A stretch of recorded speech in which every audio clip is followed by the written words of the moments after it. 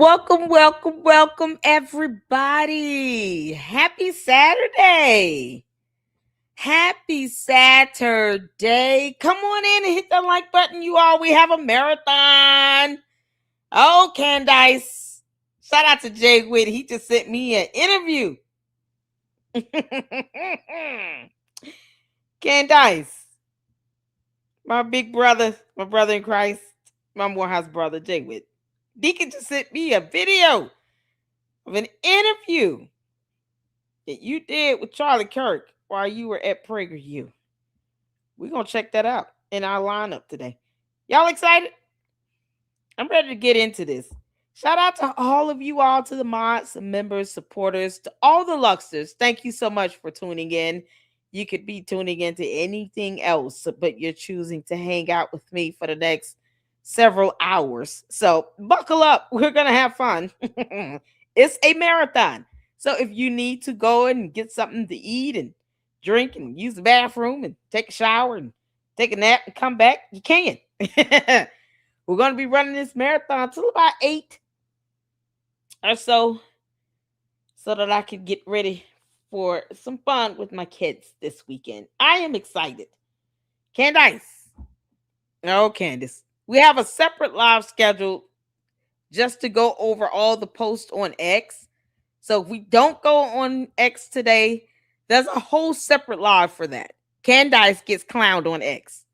So if you have not seen that notification, make sure you save it and make sure you are ready for that live. We're going to go on x.com and check out all the posts, videos, everything you guys are tagging me on over there in a separate live stream, because I think Candace being clowned on X is a whole live in and of itself.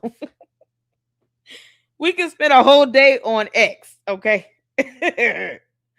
And we will.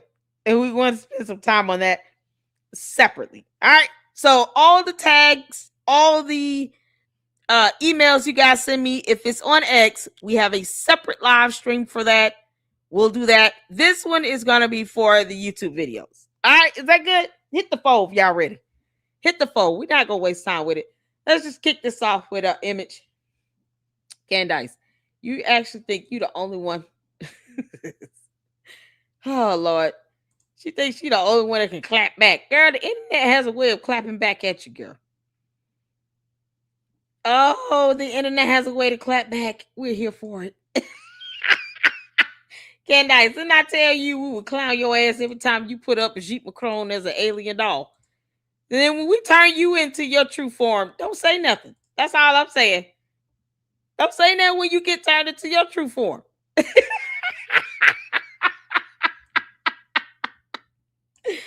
Y'all, look at Candace as E.T. Boy, you look as natural as it comes, Candace. Oh, look at that. Oh, you dumb alien. Candace, I told you we would get you back. The internet will clap back every single time, girl. Oh, my goodness, y'all.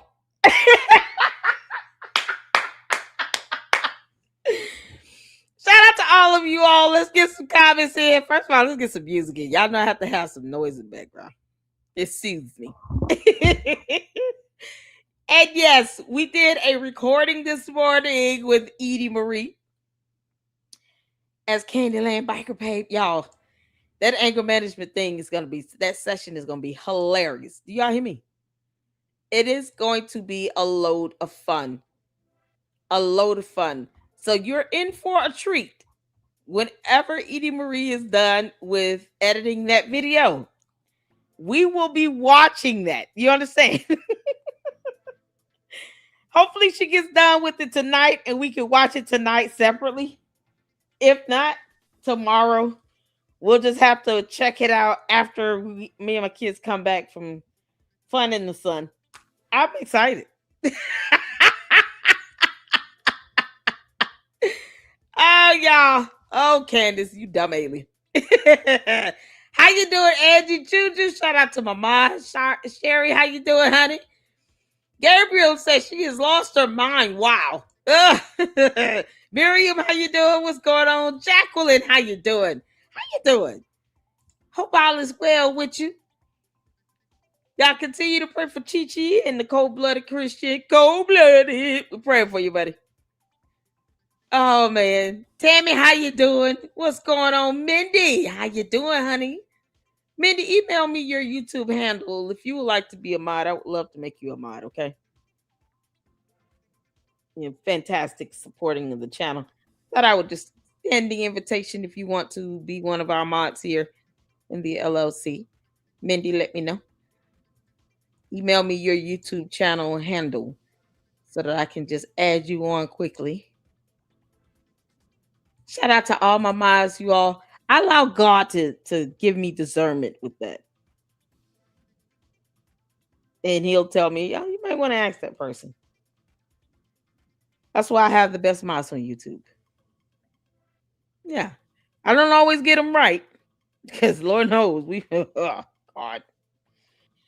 Had one that, boy,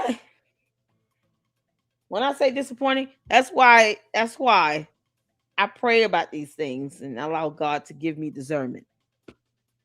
Because when you try to choose them on your own, it doesn't work out well. You let God handle it, and He will.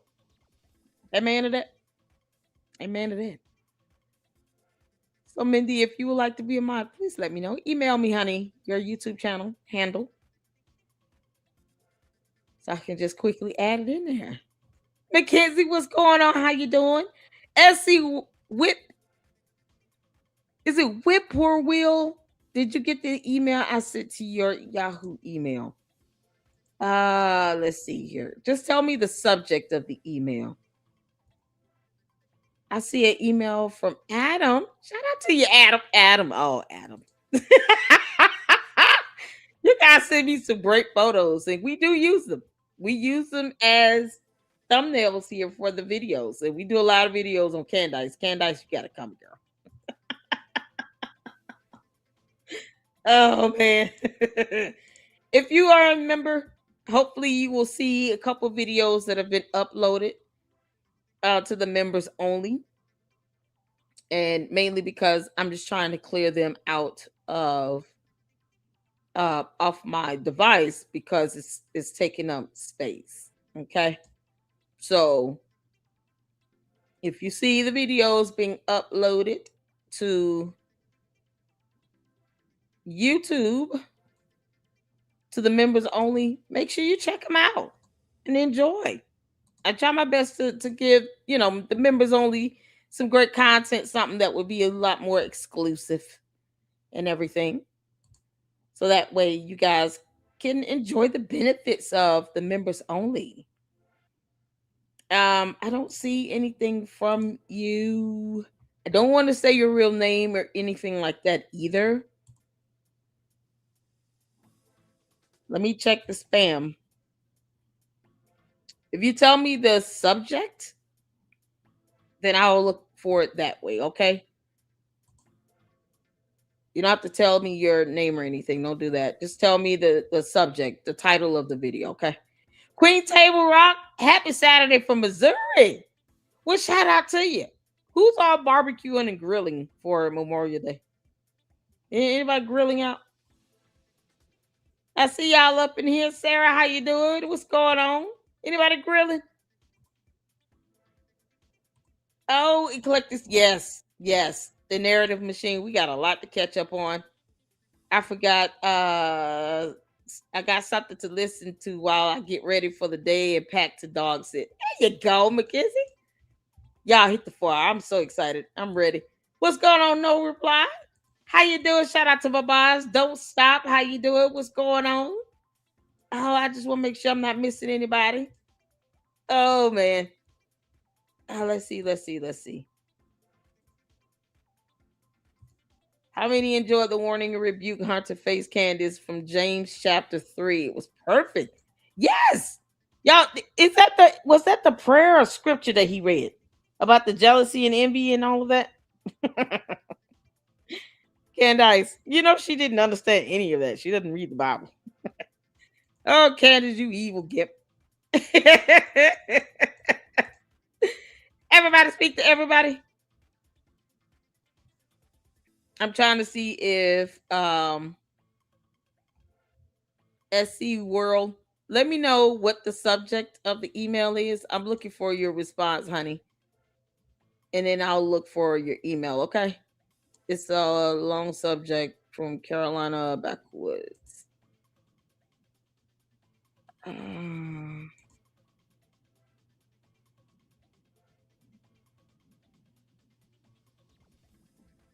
Hold on. It's a long subject. Okay. Is that the name of the is that the subject of the email? Resend it to me and say from SC Whirlpool. That way it'll just stand out to me. Okay. Do you mind? Re-forward me your email and in the subject line just put from SC Whirlpool. SC Whip Poor Wheel. Why am I saying Whirlpool? Whip Poor Wheel. should it be Whirlpool? Is that a funny twist on that or what? Y'all, what the hell? They probably like, it's Whip Poor Wheel, Lady Luck. I don't know why I want to say Whirlpool. SC Whip Poor Wheel. Yeah, that's creative. Yeah, that's very creative. I think I wrote you, if you get time, check out this video I sent you about Candace at 145. Okay. Hold on. All righty. Oh, I got stuff going to my spam. Lord have mercy. And why is it happening? Lord have mercy. Okay. Jesus Christ. Yahoo is so weird. Okay. Let's see. Okay, I see it. All right, cool. We'll check that out.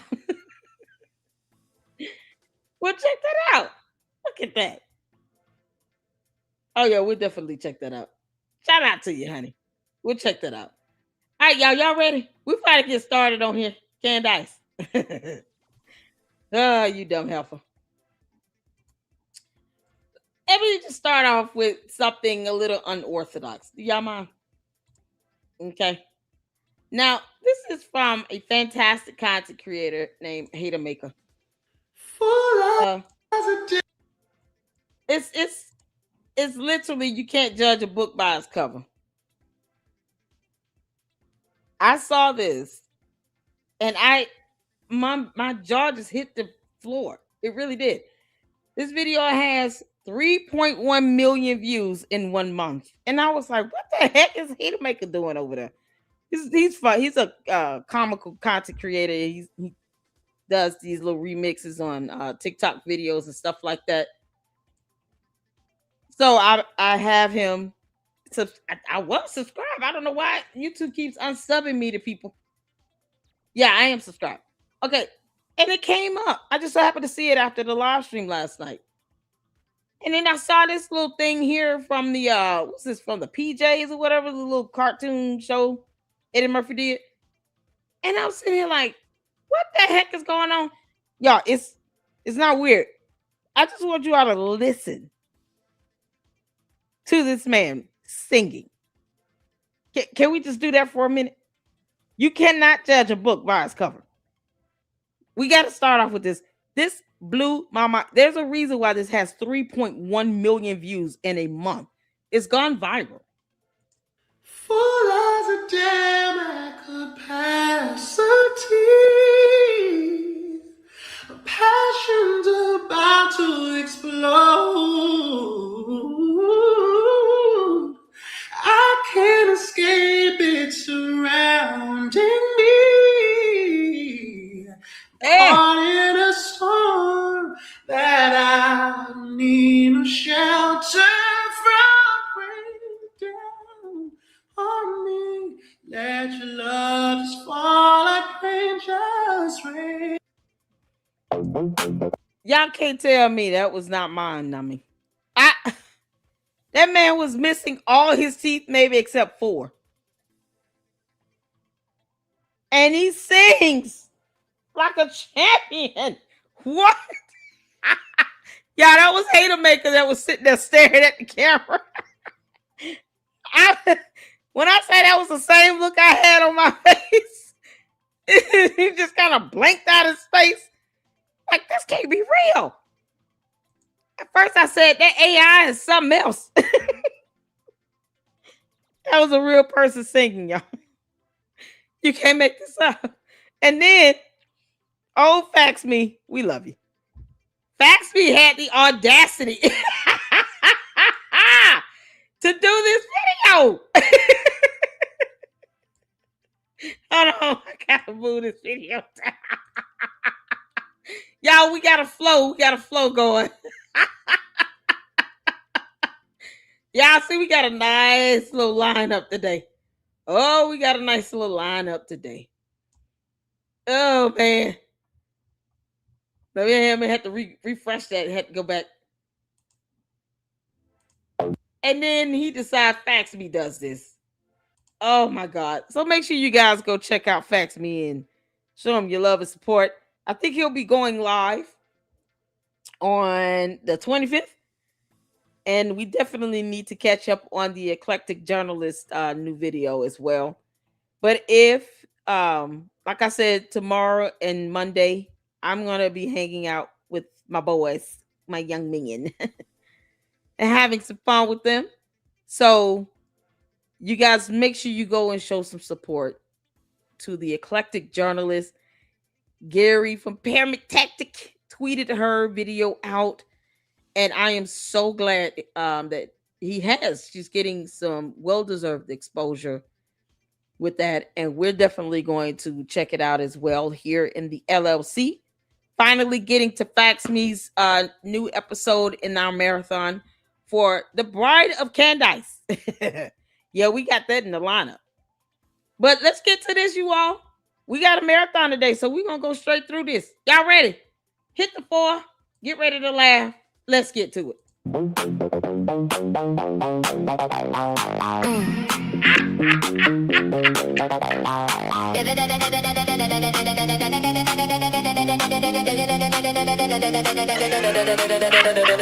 If it hadn't been for Candace on the show, we'd have had hard proof a long time ago. Where the facts all go, nobody knows where they disappear to. Down below, I know that's all she say. Everything is fake and gay. That's what she say. It's another rodeo. Round and round goes Candace on the go. But y'all, who is the guy here? Is that Baron Coleman? I know Russell Brand. Is that supposed to be John Mappin? Tell me this lineup. Y'all. Candace, you look just like this fat chicken.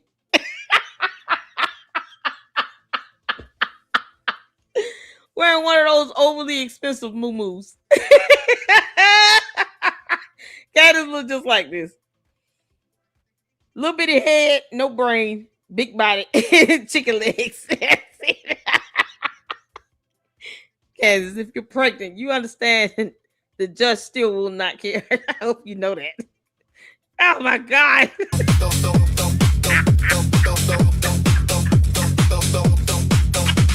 Came to town with the live stream glow, talking real fast on the radio. Dramatic pause, a scary little charge, but the timeline's falling all apart. I know. Trust me, friend. And the system again. Everybody talking wow and rose while the evidence quietly tiptoe. They got Andrew Weinstein back there. Oh, she did interview him. Did she ever interview Jeffrey Epstein? Did she ever interview Jeffrey Epstein? Who is Massey? Who is Massey? He another simp. She got all these simps. No, she never interviewed him. Oh my God. What's going on, Nikki? How you doing? Pine cone? Y'all. What is it? Is that George? It's funny how she doesn't even have her own husband in this lineup. You can't make this up. If it hadn't been for Candace on the show, we'd solve the mystery long ago. Where the hard facts go, nobody knows. Oh, the meme I'll be hiding where the logic don't go. I know, she say all day. Everything is fake and gay. Smoke machine and dramatic glow. Here comes Candace on the go-go. Oh, Candace, you alien. She brought confusion everywhere she went. Every clip became a giant event. Followers dancing like a county fair. Meanwhile, proof just wasn't there. Big bold claims and a camera stare. Every live stream turned theatrical flair. Question marks flying coast to coast, but certainty showed up the most. Fiddle playing, comments blazing. Everybody online debating. One side yelling, show receipts. Other side dancing to the beat, beat, beat, beat, beat, beat, beat, beat, beat, beat.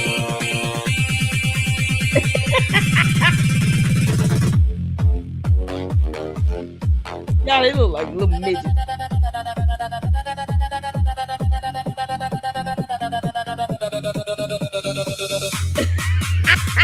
If it hadn't been for Candace on the show, the algorithm might have moved too slow. Where the reason go, nobody knows, but the super chats continue to flow. I know, she say with sweat. Everything is fake and gay. Yeah, that's how she feels when her yeast infection starts to flare up.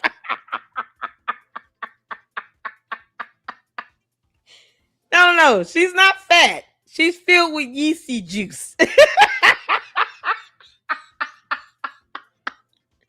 This is how Candace looks when she's flared. Girl, that yeast infection must be a itching and a burning and a scratching and a itching. Round and round. Oh, man. Long live Candace on the go-go. Girl, hell is hot.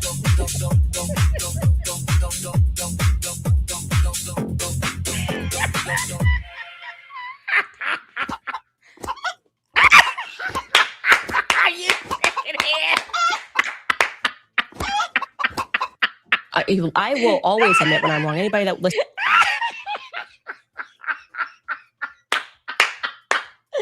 Candace, you dumb, retarded chicken head. Keep a clocking, girl. She refuses to get that yeast infection taken care of, and she want to cluck all over the internet about some nonsense she knows nothing about. The audacity to demand evidence when you're supposed to be researching for that. You can't make this up. Oh, y'all, shout out to Milk Bar. Oh, shout out to Faxby. That was funny. We got Milk Bar up next. Shout out to Milk Bar. Proof Candace Owens is incapable of admitting she's wrong. Because she doesn't admit she's wrong. She's a cult leader and a narcissist and a chicken head. Let's get to this, y'all. Listens to my podcast knows that. You claim, without a doubt, that only served 2 years in the Marine Corps. At the age of 18, Victor joined the Marine Corps. To be clear, he only served for 2 years. It was 3 years, and it was on the DD-214. Are you willing to admit when you're wrong? I think this was just sort of a clerical error that could just have been It's not resolved clerical. right here. I didn't say that they murdered Charlie. You said My that show, people I've at been very Turning clear. Point were complicit in his murder. No, my exact sentence that I said was that there were people at Turning Point who are engaged in a cover-up. No, you didn't. I believe Sorry, that. you didn't. That is still a crime.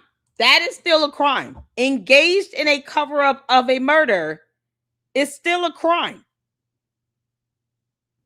That's a whole crime. If you engage in the cover-up of a murder, you can get the same prison time that the person that facilitated the murder receives as well. So she's still defaming them by accusing them of committing a crime, a very heinous one at that. We're not talking about stealing a candy bar out of a gas station. You're talking about the cover-up of a murder that was witnessed on national television. And she has no evidence on that. So they need to sue the crap out of her And they need to stop stalling before the timely filing limit runs out. They gotta stop stalling with this. It's still defamation, Candace. We understand your chicken head brain is not able to comprehend and catch up to what you're saying, but you can find out the hard way in court. I don't care if you understand now or later. The goal is, okay, we're going to sue her. And then she'll have to pay all this money out, and then she'll learn. However, or if she never learns and she ends up broken, despondent, whatever. We don't care. We care nothing about your financial situation, Candace. When you don't care about defaming someone and accusing them of aiding in a heinous crime. Nope. Sue her into oblivion. Thoroughly. Candace, you didn't say that. You said literally. I did say that on my entire You said show. there were people at Turning Point complicit in his murder. Exactly. Okay. That's what you said. Obviously, for this to have been pulled off, there had to have been multiple people involved. There had to have been people at Turning Point that were complicit in having this happen. You said complicit in the murder. Because I said who at Turning Point was involved in his murder. And let you me said, clarify for you. Okay, you can keep saying what I said or you can listen to what I'm saying. But do you have any proof that the messages were made up? Because that would be easily proven. Yeah, but they didn't put timestamps on them, and Discord came out and said they didn't exist. This was supposedly text messages, not Discord messages. It's my understanding from the indictment. I actually did not read that they were text messages. The indictment. Because she didn't read the indictment, because she can't read, because she's stupid. You know, chicken heads, of course, aren't expected to read complex documents like indictments. Oh, no. Chicken heads and eggs and toast. Oh, my. Calls them text messages. I pointed out that this foreign military plane arrived. They said, oh, she made a time zone mistake, like as if I'm on flight radar every day, accustomed to reading the data here. How interesting it is that the entire world came down on Kanye West when he tweeted that he was going to go DEFCON 3 on some Jewish people, I think is what he wrote verbatim. When he tweeted out, I'm about to go DEFCON 3 on some Jews. DEFCON 3 on some Jewish people. To today when Israel was literally going DEFCON 3 on Palestinians. He didn't say some, he said on Jewish people. Okay, sure. And now we fast forward to today. Grandfather grew up in a segregated South. And so when I'm walking through Jerusalem and you see, and they say these are the Muslim quarters, this is where the Muslims are allowed to live, that doesn't feel like a bastion of freedom to me. So I guess. I don't think it's where they're allowed to live in Jerusalem. I think it's that there's an Armenian quarter. It's not saying the Armenians can only live here. My understanding from the rabbi was that this is where the Muslims have to live in Jerusalem. But do you believe people landed on the moon? She said, my understanding, because words are hard for her. Chicken heads don't understand things on human levels, okay? Do not expect a chicken head to understand complex terms on a human level. She's still a demon, but she's also stupid. Does that make sense? And Candace was the one that, professed to be an alien. So I don't expect much out of this alien chicken head. I don't. Candace, be stuck on stupid. I want you to keep pretending as if you're stupid when you go to court. Please go in there and get the clucking. That way the judge and jury can see how dumb you are. And then, it won't be so difficult for them to order you to pay Brian Harper $20 million. Let that happen. I don't know. I just want to know why we didn't go back. We did go back. We went back like 10 more times. Who went back? I'm not talking about space missions. I'm talking about actual people walking on the moon. Landing on the moon and walking on it. But I'm just not interested in this topic at all. The Nazis experimented on innocent people. They experimented on twins. I mean, some of the stories, by the way, sound completely absurd. I mean, like the idea that they just cut a human up and then sewed them back together. That just sounds like bizarre propaganda. Wait, she said that the Mengele experiments were false. Do you believe that Joseph Mengele did what he is reported to have done? To be clear, Piers, I did not even mention Joseph Mengele's name in this skit at all. And when it comes to these Egyptian flights, the math on this is indisputable. There is less than a 0.000000001% probability, because I realized that when we shared that spreadsheet, people assumed that one of the columns which was actually saying where the planes landed on that day because it was plus or minus 3 days. Candace, why is it so hard for you to just say, I am stalking Erica Kirk. I don't care, the end. You bringing in innocent planes into this? Egypt has been brought into this, and they want you to leave their name out of your damn chicken mouth. Just admit you're stalking her. You've been stalking her for years because you're obsessed over them, and you're still mad that Charlie Kirk didn't marry you. You clown. You see what he avoided? Take a good look at what Charlie Kirk avoided. A lying chicken head alien that is vindictive and evil and soulless and heartless. Stuck with some 7+ year long yeast infection and doesn't know how to get rid of it. Oh, God. Was exactly where Erica had been on that day, and that was inaccurate. And so for clarity, I had been working on the last week on turning it into an interactive timeline that we can put up on our website. This Egyptian plane spreadsheet. Again, we will show you all of that. She has said Charlie's murder, quote, had to be approved by Charlie's friends, and then suggested those friends might have her murdered too for, quote, knowing the truth. I never said that. Obviously, in the context that he put it in, we're going to need to hear the full sentence because you're trying to context it in a way that is just... You're trying to context it in a way. You're trying to state it in a way? State it in a way? Candace, you're stupid. You're stupid. Of all the aliens that crash landed on our planet, we got the chicken head dumb one that doesn't have a brain or a soul. Why? That has a yeast infection and is procreating. Get off of our planet. Just untrue. I just want to know why, Charlie. I want to know why. Oh, girl. You chicken head. The decision was made to murder Charlie Kirk. A decision that very clearly had to be approved by Charlie's friends. So are you going to start murdering more people in broad daylight for knowing? We thought it was 2 years. You misrepresented my Marine Corps time. I would appreciate an apology. I'm not going to apologize to you for that. I will always admit when I'm wrong. You lying heifer.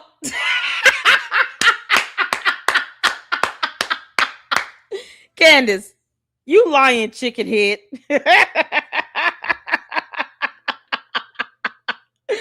Oh, man. Oh, that chicken head thing is going to be seared in my mind now.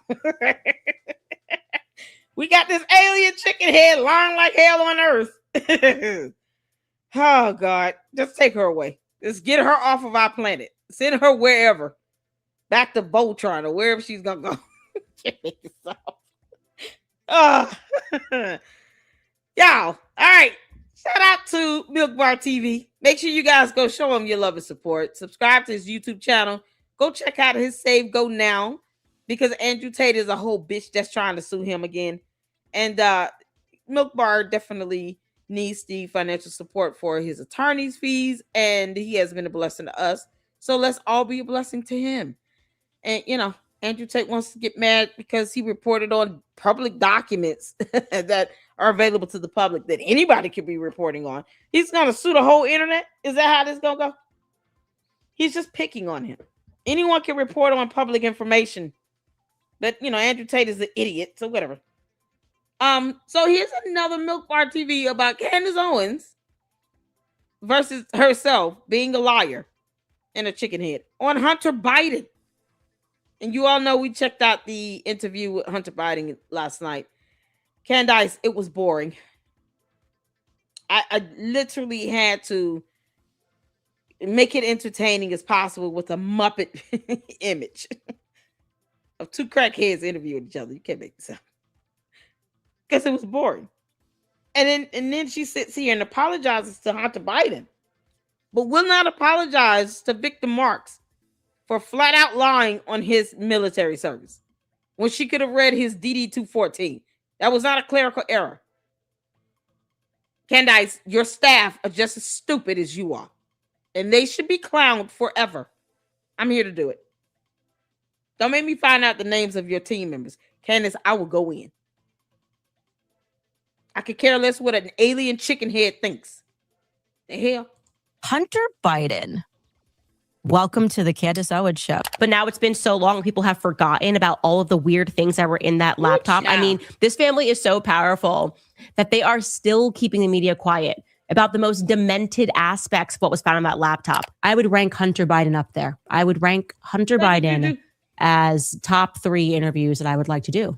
I know what my account got frozen for on Twitter at the time. It was the text messages between Jim Biden, that's Hunter Biden's uncle, and Hunter Biden regarding an allegation that Hallie made that after getting her addicted to crack, Hunter Biden was sexually inappropriate with her daughter, meaning Beau's daughter, meaning his niece. That's what the text messages were talking about. And by the way, she would have been underage at that time. Media doesn't talk about it. I listen to you and I go, right on. After getting her addicted to crack, Hunter Biden was sexually inappropriate with his niece. She would have been underage at that time. Hunter Biden and Candace Owens. Get excited, you guys. So Candace Owens had Hunter Biden on because, of course, anybody but a true... And see, all right, so we're getting into Joshua Carr, you all. Shout out to Joshua Carr. He's so adorable, and he's very sweet. He has joined us in the Lady Luck Club 3 weeks ago, I believe. And we were just honored to have him. I was having internet issues that day. Oh, I was so pissed. But I was so glad to see him step in and answer questions and keep you guys entertained as always. And he did a video. Candace is out here threatening, a chicken head is threatening somebody. Can you believe it? This is coming from the chicken head that said, I shoot first and ask questions later. No, I will kill first and ask questions later, because I snipped the actual video clip with the caption on of the words that she stated. How are you going to ask questions of a dead man? Who knows? But that's what she said. I have the clip. And hopefully you all have it as well. So now, once again, she's bringing harm and danger upon Tim Pool. Because she wants to throw out some fake outrage, like we care what an alien chicken head thinks or feels when she doesn't have a soul. Candace, you really think we give a damn about you throwing a tantrum? Go squabble your behind somewhere else and lay eggs. Can't make this up. Shout out to Joshua Carr. Y'all, let's get to it. Traditional conservative for her show, and I'm not going to tease what's to come. I want to show you the most insane parts right off the get-go. So Candace Owens and Hunter Biden were talking about doxing. And Candace once again made the point that she was the victim because people had started talking about her family, including her husband, while conveniently leaving out the fact that she's made hundreds of episodes doxing other people, including Erica Kirk and Erica's children. Because you have people who now you basically spoke your truth and they decided that you cannot exist. And so therefore, I don't know if it's going to happen. But for some reason, I think it's appropriate for me to say, tell you what Candace's address is, who lives there, and the level of security she Tim has. Pool doing that was one of the most, it was so obvious what he was doing. My dad said to me, I have to stop saying the F word. But it was, like seriously, that to me was like, it's a declaration of war. Like they know I homeschool my kids. They know, and he's First of all, you don't homeschool anything, you dumb chicken head, when you can't pronounce words with 2 syllables. Secondly, you've had Tim Pool swatted, and I'm so glad you said this, Bugsy. He's been swatted. I mean, he literally did a video going off on Candace last year after he had somehow had shots fired at his house. Her cult members are absolute demons. They will go out and take a man's life. They will send threats to take a person's life in the name of their cult leader.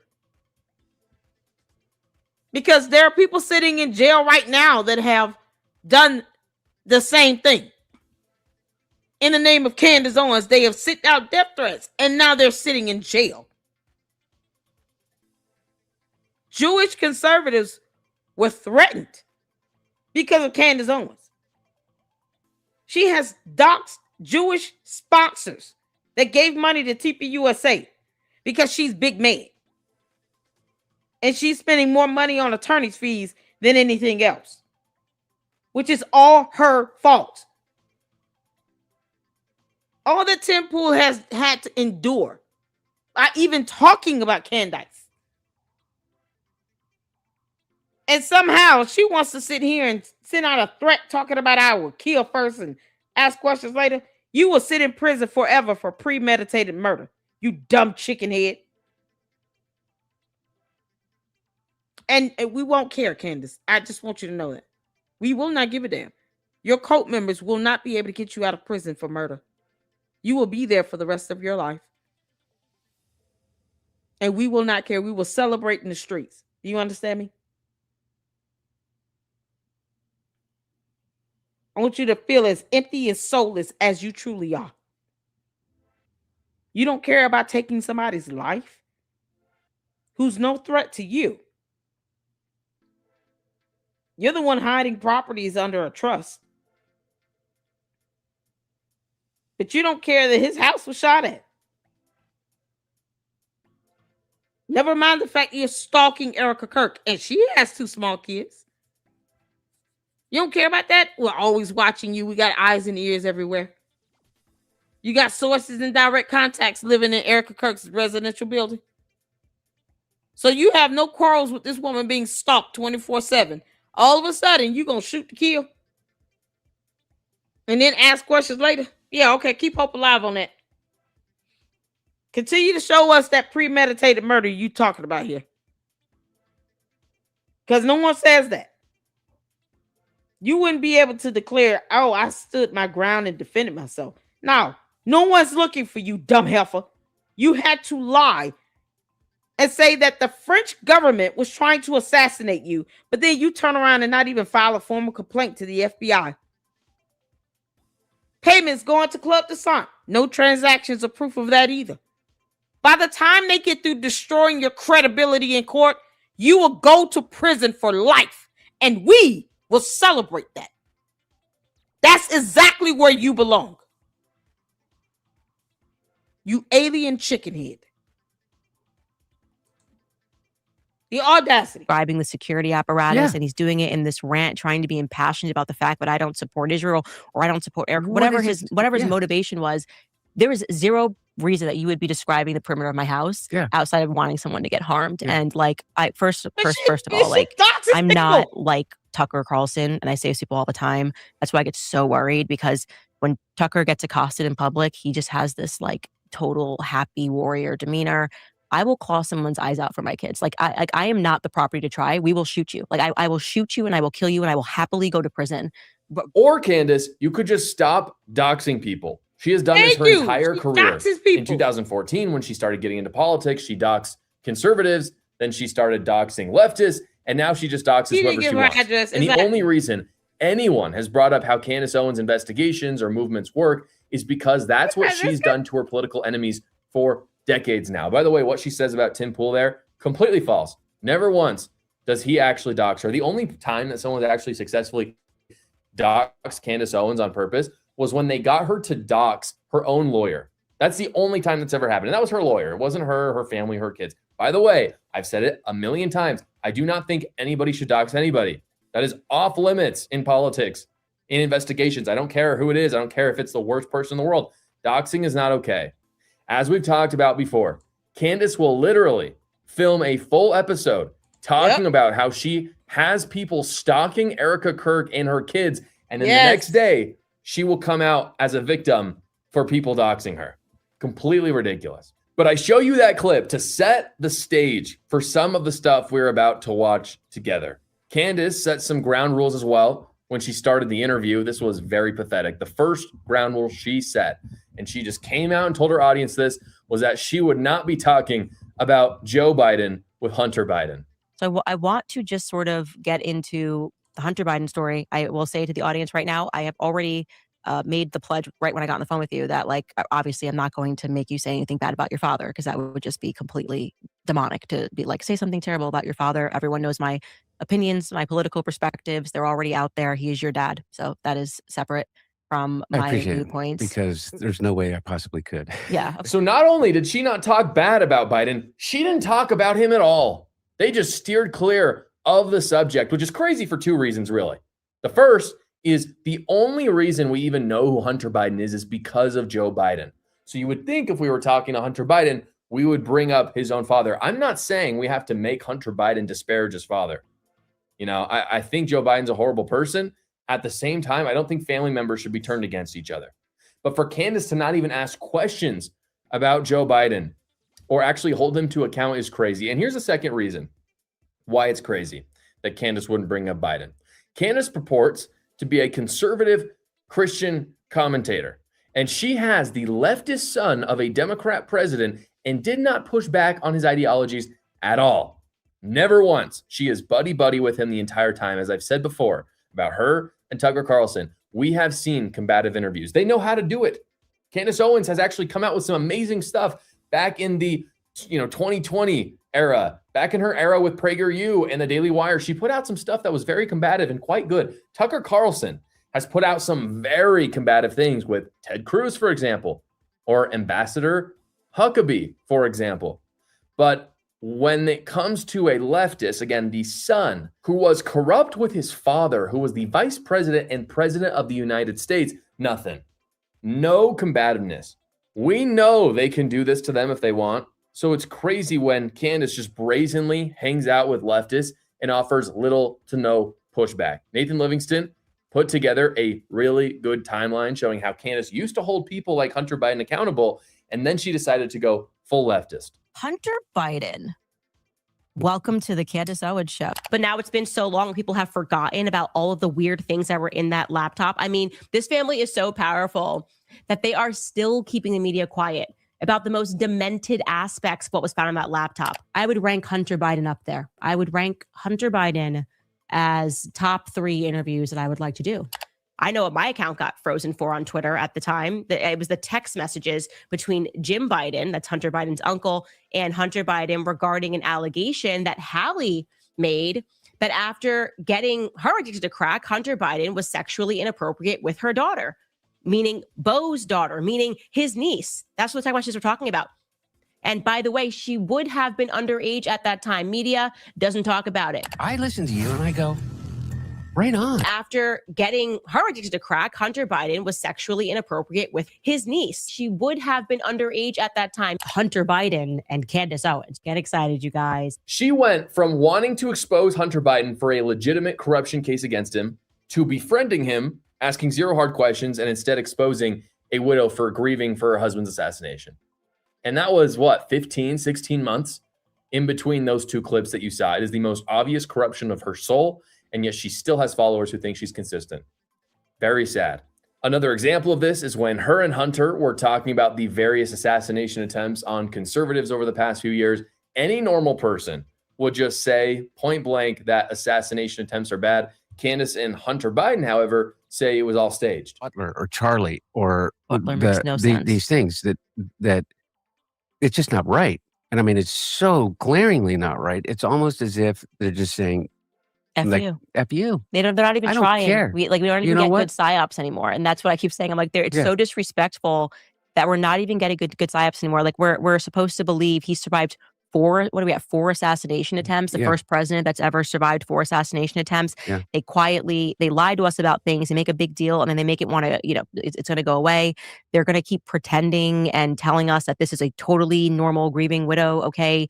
No one's buying that. Like something's just not right here. Everyone can see that this is not how you would react to your husband being shot. And this sort of just, I'm fine. And 2 weeks later, I fully accept the narrative. I have no interest in anything else. It's over. Let's close it. I forgive him. Let's move on. You're asking us to abandon our common sense and our humanity is what you're asking us to do. And that kind of seems like where we're at. Like they're insisting on this. And I'm going, where is this going to go? Because we're not doing the thing they want us to do. Like they are just constantly giving us slop all the time. I mean, even the recent White House Correspondents' Dinner, there was so much theater to it after, so much theater. And now it's kind of, okay, Secret Service maybe shot each other and we're just going to kind of quietly move on. But Trump needs the ballroom. Like that's a normal reaction. Hey, there's a shooting duck. Hey, well, we better get that ballroom. And by the way, it's going to cost $1 billion now. And by the way, it's not from donors. And by the way, we're going to do it. Like it's just the constant. Like talk about gaslighting. This has been just this, and we're not even. Are we even a year into Trump's second term? We're a little over a year. A little over a year. She doesn't even know how far we are into a Trump presidency. And you want us to take you seriously as a political commentator. She's supposed to be the top political channel in the world. Even Hunter Biden, who is high as a kite, is like, yeah, we're a little over a year, dummy. Like, how do you not know this? She is in lockstep with Democrats. Their agenda is indistinguishable. You see people like Candace Owens. You see people like Hassan Piker, both of them talking about how these assassination attempts are staged, both wanting to delegitimize violence against traditional conservatives. It's because they're all part of one movement. Another thing that's crazy about this, if you were trying to look moral, you would probably find some fake priests, maybe some social workers to do podcasts with them. That's what Tucker Carlson has done. After all, he's had mustache nuns on to talk about, the horrible things happening in Gaza when Israel was defending itself. But Candace Owens is so brazen. She goes out and finds Hunter Biden, a druggie who hires prostitutes and did insider work with his politician father. That's who she thought would be a great way to bridge the right and the left, when in reality it was just the new and the old left. One of the narratives I'm seeing from people online is that it's sad that we can't talk across the aisle. I've spoken out against this interview online, and I see a lot of people saying, oh, but we should. It's awesome that Candace Owens talked to Hunter Biden. Amazing that left and right-wing people can come together. First off, Candace Owens, not right-wing. Second off, that is total crap. If Candace sat down with Hunter, pressed him on all the shady stuff that he's done with his father, talked about how his dad was a puppet, and exposed all their family secrets, I'd be impressed. I'd be like, cool, okay, yeah, that was very interesting. And even if Hunter Biden wants to push back, very cool. I love it when people who disagree get together and hash things out, especially if they put it out on the internet so people can see it. All good with that. But she didn't do that. She did what Tucker always does. She brought him on to legitimize his beliefs and launder her own beliefs through him so later she could have plausible deniability and say, no, I never said that. That's what Hunter Biden said. But it's like you didn't push back against him. The only reason you had him on your show was for him to say that. Finally, as you'd expect with every single person like this, with a combination of cocaine from Hunter and dreams from Candace, Candace and Hunter Biden talked about how Israel was trying to control Biden the whole time. I want you to look at the conspiracy. Go look up Gal Luft and Alexander Smirnov. They're the two principal individuals that made the only claim that people hung their hat in Congress and elsewhere as it relates to my dad and corruption, bribery and stuff like that. One of them is a fugitive from justice wanted by Interpol and the United States government, Gal Luft, who is a former IDF officer who is believed to be living in Israel as a fugitive, which the Israelis will not help us locate. And the other one is Alexander Smirnov, who is a known Israeli intelligence agent. Those are the two people who was in a prison in the United States, so serving 6 years, and they can't find him. Bureau of Prison can't find him in his prison, in the prison. He is on furlough, but no one knows where he's been furloughed to. The only passport that he has is an Israeli passport. It's always Israel, guys. It could not possibly be that there were corrupt Democrats in office from 2021 to 2025. That could not be it. Do not hold them accountable. We must not hold Democrats accountable. Instead, if we push the blame off on a foreign nation, Biden can keep his family library and we can keep electing Democrats in the future. So this is the most obvious psyop in the world, you guys. Nobody should fall for this. This is Candace Owens. I've talked about others like Nick Fuentes and Tucker Carlson trying to legitimize Democrats. And anything you may not like about them from the past, it actually wasn't Democrats' fault. It was Israel. As America approaches 250 years, this is a moment to pray for the freedoms that shaped our country, guys. I'm partnering with Alliance Defending Freedom to sign up for 5 days of prayer and join all American. All right, y'all. We're going to go on to the next one because I typically don't get in the, we don't do the sponsor stuff, but shout out to you, Joshua. I love you, honey. Y'all, this is crazy. I put a poll up as to whether or not Tim Pool should sue Candace. You're accusing someone of doxing you just to try to justify wanting him to be shot. This isn't the first time she has said something about Tim Pool being shot. or about his life being put in danger. Because why is it that you feel the need, Candace, to say, oh, I'm just gonna kill first and ask questions later? Why would you feel the need to say that when he never put your address out there? So you're lying on him once again because you're a chicken head. And you're putting a target on his back. You understand? Like, whether you like it or not, Candace, you're setting him up to get all of this retaliation because you're lying about him doxing you when you are the ultimate doxer. This girl should have been sued and charged so many times for cyber doxing, harassment, and targeting and bullying. It's not even funny. That's why I'm saying these lawsuits are coming in so slow. Candace should have already been sued for her doxing alone. And then she has to sit here and lie and say someone put her address out there. He never put her address out there. Y'all, it's something else. Let's get in some supers right quick. Y'all make sure y'all check out that poll. Check out that poll. Check that poll out. Is it Cookie Dan? Cooked Sand? How does this go? What's your name? Cooked Sand? What is the premise of your question? Like, why are you asking the gender? I don't even know. Would it matter? You probably will believe the opposite of whatever I say.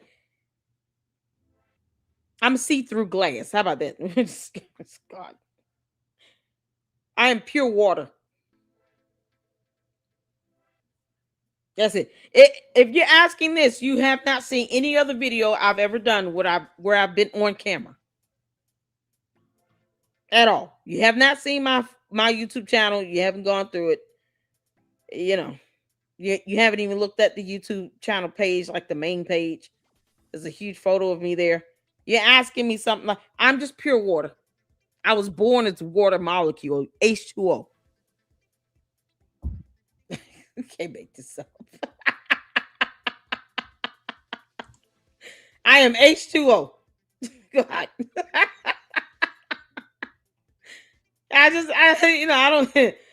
This is why I don't entertain them like that. I don't come at them. I don't answer the dumbass questions. Like, I'm not doing that. I am pure water. Liquid water. That's it. Take that to your leader. Can't make this up.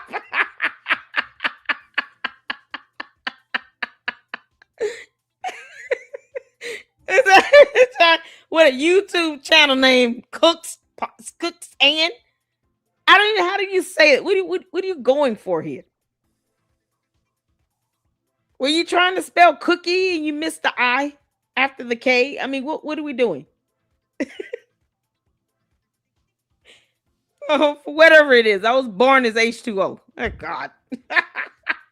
Oh, grief. Oh, good grief. You can't make this up, man. Yeah, every so often we go in and we just laugh at the candy asses. They try. Try harder. Can't make this up. Yeah, shout out to Mindy Ann, who is now one of our mods here in the LLC. As you all can see the wrench there. Make sure you take the poll as well.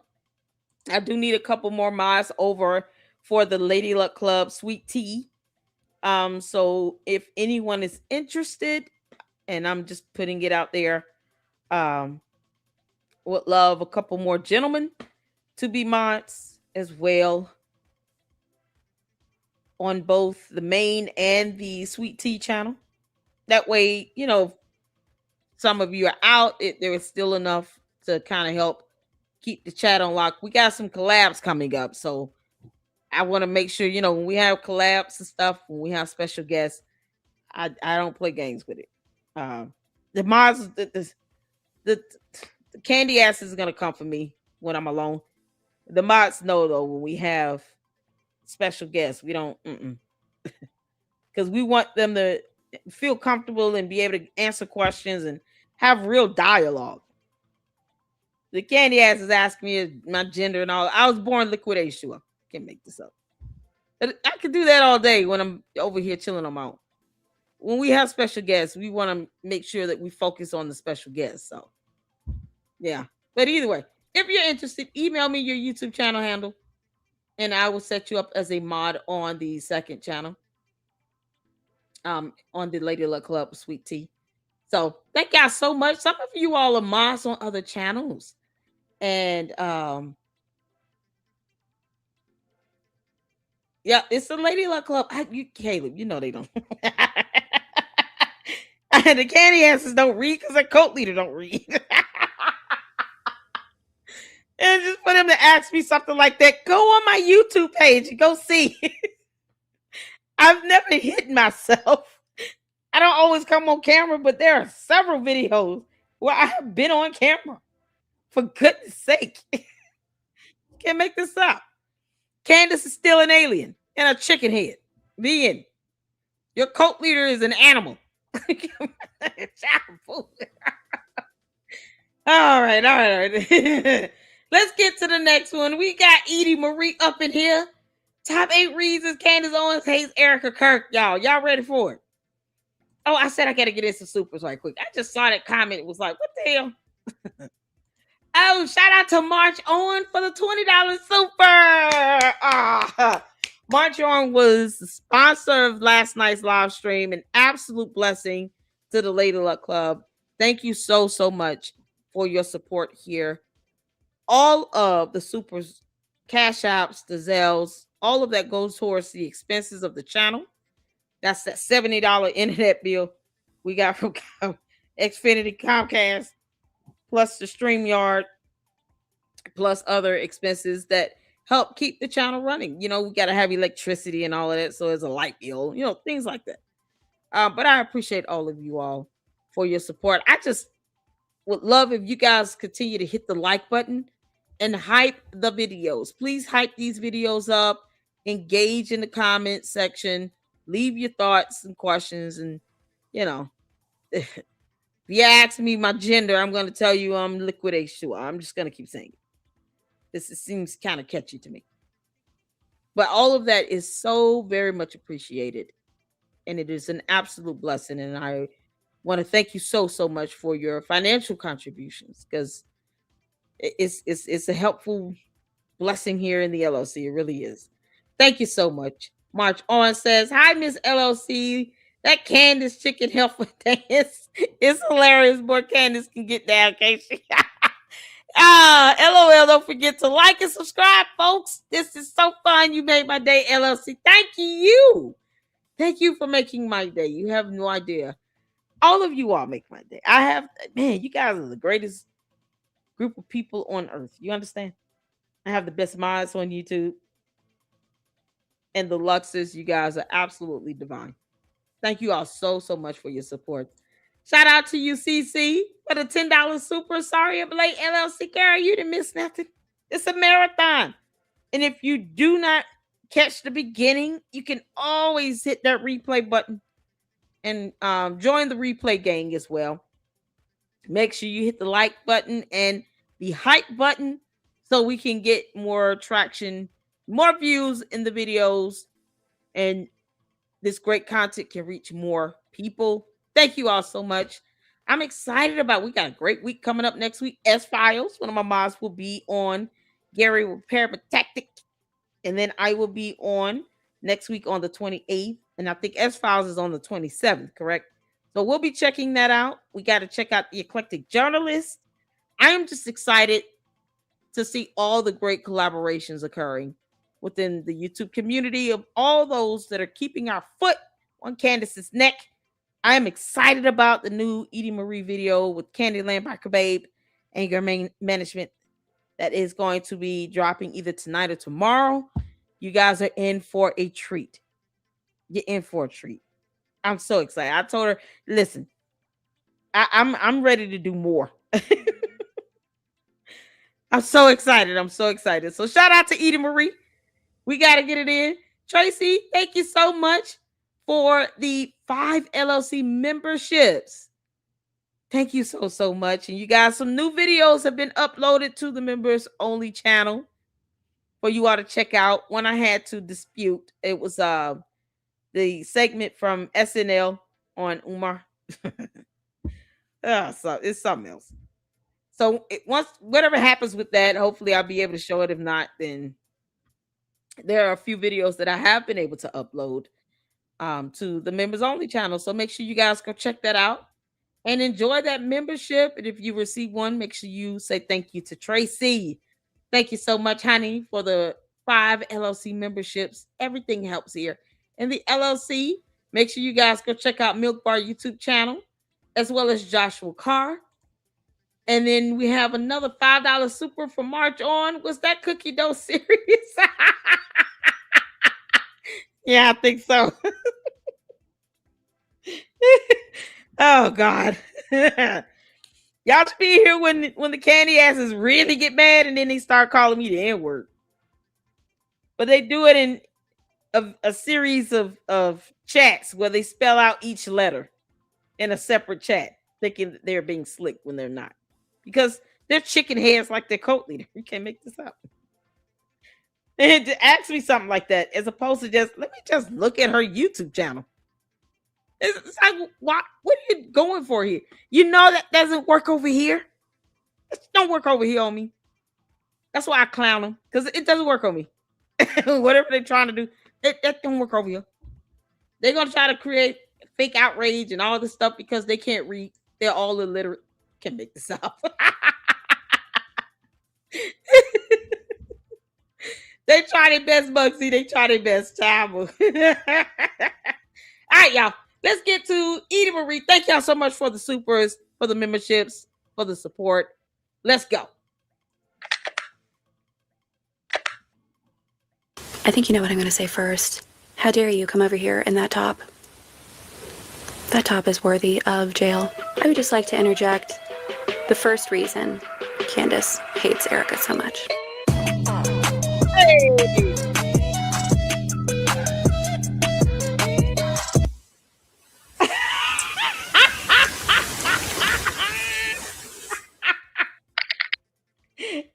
Yeah. By the way, to the earlier comment about she's jealous of Erica. What are you talking about? When Charlie and I were hitting the road together, just so you guys know, here's a fun fact. I had a boyfriend. I had a whole boyfriend that entire time. It was just never, I was nowhere near Charlie's type. Hey!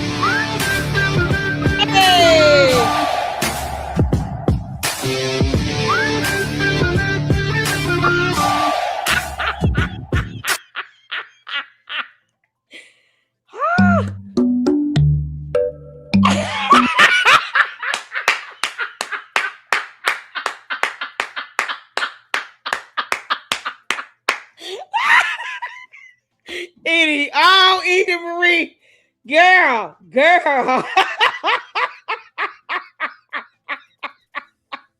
Oh, Candace. Oh, you alien chicken head. Oh, Edie Marie is destroying you and not having to say a word. Nowhere near Charlie's type. Love it. Oh,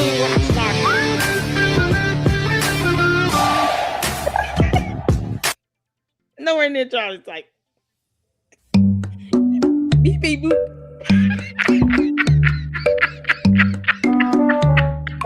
Right over.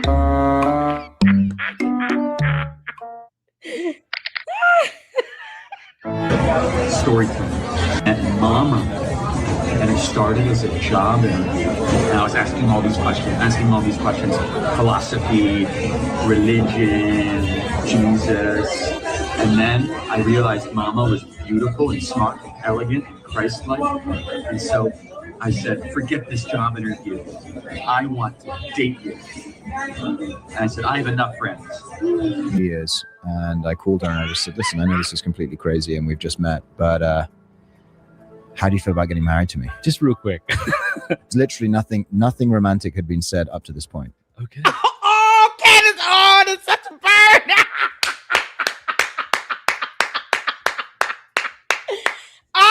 Marie, girl. This video better get as much views as Milk Bar TV's videos. Talk about a slam dunk. Oh, the editing on this is something else.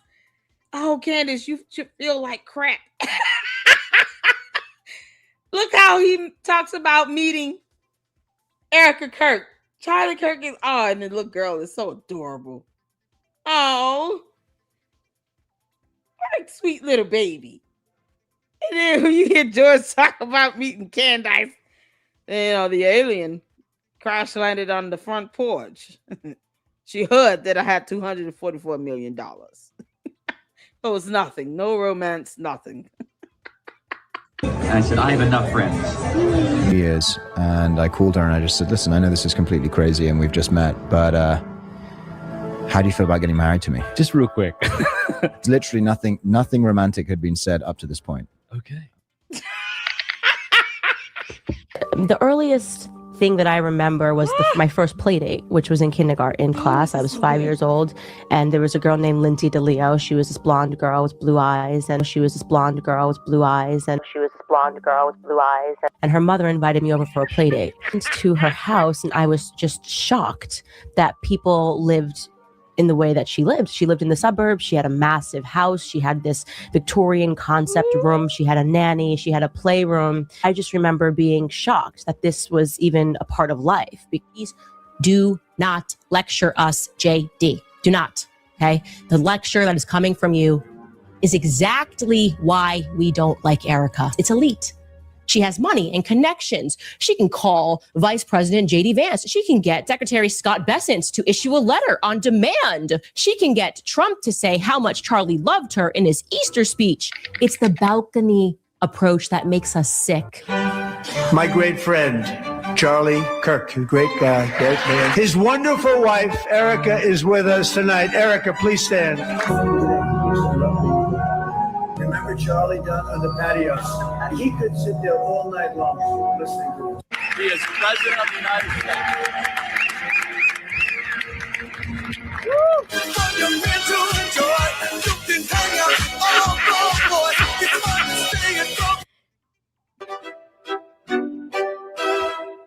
This girl's a fat Jew. Who gives a fuck? All cheating scenarios, 100% the blame is always on the female. That's when you put some makeup on. Do some burpees.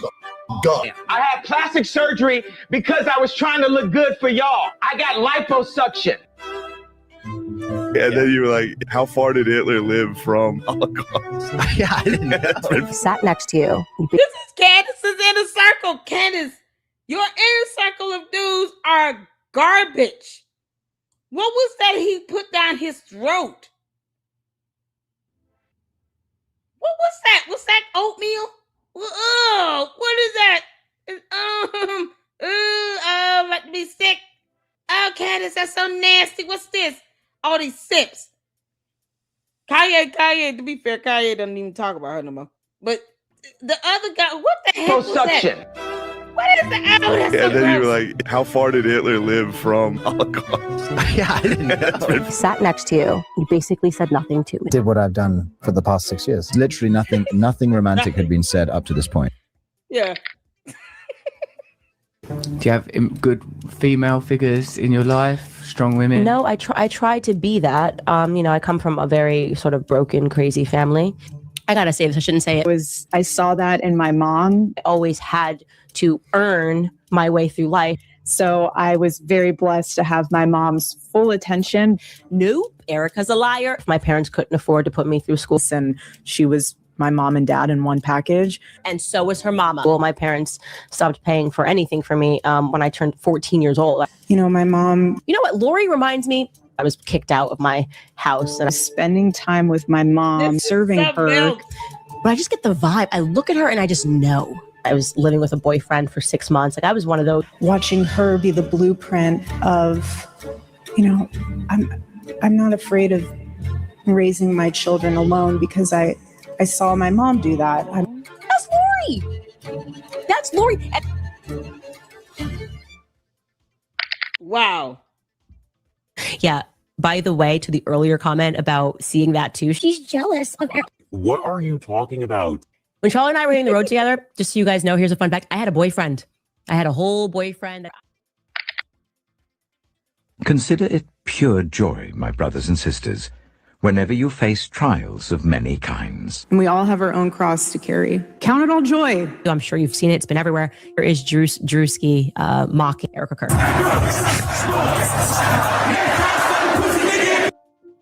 Being persecuted and lied about. Erica Kirk is malevolent. She is malevolent. You have to accept that. Count it all joy. Now, it is incredible, by the way. You're being slandered. You realize how many times Erica Kirk has lied. Yeah, you can't prove that she lied, and you will have to do that when she sues you, Candace.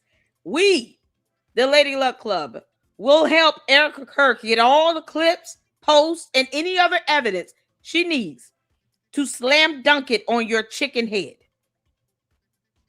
with no brain in it. Do you understand, Candace? We will send her all the clips, photos, videos, don't care, to help whoop your ass in court. Do you understand me? It will be a shellacking. We want Erica Kirk to mollywop you in court, just like the Macrons will be doing. Yeah, after they present their scientific evidence to prove that Brigitte Macron was biologically born a woman, and they will have scientific evidence to prove it, they're going to mollywop you in court. They're not going to give a damn about what you thought. You knew they sent you plenty of evidence to correct the record, and you doubled down, and then you created a doll to make money, to continue to defame and mock her. Candace, don't make me create a doll of you being E.T. or Jermaine Stewart. Edie Marie, well, must I say, this video right here is top tier. If you all do not go and like this video, you better. It needs more views. 640 views. This thing needs to be shared everywhere. This is like top tier milk bar status type video right here. Everyone should be watching this. This is so good. Here's the video link. I'm going to drop it in the chat. This is absolutely fantastic. Oh my God. Keep at it. We're here for it, and we will play it all. Count it all joy. I've heard Erica Kirk's got a dick. I've heard that one. You're being lied about. What do you think about Erica Kirk? She did it, but I don't. Count it all joy. This is my faves. Daddy's home. Shabbat shalom. Your church is being persecuted. Erica never says Jesus Christ. She just can't say it. She only ever says the Lord or God. I wonder which Lord and God she's really talking about. Count it all joy. Erica is the kind of friend that will steal your money. Count it all joy. And then pray that you find it. Count it all joy.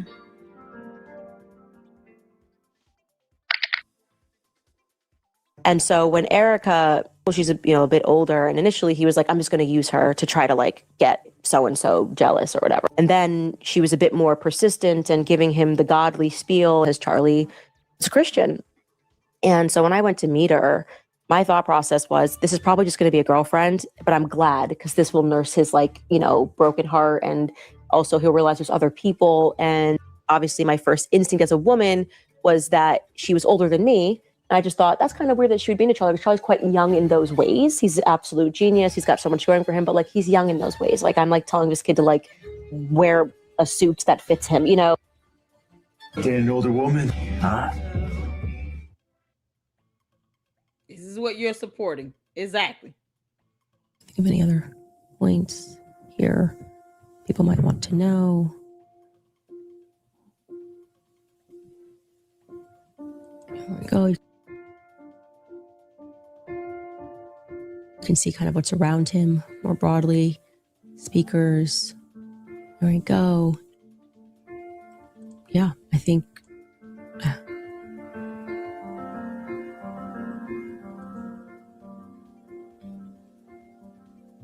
Okay.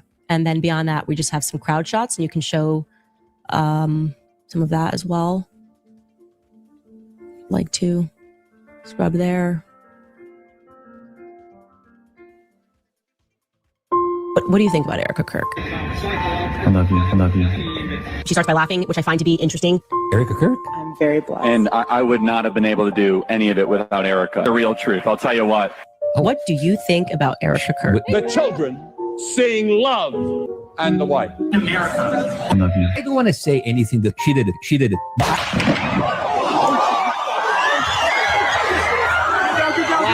I can't wait to have these clips. I love you. I love you too. That was so well done, Edie Marie, y'all. Edie Marie, that was so good. This is the top 8 reasons Candace Owens hates Erica Kirk. Boy, that shot just sends chills down my spine. Oh my God. That was so well done. That was so well done.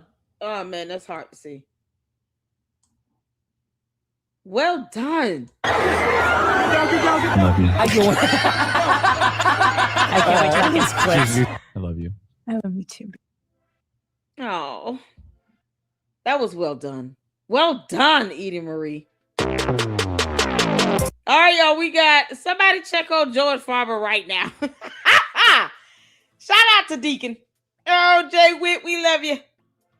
Yeah, it's my big bro, y'all. My brother in Christ, my Morehouse brother. Shout out to him. Y'all, he put out an APP on George. George Farmer's evil ass is standing behind the camera. I really have, after learning about this DUI and all the stuff and how the courts are willing to expunge his record for some reason. Yeah, no, I have no sympathy for George Farmer. I'm still curious as to how he got a black eye, but that's about it. Oh, man, this is something else. All right, y'all, shout out to Jay Witt. Make sure you guys go show him your support. Hit the thumbs up. He wanted to put an APP out on George Farmer. Let's get to it.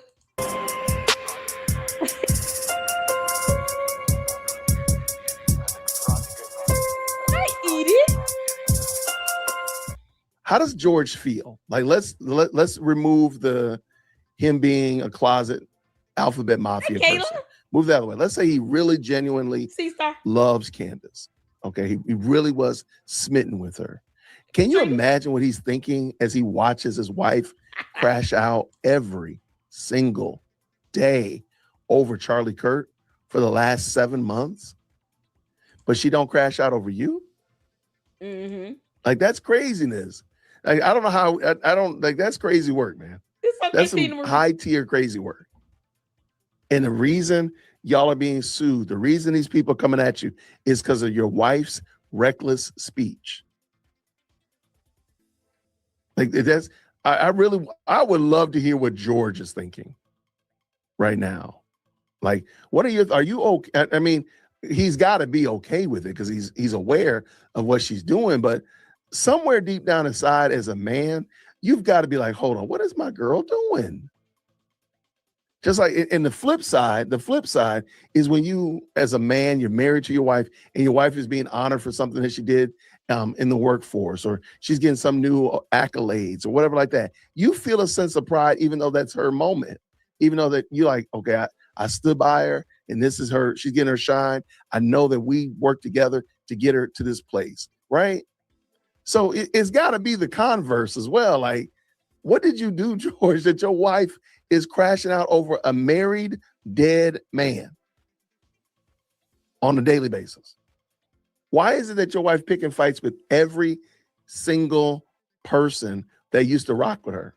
And we're going to pull up a video. I am going to make an audible change.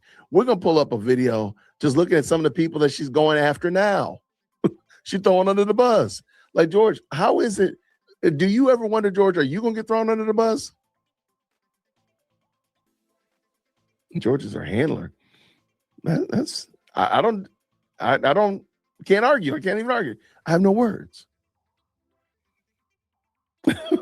Does he get a sandwich? But does he though, Ashley? Does he really get a sandwich?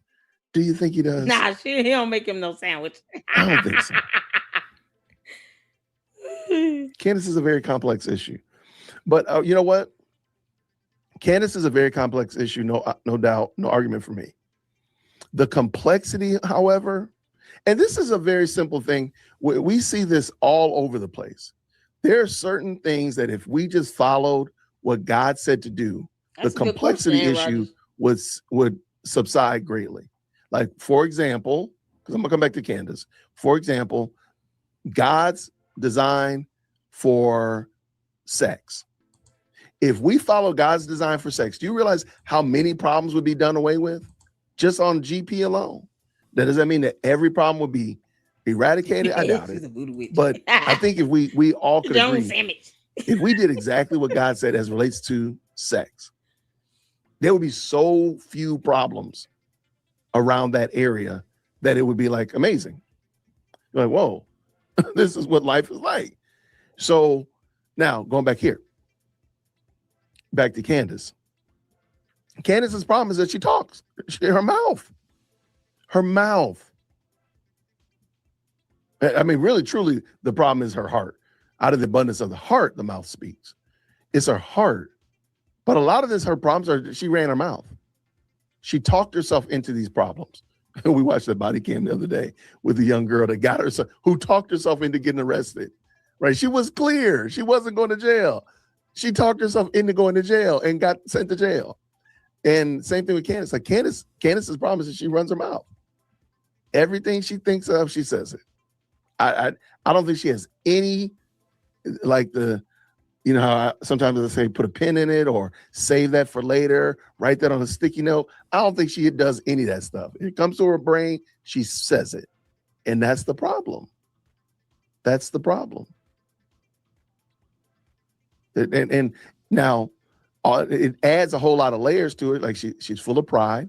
She's arrogant. She's boastful. She's not a good person. She's a person that shares false information. Okay, those things. But what? How do we know those things? Because she keeps talking. Stop talking. Be quiet. Be quiet. That's what needs to happen. Somebody needs to tell Candace, be quiet. Like if she, and we're gonna watch this video real quick. Shout out to Artie Trolls, great content creator. I like Artie. I love what he's doing over there. He's getting at it. He's getting active over there. And he was just highlighting a couple of the people that are now trying to distance themselves from Candace, because a lot of people forget what you heard.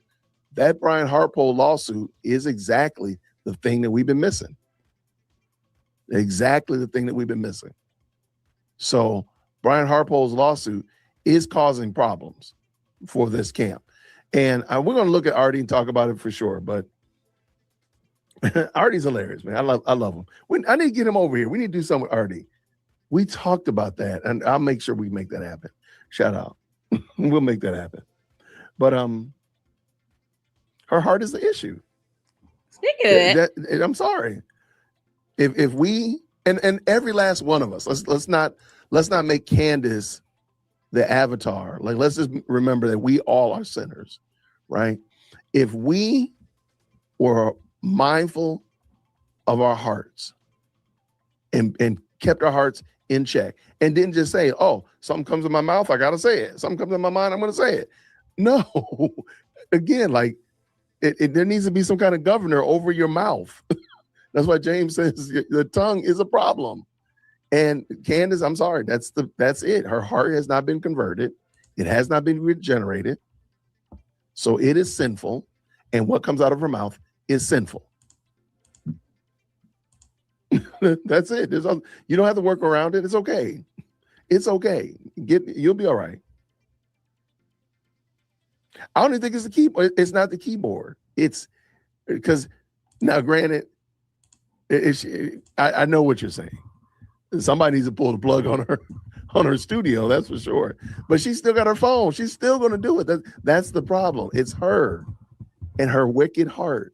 That's the problem. He said, take the internet. Dang, man. You repossessing the keyboard, the mic, the camera, the internet, the electricity. What about the little the bat wing outfit she had on?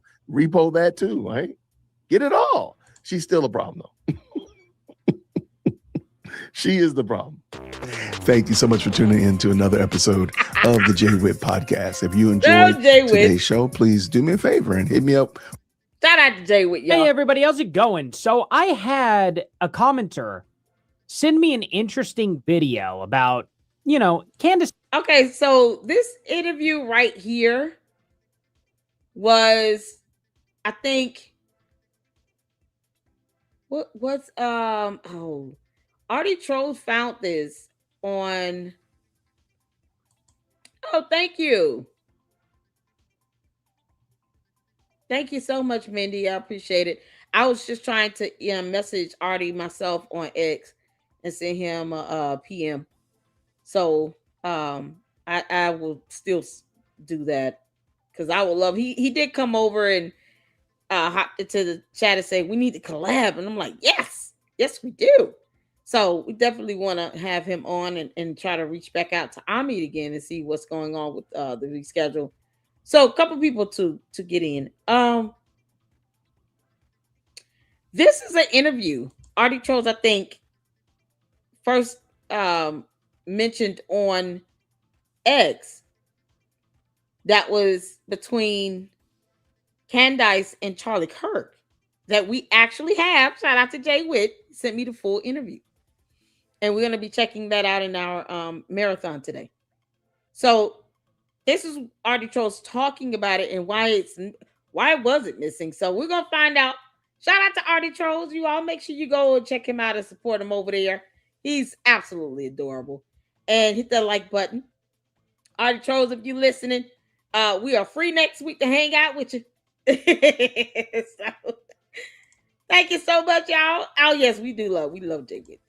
My big bro, my Morehouse brother, my brother in Christ. Fantastic content creator. Love him. Yeah, he gives me so many tips. He taught me how to use StreamYard. When I say I'm not like the most savvy when it comes to this stuff, I'm not. I'm really not. I don't even like editing videos. So that's why I'm here for those who do edit their videos and content like that. And I will watch and we will showcase theirs. Because I know I can't stand editing videos. That's why we do a lot of live streams. But it is absolutely fantastic. He has a producer now that helps with editing and all of that. Great work as well. So we are here for it. So let's check into this, you all. Thank y'all so much for tuning in to our marathon. We got a couple supers. Let me get these in right quick. Make sure you guys go check out Joshua Carr and show him some support. Marcho said, what's the $5 super? Was that cookie dough serious? I don't know. Did they ever come back? Now you ask stupid questions, you're gonna get an answer from me. You're not gonna like. Susie Q with the $10 super. Thank you so much, helping to keep this fun, amazing channel going. Thank you so much, Susie Q. Shout out to you, and I appreciate your support as always. I have the best lucksters ever. You guys are awesome. Make sure you guys go check out Edie Marie and support her and her great content, and be on the lookout for the anger management session, the Candyland Biker Babe 7000. That's going to be good. And we have the $5 super from March on again. Miss Edie absolutely detests those white loafers. Sonic CEO, GF to CEO. Oh, hi. Will you hear me? No kid, no.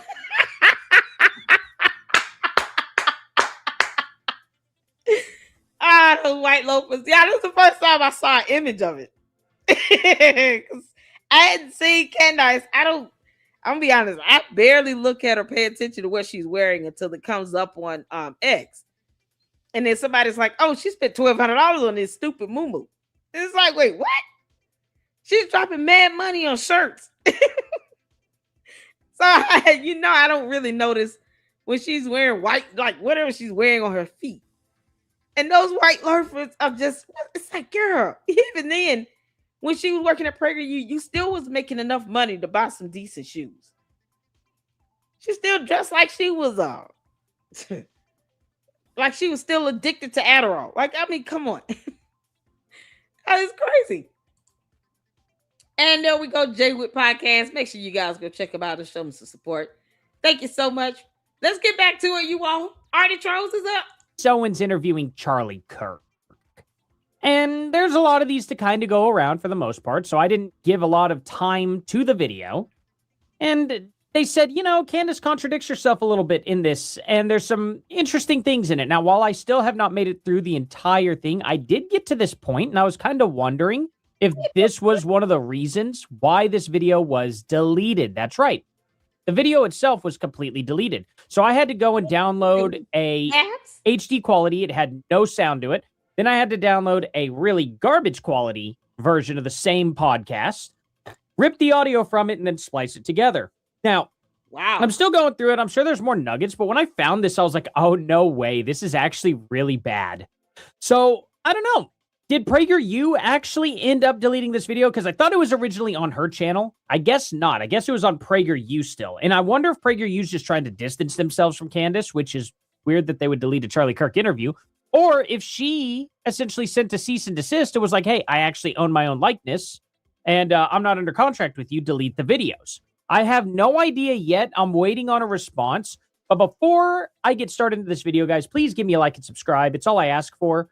I don't ask for anything like donations or advertise anything at all. So, I'd like to keep it that way. Let's jump in here. And this was just quite the video. I don't know. Tell me what you all think about this right here.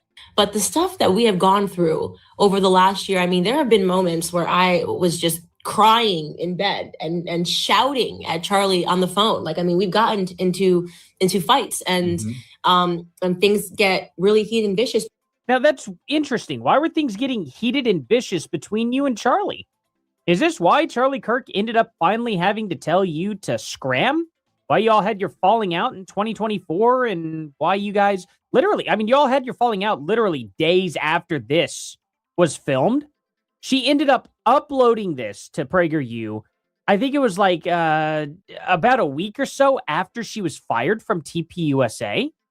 So even though it was uploaded after, based on how Candace Owens ended up filming with PragerU, she typically filmed her episodes about 3 weeks before they uploaded onto PragerU. So it's very, very interesting. At this point in time, when she interviews Charlie Kirk, which is her first guest on this Candace Owens show, she then ends up getting fired. It's kind of interesting. So it's like she's kind of speaking right now as to what is going on between her and Charlie Kirk behind the scenes. And I think it's a little creepy.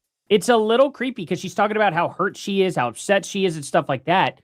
Was Charlie Kirk rejecting her behind the scenes, maybe? Yeah, I don't know. Because we're fighting a war together, but the thing is our names are tagged to it. Yes. So everything that comes out, it's Charlie Kirk, it's Candace Owens, it's Charlie Kirk. And there's so much hurt and emotion and pain that goes on behind the scenes. And I want to really stress that point because I know that there are a lot of kids now that go through depression and angst, and they look at people's lives on social media and they think, wow, I wish I had that life. But what we do is it's hard. Just look at Charlie Kirk's stoic, so like uncomfortable. straight look at this. And I don't know. It doesn't seem like he really wants to engage much with this conversation. It's very hard. But the stuff. And he kind of does, but I don't know. He seems very much focused. You know what I mean? In a more stoic way. Before this, they were joking around and laughing. And then once they talk about this specific subject, Charlie kind of shuts down a little bit. But I mean, that's just my perspective. He may not have actually shut down. He may, you know what I mean? Like, I don't know what's going in through his head at that moment, but I did find it to be just weird. So I said, just asking questions. But is this why Candace Owens' interview with Charlie Kirk got deleted? And I think it's worth noting. Now, Charlie Kirk ended up announcing that Candace Owens would be joining the Charlie Kirk show today. Episode will be up at 2 p.m. Eastern Time. This is November 16th, 2023. But this is what Candace Owens is saying to Tucker Carlson. And this is an interesting, it's very interesting to take note of what it is she's talking about when it comes to like being anti-Semitic or pro-Israel or anything like that. Let's give it a listen. I do also want to say that I find it particularly despicable, as I have said on my platform, when people who are pro-Israel are now being called anti-Semites for asking meaningful questions. I talked about Charlie Kirk. Charlie Kirk, following the attacks on October 7th, turned to the Israeli government and said, how did this happen? You know, he talked about Israel being the size of New Jersey. He's been there many times. He funds thousands of students to go there and to visit. He's honestly radically pro-Israel, I would almost say. It's probably a fair thing to say about Charlie Kirk. Yeah. And he was asking these questions with the intent of, if these were your children and they were involved in this horrific attack, wouldn't you want to know these answers? He's like, you can't move 5 feet without seeing an IDF soldier. I've been to Israel, and that is a fact. I have too, a number of times, and I admire their border barriers. And I always have. I always think, I wish we had that. So that's a totally fair question. Totally fair question that he asked, and it got interpreted, and then there were suddenly these attacks asking the question of whether Turning Point was seeping with anti-Semitism. See, Candace Owens' original view on this was the question got twisted. He just wanted to know the answer. He wasn't saying that it was anything wrong with Israel. Right. But now, how is she spinning that today? Isn't that just a little interesting? That at the time, Candace Owens understood the context of why Charlie asked that question. Right. And Charlie Kirk actually also said, I wasn't asking this question because I thought Israel did it. And now Candace Owens is like, yeah, he was questioning Israel. She uses those clips now to say he was questioning Israel and that Israel did this as an inside job. Isn't that weird? Isn't that just a little bit weird how often her perspective changes whenever it suits her? And how unfair. How unfair to, after all of the work that he has done to support your cause, turn your back on him and to call him an anti-Semite because you don't like a question that he asked that actually was being asked from the heart and with a little bit of rage toward this even being allowed to happen. We always have to hold our governments accountable in how they are responding. And plenty of Israelis, some of whom I know, are asking that question, and why wouldn't they? And this was a fair question to be asking at that time. The thing about it is if an attack happens in the United States, the first thing we're going to do is hold our government accountable and be like, how are these people allowed to get in here? It doesn't mean that our government did it on purpose. It means that our government was negligent. And yes, the Israeli government that day was indeed negligent. They should have been preparing for a Hamas attack at all times. You know what I mean? They let their guard down. Does that mean Israel's at fault? Absolutely not. But it does mean that the government slept that night, that they did sleep on this. They did not watch the skies. They did not pay attention to what was happening. That was a fatal flaw. Now, here's the thing, too. Sometimes you're going to build the absolute best border around your entire country. You're going to build the best security around your house, around everything. And then you're going to see someone get into your yard. And you're going to be like, now, how did that happen? And it's going to be the most stupid, overlooked thing you could have possibly imagined.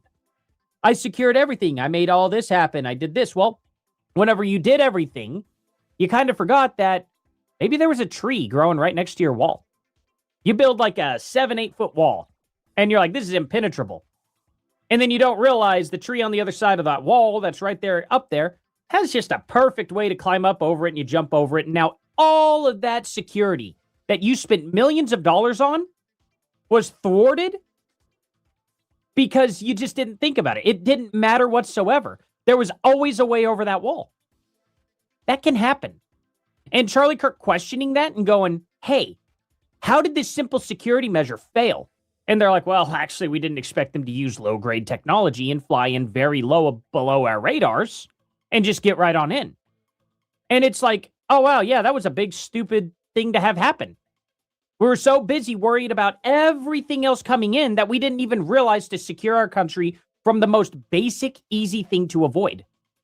And that happens all of the time. Usually it's the most simple solution that gets you through a complicated system. It happens all of the time. Look at the best example I could give is internet security. There is always a very simple fatal flaw with internet security. You can secure every single part of your network, but there is always some very stupid, easy way through that you just didn't think about. Like maybe you had a router that was completely unsecure that was connected to your network, and that was the gateway to getting into their systems. Happens all of the time. You connect right to it and you go, wait a minute. I have access to everything secure from this router? Oh, wow, what a bunch of morons. And you just start downloading everything, right? Happens often. But it's not that they were actually dumb. It's just nobody questioned it. Everybody thought it was secure. You go through like 1,000 people and question, hey, you see any other flaws? And people look through everything and they think they've got everything. Then they miss the one obvious spot because it was too obvious. Too obvious to even think about. Sometimes that just happens. And Candace asked those questions like that back in the day and defended Charlie Kirk when he asked that simple question. But now Candace Owens twists it completely to be like, look, he really was questioning Israel. Look, they turned on him because he questioned the security, and he knew that Israel was up to something. And in reality, even you right here at this point in time in 2023 didn't think anything of it either. It's funny how we can go back and see these things, isn't it? But tell me what you all think about this down in the comment section below. Did she have it deleted off PragerU? Did PragerU not want anything to do with Candace anymore? Is that why the interview got deleted? Many people don't want was there something more nefarious than that? I have no idea, but I do find it hilarious to see some of her antics pop back up and really contradict herself from today's Candace Owens. Thank you all so much for watching. Please like, subscribe, and share, guys. Oh, Artie Trolls. We got more Edie Marie. Candace Owens solved the mystery. Oh, my God. We got the lineup today, y'all. We got all the greats in here. We got some Graham Allen coming up. Some more Edie Marie coming up. We're going to get into Fax Me's new episode. We're going to get into the interview that she did with Charlie Kirk on the PragerU that I guess she wants to delete or have people free. Child, we're going to watch it. So, thank y'all so much for tuning in. Hit that like button. Let's keep rolling through it. It is our Candace, the chicken head alien marathon. Candace, we're going to laugh at you until we're tired. You understand? Okay. His family, he loved his wife, he loved his country. And he didn't deserve that ending. You know, he's really young. Oh my God. But I know that we will carry the torch. I will never allow the memory of Charlie to be forgotten, obviously, because there is no Candace without Charlie. There is no Candace without Charlie. There is no Candace without Charlie. Okay, so I want to be very clear here. No one, and I mean absolutely no one, outside of my husband and Erica Kirk has the power to shut me up right now. That's it. Because I am relieved that Erica Kirk is at the head of Turning Point USA. I started wondering, was there an access point to any valve? Were there any pipelines that could have been under Charlie? Discover something that I found to be quite odd. George Zinn was arrested in the same area, almost in the exact spot where Charlie's SUV departs. I kept looking online, and strangely, I came across a bunch of people talking about bees. The bees. I kept noticing a weird amount of young men, and they were wearing maroon shirts. And I know that Charlie was very happy with Erica. She made him happy. Tyler is not exactly a gun enthusiast. He's apparently a fisherman. Phil Lyman was a bit too involved in the investigation of who assassinated Charlie Kirk, and his energy was weird because I'm starting to get a bit of a stronger punch about things. Shaner Broderick, who is, according to Phil Lyman, a cousin. So I'm interested in learning as much as I can about this medical examiner. I'd like to know more about this medical examiner. I saw first and foremost, the camera guy, the one who takes down the camera, lingering alongside Charlie at the event, flagged me as weird immediately. Who their great-grandfathers were. One thing that has shocked me about Charlie and Turning Point USA is just how many military characters were surrounding him. I thought about that. It's just been in my mind lately, living in my mind. I truly believe that he was probably assigned like life handlers. I was in extraordinary learners as a kid, but I think Charlie was in like a special X-Men school. There were some Egyptian military men that were on the ground in Utah time. Okay. They dipped down to just 300 feet above ground. I didn't know it, but I knew it. And now, ladies and gentlemen, I know it. So I feel like Erica is kind of sending a message here. She didn't ask me to be quiet. So stop. That there were 12 personal cell phone accounts that were opened in Israel. Okay. I am saying that they opened their phones in Israel, those accounts in Israel. And they were on the ground on September 10th at Utah Valley University when Charlie was shot. Now, it strikes me as really odd that you wouldn't put him flat and straight and that they're all kind of huddled over him. People around the world obviously have been moved by Erica's commitment to her Christian faith, strength obviously that it takes for her to look after her kids, to look after herself, plus to steward this massive company. So dreams can give you some sort of intuition. And I certainly think that mine gave me a lot of intuition. Who they were referencing is Lou Taylor. Lou Taylor insinuated, and even by Britney Spears herself, I trust my gut instincts, always. My gut started to tell me that they suddenly began panicking. I discovered the Egyptian planes. The Egyptian military planes for tracking Charlie Kirk and Erica. So we received a couple of weeks ago a very thorough tip Charlie's assassination and the Egyptian plane. The Egyptian plane, tail number SUBTT, landed at a foreign dignitary, was then discreetly moved to 920 King Street, August 24th, 29th, Operation Valhalla. To stop. To stop. It's a no from me. That France apparently paid for my assassination. Just cannot see how this would lead to anything other than a full confession from the government about the military's involvement in his assassination. I'm not gonna lie. This video right here would be sufficient to help Erica Kirk get a protection order against this dumb chicken head alien. This video right here, where she literally says stop. And then Candace, the dumb alien, says it's a no from me. Okay, well, here on Earth, here's how this is going to work moving forward. I wouldn't even respond after that. I would have went straight to court and say, I'm not asking you again, heifer. I'm not saying it again. This time, Nuck, if you buck, you will be in violation of this court order and they will lock your ass up. That's all I would have said. I would have just posted the protection order online. Now, I'm not going to say again, heifer, stop. The courts have not said stop. Nuck if you buck. I would love to hold you in contempt of this order. Especially when you admit to stalking, which is a felony. Candace, that's a whole crime. A protection order should have been pursued that same damn day. Period. Period. This video right here is a summation of why Candace should have a protection order granted against her. Erica Kirk needs to go to court and get that put in place. Because if she will not leave her alone voluntarily, then obviously you need the help of our judicial branch of government. You can't go to court thinking you can override those judges when you're dodging court from an actual lawsuit. No, she don't want to go to that hearing on that motion to dismiss she filed. But she wants to sit here and act like she's got some bravado in her voice, pumping up her chest and stuff all over YouTube. Yeah, take that to court, heifer. See how well that works for you when you're standing before a judge trying to explain why you openly violated a court order as if that judge is for play. Come on, Erica Kirk. You got to let this happen, girl. You've got to get a protection order against this heifer. This dumb demon will not stop. You're going to have to get the courts to help you tell her to have several seats. And if you choose not to, you won't have to say a word except contempt. That's it. And keep moving. This dumb demon is stupid. Candace, you're one dumb chicken head. Assassination, September 9th, it flies from Fort Huachuca to El Paso.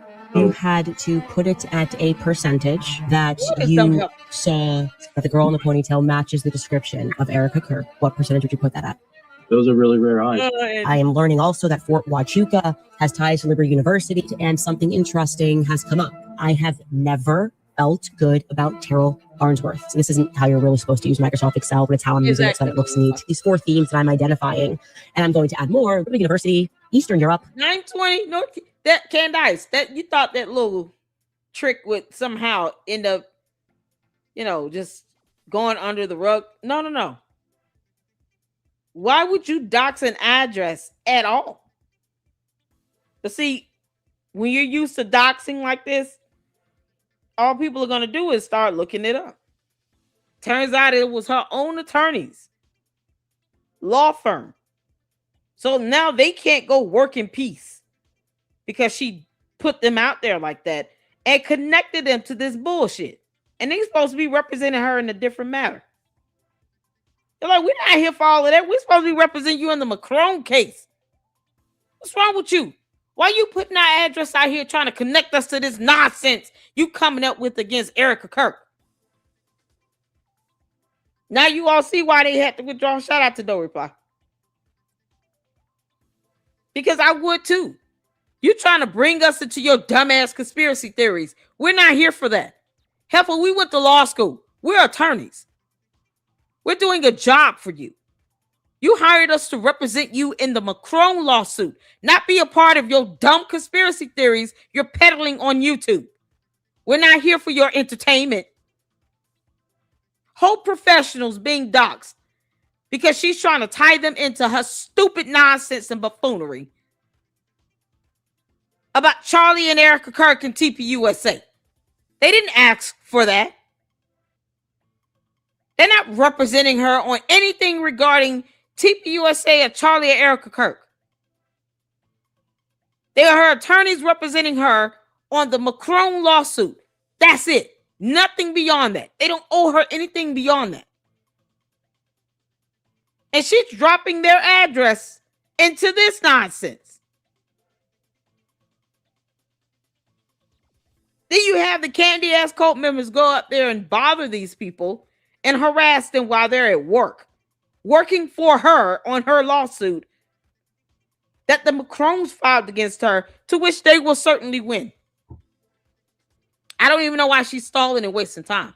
She might as well just come up with a settlement and keep it moving. She doesn't even want to go to court. Trafficking and child sex abuse. And then in that final column, military. I believe his soul is in purgatory, and I believe that you know much more to this Korean lad, Sun Young Moon. I keep telling you guys about the Frankists that came, right? The Franklin cover-up. I came to America. They say, oh, this was a fringe cult. No, what they follow is the Egyptian Book of the Dead. Greg Laurie, there's been a number of lawsuits filed against Harvest Christian Fellowship. It's my theory. Okay? It was all well and good until you guys tried to convince us that Fruit of the Loom never had a cornucopia. There was one. We all know that is due to the CIA's Looking Glass Project. Support Wachuca, the response, the public response, it was way too over the top. We got crazy, what I'm about to tell you. And how I discovered it is actually even crazier. The Cattleman's Ball, the Cattle's Baron Ball down in Dallas, Texas. I even worked out who Dan Flood's father is. So a very interesting tip. Definitely means that our established column that we built on our Excel sheets, sexual contact with minors, the Fransky, Erica's mom, to separate fact from fiction when it comes to the background of Erica Kirk. We made a mistake and showed you a picture of a man that is actually not named Bob Flood at all. No one in her immediate family joined her in her darkest hour. Now her mom. Bob Flood got doxxed for no reason. Well, another person got doxxed that she claimed to be Bob Flood. Let me put it like that. So either way, two people now can say that they have been victims of Candace, the dumb alien chicken head that tried to dox one of them, putting up his actual image, stating it was representing someone else that it wasn't. That is how horrible she and her dumbass team is. They're ignorant. They're buffoons. They couldn't even vet to make sure that that was the correct photo. And why are you putting up photos of somebody named Bob Flood? Why do we care about him? No one needs to know who he is or what he looks like. It's irrelevant. You think Candace gives a damn? No, she doesn't. She doesn't care. She just doxes people for fun because she's evil. Dad, she did it. But I don't.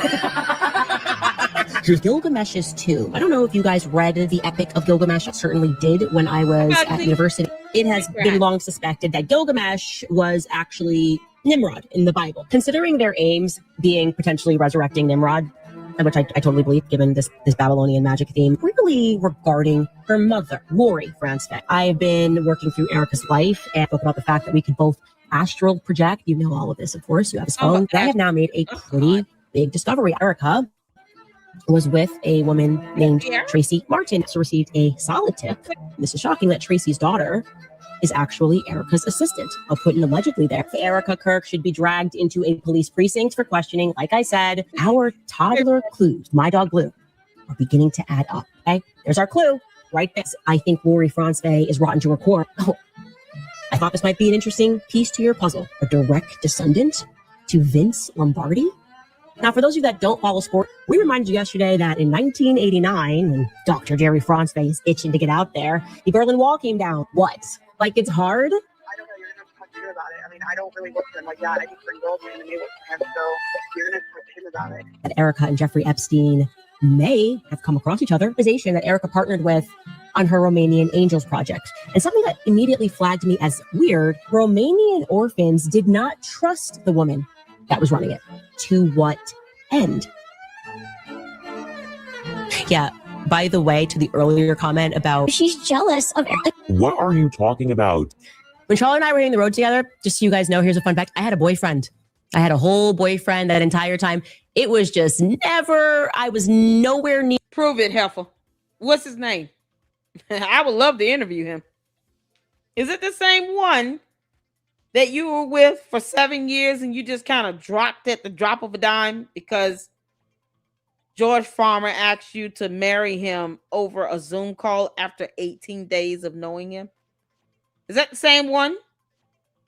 Because if that's the case, Candace, you're confirming what Laura Loomer said. You had a boyfriend the whole time you worked for TPUSA for all of 19 months. Were you with them for 7 years? Because you're confirming Laura Loomer to be correct. And then you just dumped that poor boy because George Farmer asked you to marry him after 18 days with no romance. And obviously, you know, because you were a hoe. A hoe. You know, you just, you know, didn't care about jumping in the sheets. While she's sitting out here trying to make a mockery of somebody else being a virgin till they were married. You can't make this up. And she felt the need to tell people that. You know, he was a kid. He was immature in those things. No, he has the right to protect his innocence. Doesn't mean that he doesn't know how to talk to women. You just chose to text message some so-called love interest for 12 months, talking about I had to pretend to be a lesbian. What you mean?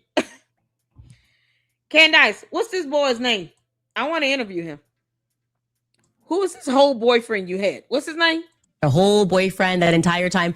It was just... What's his name? I was nowhere near Charlie's type.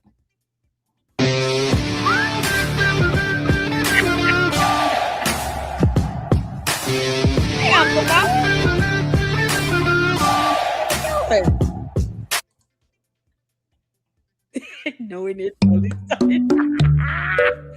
this never gets old.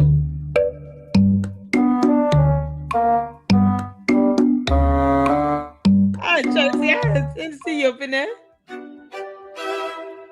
This girl's a fat Jew. All cheating scenarios, 100% the blame is always on the female. That's when you put some makeup on, do some burpees, go. I had plastic surgery because I was trying to look good for y'all. I got liposuction. And then you were like, how far did Hitler live from Holocaust? Yeah, I didn't know. Sat next to you. You basically said nothing to me. Did what I've done for the past 6 years. Literally nothing romantic had been said up to this point.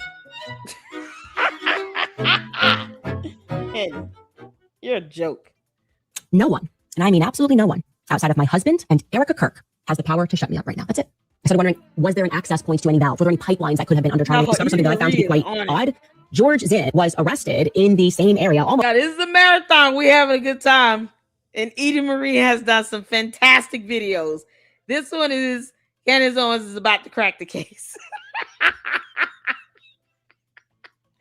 just loving this edit.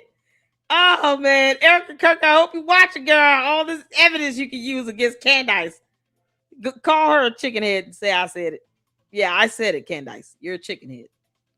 Post in the exact spot where Charlie's SUV departs. I kept looking online, and strangely, I came across a bunch of people talking about bees.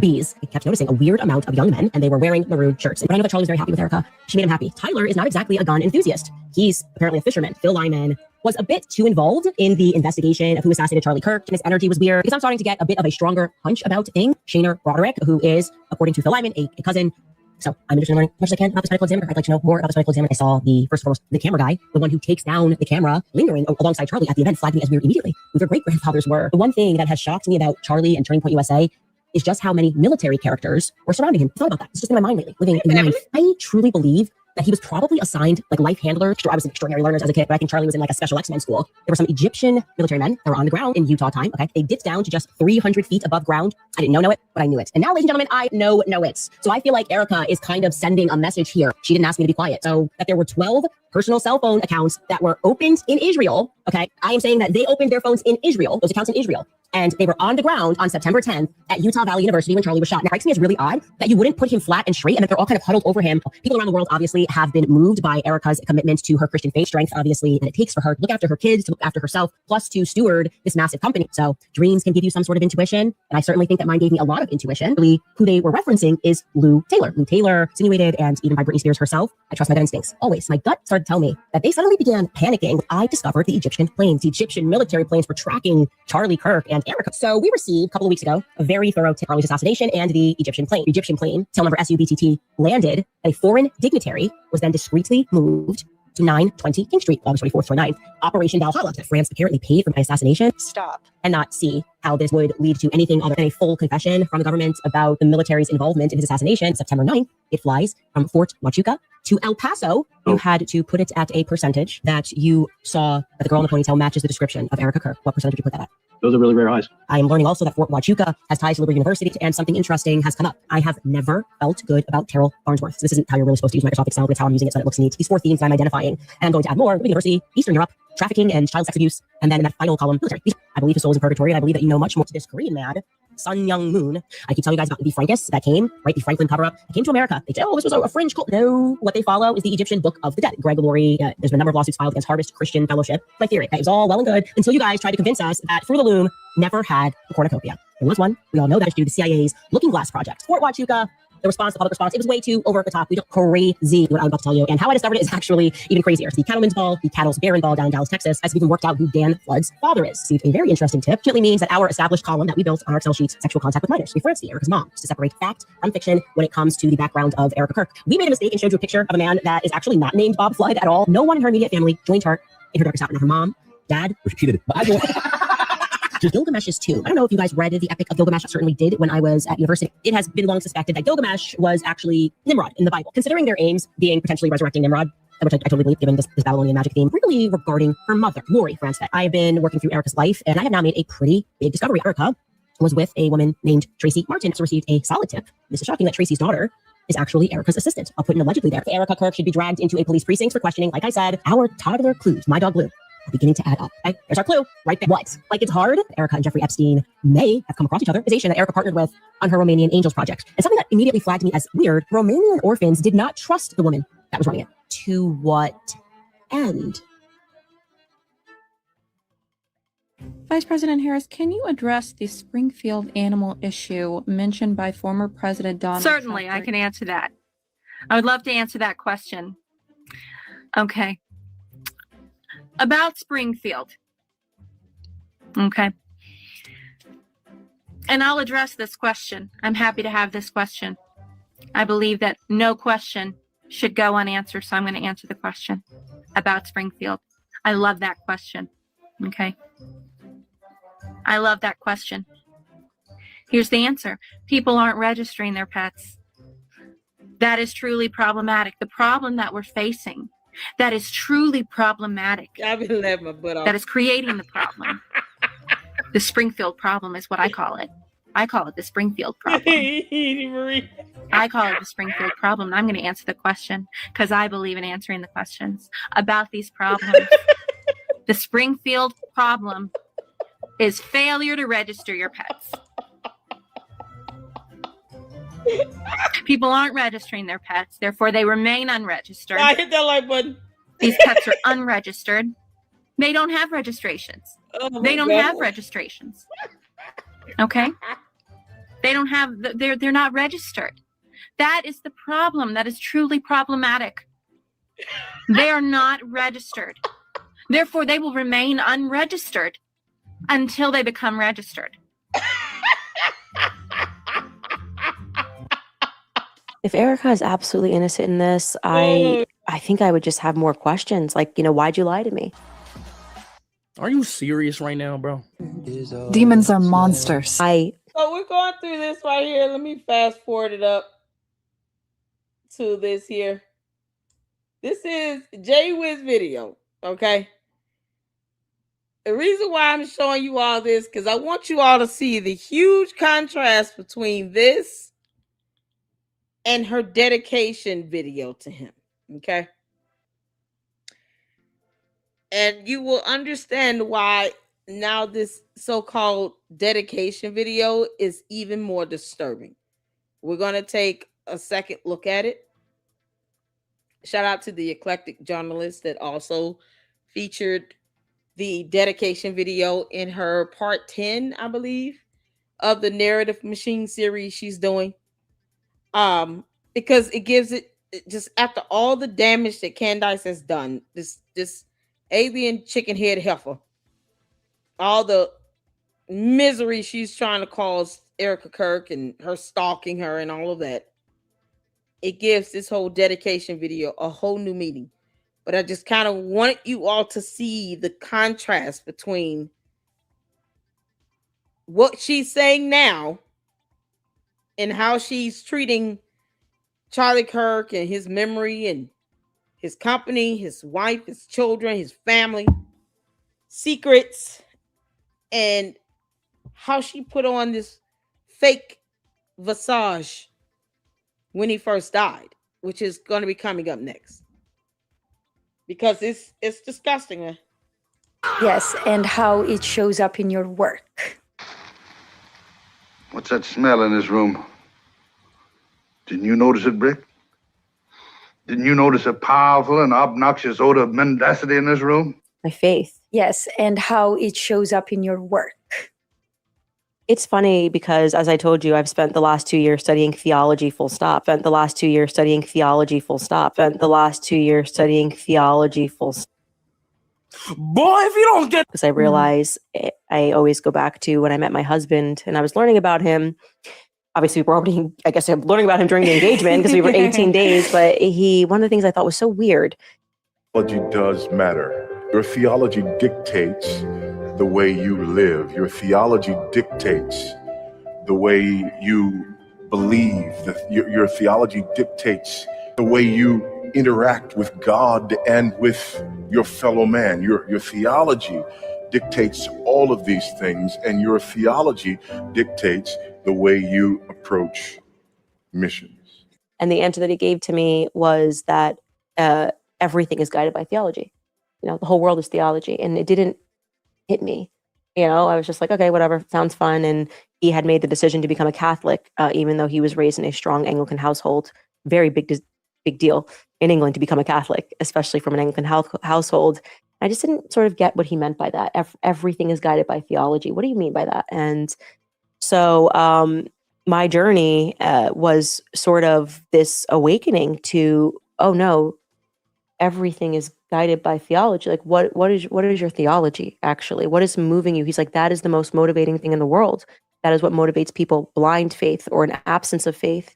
And when I started to, because I was just going to a non-denominational church at this time, and I now realize that all of these people who are quote unquote Christian influencers, they actually don't believe in heaven and hell, right? If you truly knew, truly believed that there was a heaven and that there was a hell, how would it correct your behavior? What risks would you be willing to take? What would you sacrifice? What would you, and for me, I know that heaven and hell is real. And so I am not bending the knee to Satan, not for money. You can't take that with you when you go. Not for houses, not for cars, not for friends, not for invites to Republican dinners with rubber chicken, not for more opportunities to speak to powerful people in DC. Yeah, but even Satan disguises himself as an angel of the light. 2 Corinthians chapter 11, verse 14. I am not exchanging my ticket to heaven for any of that. Okay. So that's what shapes everything. It shapes everything for me. And so that the focus for me and for my husband is to make sure that we do not lose our tickets to heaven and that our children also do not lose their tickets to heaven. And I would love to see everybody there. You know, I hope everybody comes to know the one true faith. I hope that people realize it doesn't matter if they smear you or libel you or try to embarrass you or try to humiliate. Her one true faith is Catholicism. It's not even Christ. You can't make this up. She never even talks about God. She talks about Catholicism. But she doesn't talk about Jesus Christ, her relationship with Jesus Christ. Because that is what gets you into heaven. Being obedient to the word of God. Having a personal relationship with Jesus Christ. This girl talks about being a Catholic and praying to her priest. What in the world? No, thank you. We don't want that. You think Charlie Kirk is in purgatory, you dumb demon. You because this is a blip. Life is a blip. Blink, it'll be over. And then you are going to be welcomed or rejected into the eternal. What you just said is one of the most insanely idiotic things I have ever heard. At no point in your rambling, incoherent response were you even close to anything that could be considered a rational thought. Everyone in this room is now dumber for having listened to it. God have mercy on your soul. Absolutely. And you know what I love about you? Even with all this stuff that's going on, like there's not ounce of hate I feel you have towards these people, not even tiny bit. After everything they've said, done to you, tried to destroy your family, tried to destroy your show, not ounce of hate. Candace, this is amazing. Yeah, I don't wake up and because it's hate, poisonous. It's poison. Oh I think about that when I think about the Daily Wire. Yeah. You've spent 3 years trying to destroy your enemies. That is so corrupting to wake up every day. I can't imagine like to my team, this is the directive. How do we destroy the Daily Wire? It's like that is, oh God, you like could you imagine just the cloud that just descends? And you end up destroying yourself when you do that. That's what because happened to it is Daily Wire. destroying your spirit. Yes. You can't have success like that. And so I'm surrounded by too much happiness. I obviously just being around. You can't have success like that because that's all she wants. I thought success was something you can't take to the grave with you, though. So why are you focused on just having success? You know, and good public relations and PR and shit. But you don't think about the fact that none of that will go to the grave with you. When you're dead, Candace, you're dead. That's it. You don't know what's going on with your YouTube channel or how many more views you're getting. Nothing matters when you're dead. On Judgment Day, God will judge your soul and your actions, the life you lived, not your level of success. He doesn't even care about that. But yet, that's her focus. Children every day. They don't afford you the right to be miserable. It's why I started doing a co-homeschool situation because I love to deal with toddler problems first. The first thing of the day, deal with toddler problems, realize what really actually matters, what they're grappling with.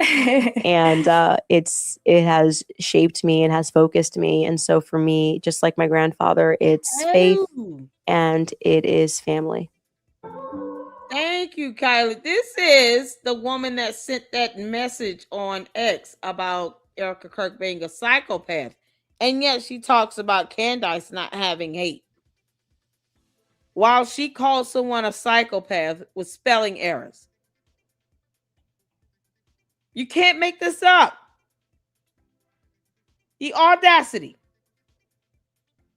And yet she looks up to Candace as some inspirational leader of some sort who talks about nothing but success and not about God. Tell her to quote a scripture right then and now. How about that? Why not ask her, can you produce your degree? You say you have 2 of them. I would love to see your degrees right now. We're in your home. You should have your degrees hanging on a wall. Can you show us all your degrees? We would love to see them. You said journalism in English. Go get your degrees. Let's show them. Let's post it out. Let's put that in front of a camera. Sounds awesome. I want to see the degrees. And she should have just harpered in on it until she had to admit she doesn't have her degrees. I mean, you sitting in the house with her, you can't ask her to show the degrees. Demons use words to trick humans. You can't trust a thing they say. They're monsters who learn to speak. That's how the legendary mage Flama defined them. Demons are monsters. Absolutely amazing. My last question, and we're done here. I know it's not going to end up this way. Like, if I can say somewhere around 100%, it's not. But if Erica Kirk turns out to be super innocent in everything, and we're just, unfairly blaming her of maybe wrong grief or whatever. Elizabeth Lane. What would you say to her if that ends up that she's absolutely innocent in all of this? If Erica is absolutely innocent in this, I think I would just have more questions. Like, why'd you lie to me? Demons are monsters. I would seek to understand, and I considered that plausibility, by the way, that like everyone, it was everyone around her. Yeah, that was kind of, and she was in a state of shock, and she was catatonic. But then when I met her, it wasn't that. When I met up with her, it wasn't that. And the lies. You can't say one lie she told, and guess what? You can just challenge her in court. Why don't you sue her? Go ahead, Candace. Sue Erica Kirk for allegedly lying to you. That way she can counterclaim and have your ass deposed. You'll have to produce evidence of that.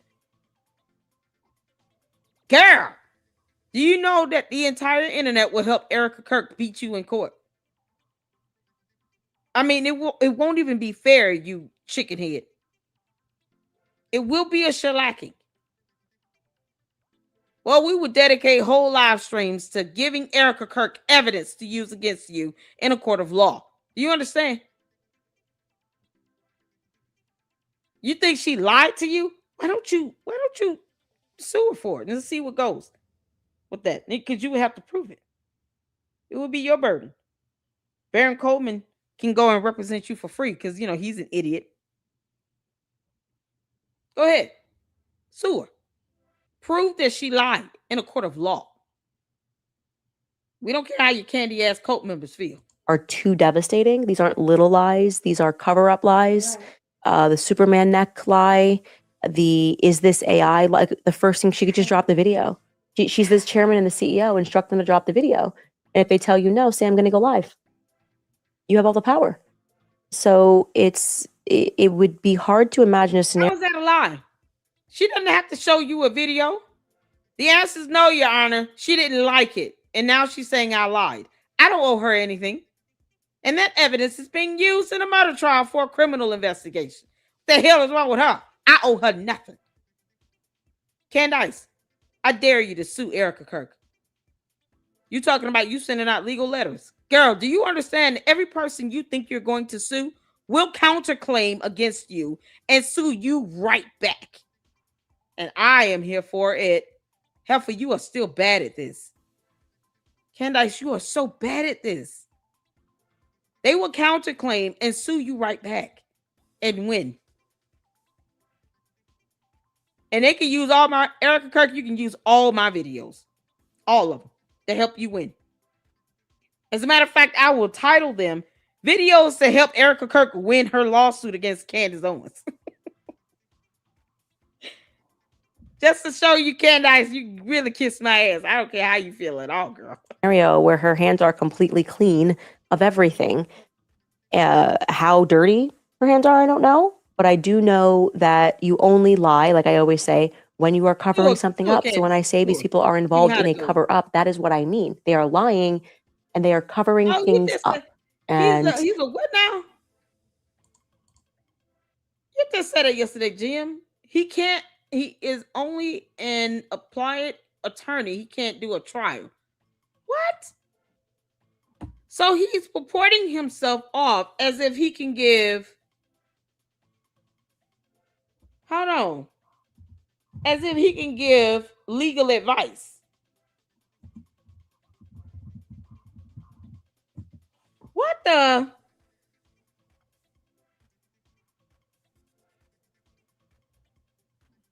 Are you saying appellate?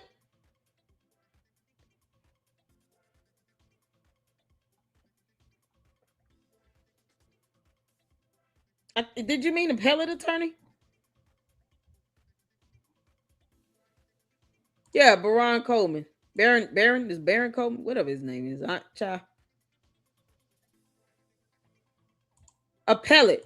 So he can only handle appeals in criminal or civil matters. Wow. That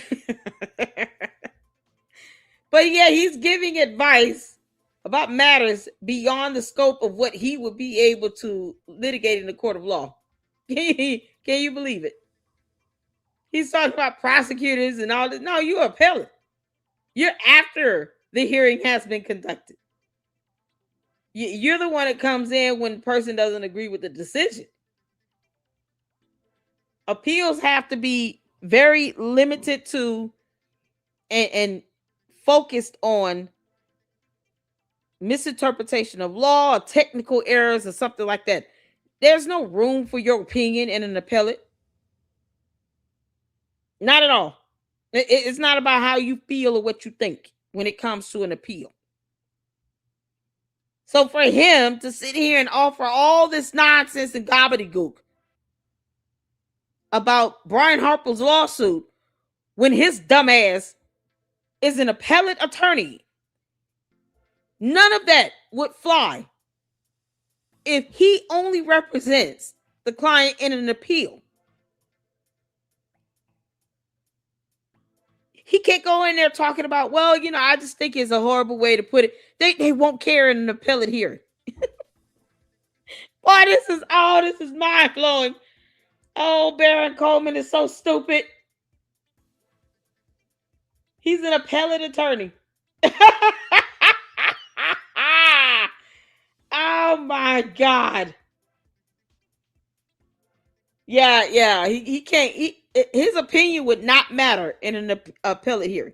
In an appeal, you're arguing technical errors, or let's say there was a court rule that was not adhered to, or misinterpretation of law, or just a flat out, violation of such.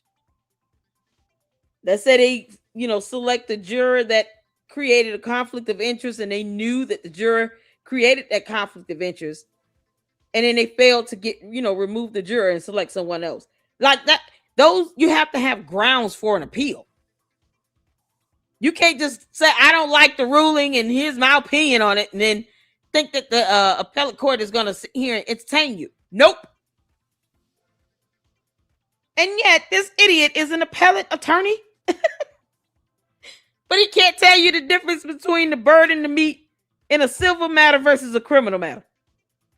Ooh, child. Baron Coleman, you're so stupid. You're stupid. And you're an embarrassment to the Bar Association. Everyone you're registered with, you are a direct embarrassment to all of them. Unbelievable. Unbelievable. Does it make sense that she has a close relationship with Kash Patel? Ooh, child. She should hate Kash Patel. Yes, fine. Absolutely. And you know what I love about you? Even with all this stuff that's going on, like there's not an ounce of hate I feel you have towards these people, not even tiny bit. After everything they've said, done to you, try to destroy your family, try to destroy your show, not an ounce of hate. Candace, this is amazing. She should hate Kash Patel. Wow. She should hate Kash Patel. She should hate Kash Patel. Yeah, no, I agree with you. And I was asked the same question. I was like, after my post. You agree that she should hate someone? Candace sits here and talk about how people are hating on her. Her dumbass cult members always coming up in everybody's chat and live stream and comment sections talking about somebody hating their cult leader. But yet, Candace herself is the only one that even uses the word hate. I don't hate Candace. I want her to keep telling on herself. Why would I hate her? I want her to be sued. I want her to meet justice. I don't hate her because I want her to lose her lawsuits. That has nothing to do with hate. That's a matter of law. But the dumb cult members, of course, don't, read words or anything. So of course they don't know that. They don't care. They're going to say you hate her regardless because they can't define the word themselves. But Candace is the only one that actually goes out of her way to say the word hate and then to try to apply it and saying you should hate this person. No, you dumb demon. You're the only one that chooses to hate in real life and for PR stunts. No, she should be herself and sue you. That's exactly what she should do. Erica Kirk should sue Candace Owens. Erica, if you don't hurry up and drop a lawsuit on her. And I gave a very, very easy answer to people. I have no problem apologizing to anybody if it comes to that, because we all make mistakes. But right now, Charlie Kirk's case is important enough that I'm willing to risk my reputation and damage and say what I'm saying. Because yes. I'm so glad she said this because, the jury would love to hear that, Elizabeth Lane. You're not very smart. And if you're a spy, you'll learn how the U.S. handles those. Charlie's case is important enough, so no problem with that. Right. And I agree with you 100%. I will say I am so sorry. We had it so wrong. But I can already say we didn't have it so wrong because we've caught her in so many verifiable lies. So exactly. Does it mean that she pulled the trigger and killed her husband? I don't know anybody that's accused her of that. You did. But I have accused her of being dishonest, and I think I've proven my case, that she is dishonest. What's motivating that dishonesty is yet to be discovered. Absolutely. Demons are monsters.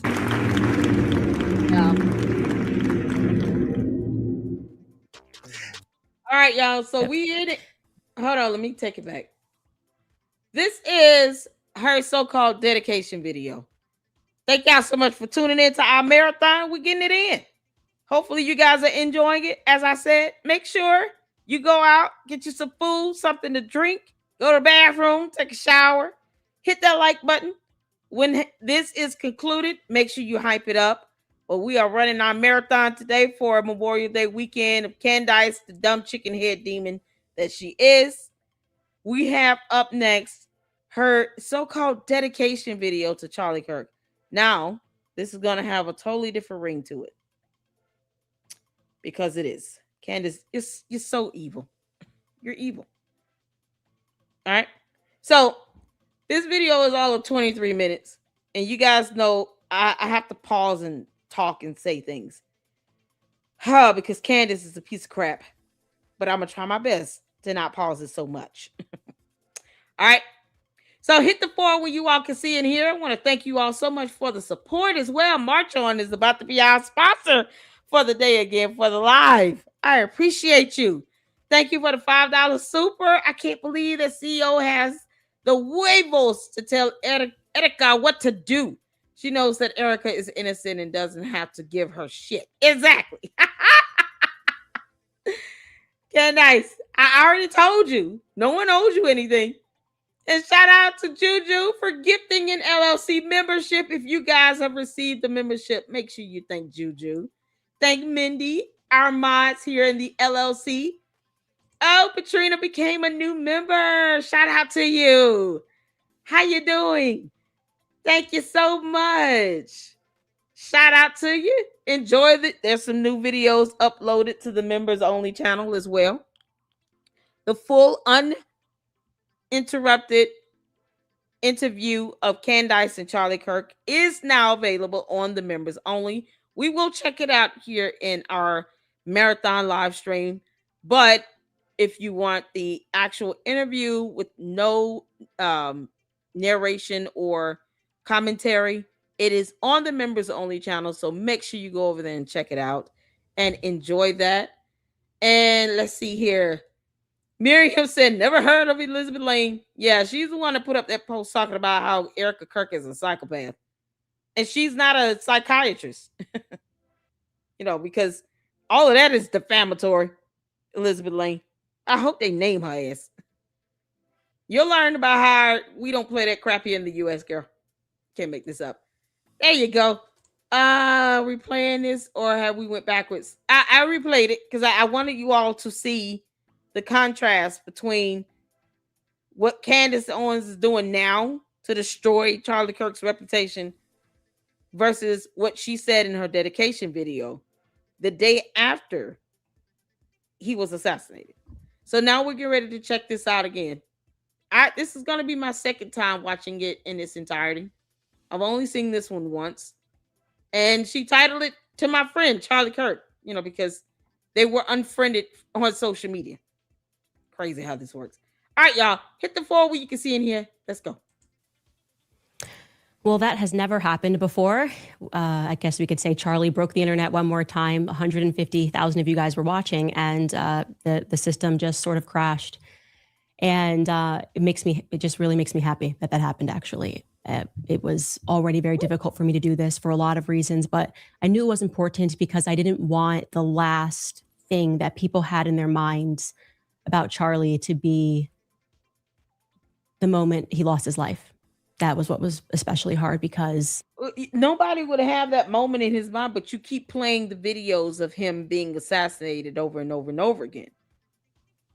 In the course of 8 months, Candace has at least shown that assassination video 4 times. And yet she doesn't want that to be the last thing that he's known for. And she takes delight in seeing it. She actually confessed to being obsessed with his death.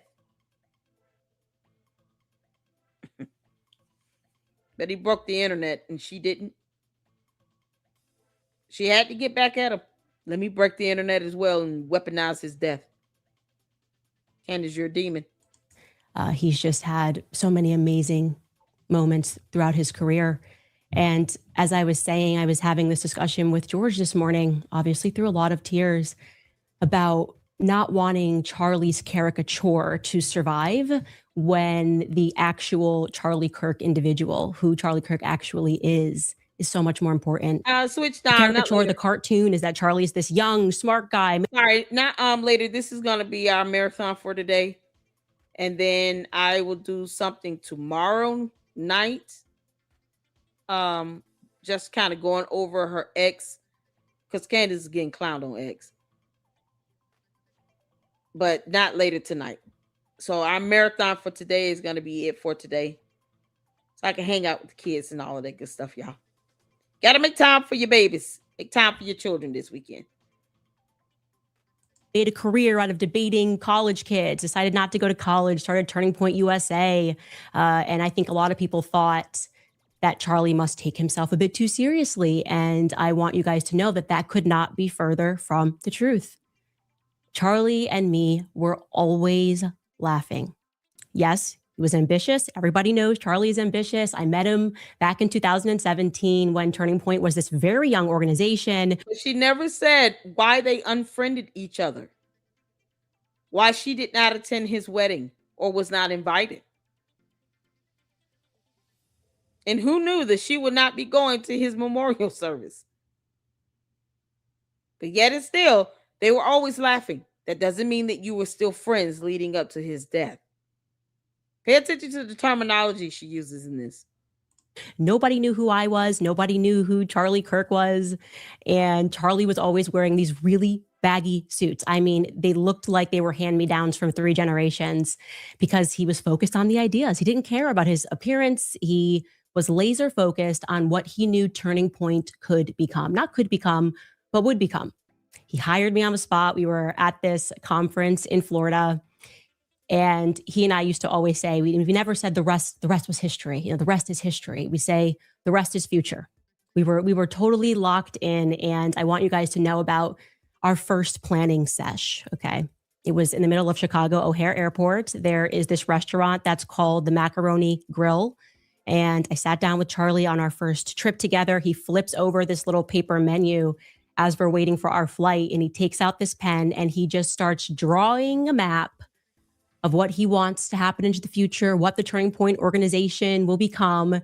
It was spastic. It was unhinged. It was the absolute best. It was true Charlie. He was a visionary. Charlie was a visionary. If he could envision it, it was going to happen. He knew that. I knew that. And what he had envisioned was for Turning Point USA to become the biggest conservative student organization, not just in the nation, by the way, but in the world. He kind of squabbled and swiveled and wrote that the structure is currently a 501c3, and he's sitting there talking to me, but here's what we can do in the future, and here's how, and then I'm going to probably take control of the RNC. I mean, he's 23 years old, right? And he's speaking to me about how he's going to take over the RNC. The person that he adored the most, like really, and never in a million years did he think that he was going to meet him, and of course he did, was Rush Limbaugh. He was really raised on Rush Limbaugh, listening to Rush Limbaugh day in and day out. And he told me through many conversations that if he could have a show like Rush Limbaugh one day, he would be very happy. That was, I think, his ultimate goal, and it happened. We had a bunch of rules. Charlie's rule was never say no to Fox News. So even if the show was at 4 a.m. in the morning, crack of dawn, I could not tell you guys how many hits we did on Fox News. I'm talking 4 hits a day. Up at 4 a.m. for Fox and Friends first, and then doing whatever the evening program was, because he believed this is the way that we're going to get our names out there. You know, we have to work harder. My rule was I was like, we shouldn't drink. Everybody in politics is drinking. They're drunk all the time. If we're passionate, we have to understand that it's a disadvantage. People are always made weaker. It doesn't make anybody stronger to be drunk after an event. And so we didn't drink. And we had a motto, couple of mottos, but Charlie's was, we can always outwork our opponents. I can't tell you how many times we looked at each other and we said, we can outwork them. Everyone was bigger than us, but not working harder than us. I came really directly from Charlie. It was the thing that he said we could always control. And I totally agreed with that. Work ethic meant everything. I think it's very obvious to everyone. I was the culture. Charlie was the politics. Charlie needed a little bit more culture. I needed to learn the rules of politics. I mean, he could tell you every office in the White House and what this person does, things I'd never even heard before. I was just passionate about Black Lives Matter. I knew it was going to be harmful for Black Americans. And I wanted to share that message. And Charlie showed me how to do that in the best way possible. I learned very quickly with Charlie that politics breeds unnecessary enemies. It is incredibly, it's disheartening industry. You know, you're lucky if you have one friend. You're lucky if you have 2 friends. There are so many people that will test your character along the way. Like I said, I was a nobody. It was funny going through text messages yesterday, and I'm like, Charlie, my goal is to have 50,000 followers on Instagram. I think we can do it by the end of the year. And after he hired me, he had been working already really hard on doing this campus tour throughout California. He called it the Big 3, UCLA. We're going to do yeah, because of course she wants to focus on getting followers so that she can, you know, become more famous and then get more money. This was a PR stunt for Candace. Y'all have to remember that about her. All of this is about public relations and about likes, subs, clicks, views, and money. She used this boy to get wealth. And she saw what he had already created and built because she didn't help him build a damn thing. He hired her as an employee. And she knew if he gets even bigger than what he is, that his company would be unstoppable. Financially, the opportunities, and it's a nonprofit organization. She wanted him to see her as his equal. And he did not owe her that. Candace did not build a damn thing at TPUSA. She only worked there 19 months. All she did was chase everybody else off, admitted to going through his phone and texting a supposed ex-girlfriend for 12 months. Somehow felt like she needed to be a lesbian and do that. And ran away any opportunity for him to collab with any other woman. Because she's possessive and controlling. It's not the mindset of someone that wants to build something. That's a destroyer. And that's all Candace is. She destroys and infects everything that she touches and comes to contact with. I don't even feel bad for George at this point. I just feel bad for the kids because they didn't ask for this. Stanford, we're going to do Berkeley. And there was somebody who was a lot bigger than me at the time who was going to be kind of the face of it. Because like I said, people were not going to buy tickets to hear me and Charlie Kirk speak. And he had someone that they definitely would hear speak. And for whatever reason, and this was just my luck, Charlie was pumping gas. He was inside of the gas station, and I'm sitting in the car, and I see this person, his phone is sitting in the car, and the messages are lighting up on the screen, and this individual saying, I don't want to do this event with that new girl you hired. Like, I don't want to share the stage with her, essentially. Just mean. I mean, just mean-spirited, no reason. I'm bigger than her. I should. Are you kidding me? Candace, no, she had good reason. It's called discernment. You're a demon. I wouldn't want to share the stage with you either. Funny how y'all see the similarities in this. This same story came up in her squabble with the other chicken head Elizabeth Lane. Y'all hearing this? Now y'all see why we played that video first. This was the day after he was killed. She's talking about this. And then repeated it in her squabble with Elizabeth Lane. The same story. Because she has nothing else. She can't tell you anything that occurred within the last 2-3 good years of Charlie Kirk's life leading up to the day he was assassinated. Nothing.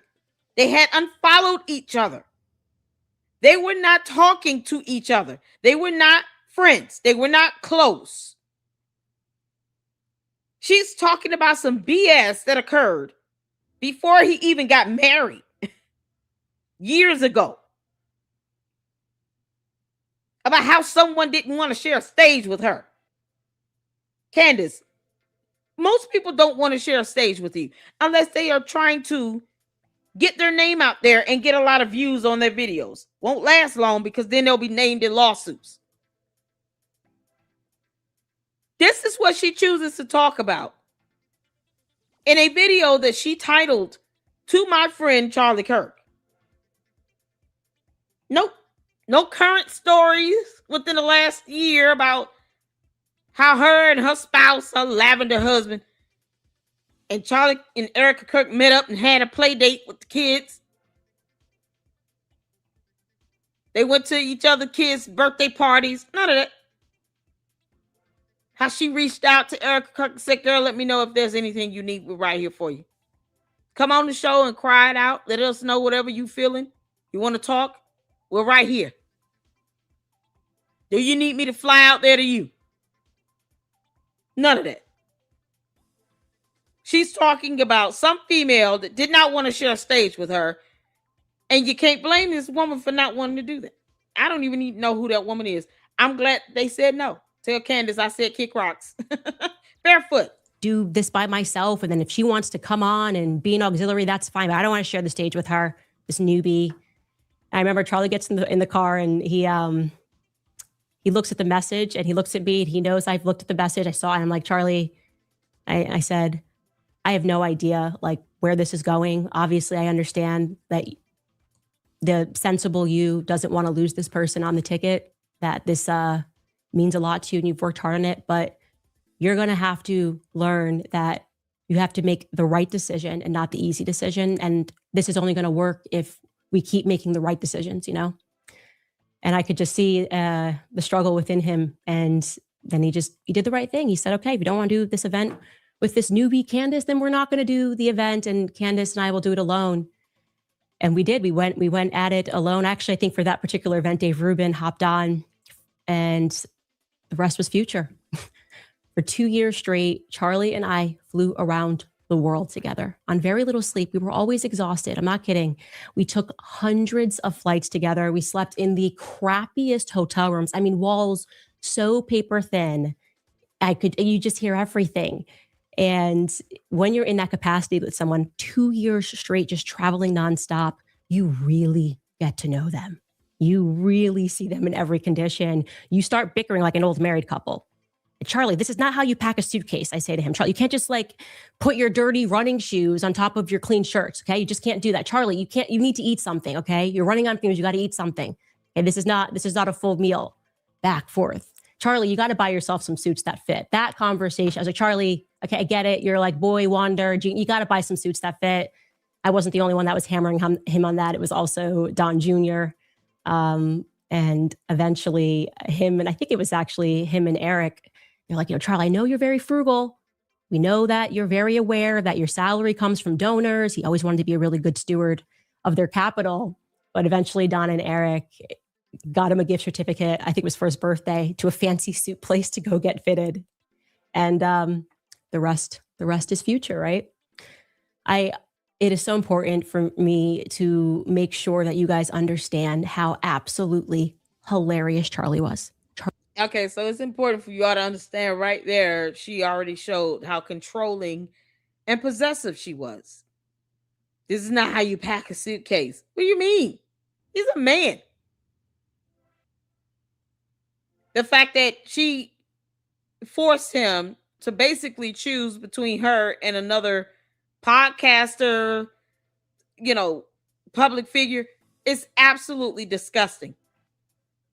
Well, if she doesn't want to share the stage with you, I'm not going to force her, but I'm not going to cut her off either. Whatever issues she has with you is between her, you, and God. But I'm not going to cut off any other connections either, because they don't get a good sense about you. We'll just do 2 separate events, and I'll have her up, and then we'll do some separately with you, and then that's it. Oh, make the right decision, Charlie. You can imagine her pressuring him to cut this girl off. You got to make the right decision. You got to choose me over her. You can't, I'm the one working for you and traveling with you.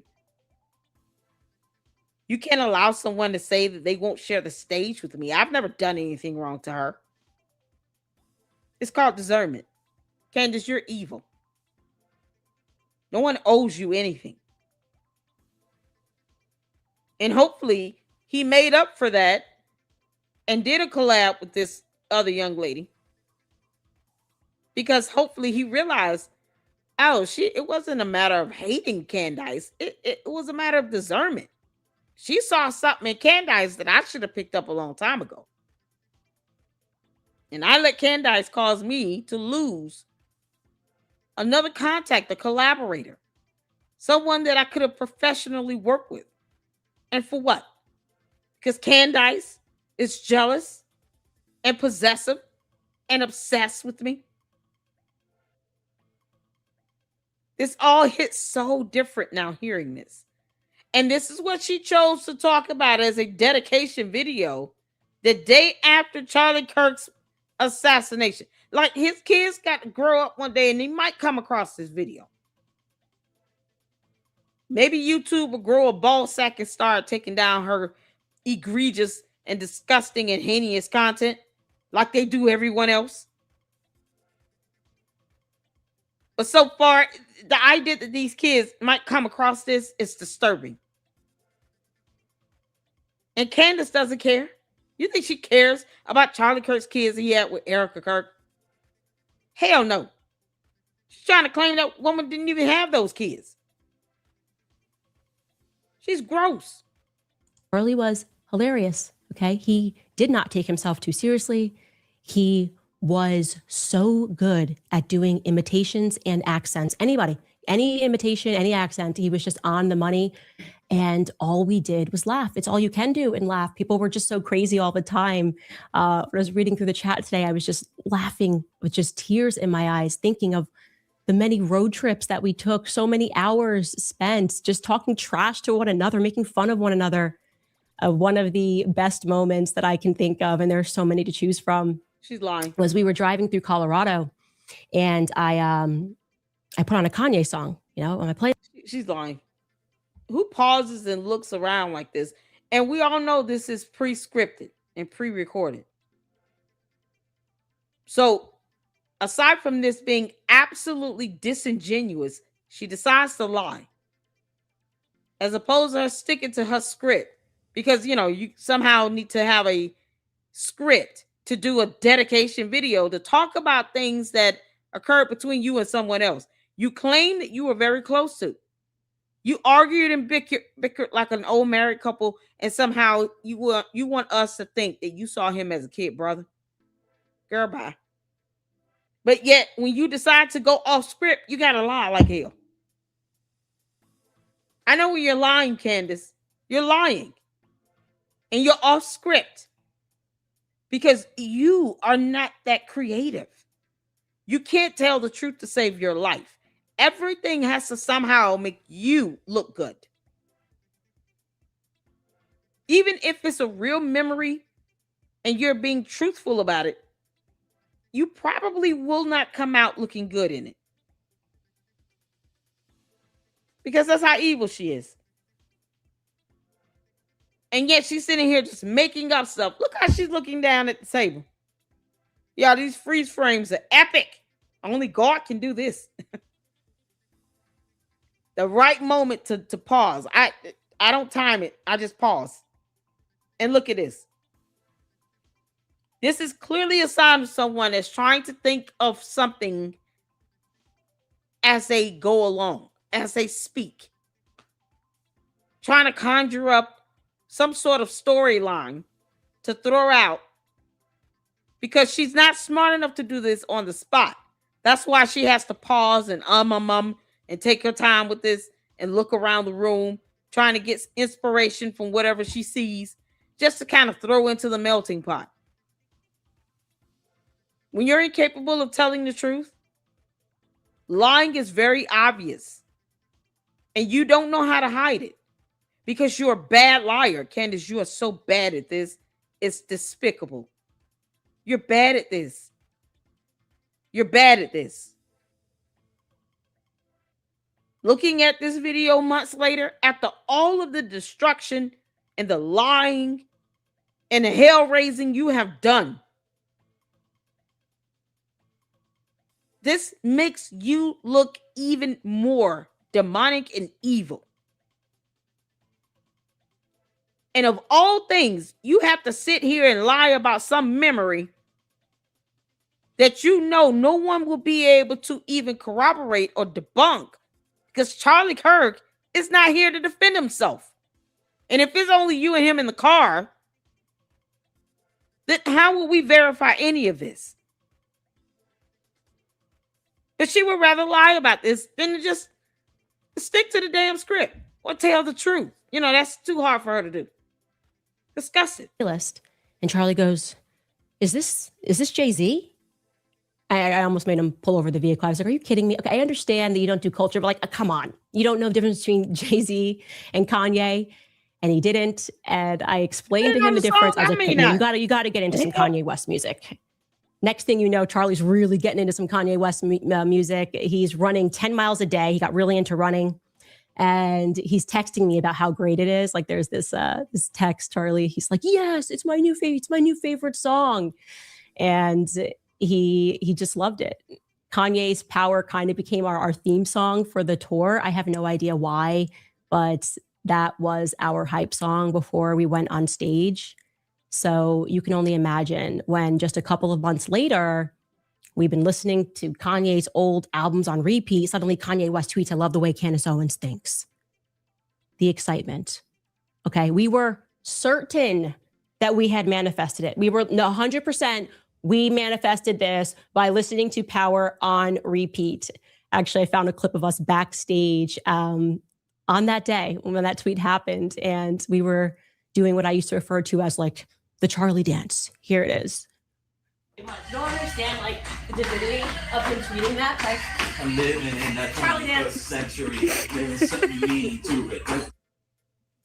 The era of Kanye. I can't even explain it because you really did have to be there. Charlie was my overly bright and sometimes really annoying kid brother. I was smart. She said he picked her like an old married couple. Now he's a kid brother. Overly bright, but he wasn't smart enough to pick a good wife. You know, The Bible states that he that findeth a wife findeth a good thing. And somehow, Candace, you dumb demon, you've managed to turn Charlie Kirk's good thing into a co-conspirator of a murder.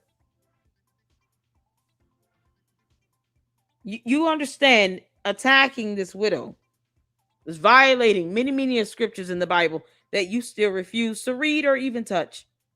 Candace, I dare you, take a photo of you holding the holy word of God for more than 2 seconds. Take a picture. Do a video of you actually holding the Bible and reading a scripture out of the Bible. I dare you. Go ahead, Candace. I know you're listening, you dumb heifer. Why don't you live stream yourself reading the Bible and then say a prayer? Because, you know, being able to hear demons squeal and all might be confusing to you. So go ahead. Why don't you put your hands on a Bible, read a scripture, and then pray to Jesus Christ? See how that goes. 1 minute he's a kid brother, another minute you're arguing and bickering like an old married couple, telling him how to pack a suitcase. Girl, that is nasty all the way around. You were obsessed with him and in love with him then. Smiling, going through my chat of how many times he would text me a picture and say, does this look cool? Does this look cool? Do I look cool? This is like just a screen recording of us talking about a pair of sunglasses. He's just sending me it. I'm like, nah, that's not good. Nope, that's not. No, send. Okay, that one's okay. That'll work. And this is actually one of my favorite photos of him where he said, I can just hear him when I look at this photo. I can hear him saying, does this look cool? He was wearing a pair of Yeezys that Kanye gave him, and he looked really cool. I thought they really suited him. I was like, yeah, you look really cool, Charlie.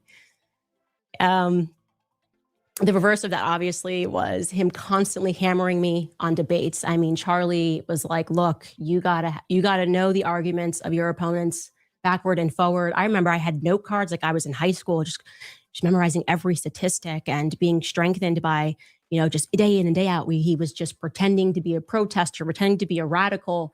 And he used to always say, iron sharpens iron. And we spent so much time practicing debating and really thinking through what our ideas were. Charlie never missed a meeting that he had. He wouldn't do that. He took that very seriously. It doesn't matter what the circumstance was, even if it was a hurricane. And one day there was literally a hurricane. I think we were in North Carolina, South Carolina at the time. I don't remember, but all the flights got canceled and we needed to be in DC by morning. And Charlie looks at me. He's like, we got to rent a car. We got to drive 8 hours. Totally insane. And one of the most fun road trips I've had in my life. Every single song was sung. Me and Charlie were always singing in cars. To show you, this is from that road trip.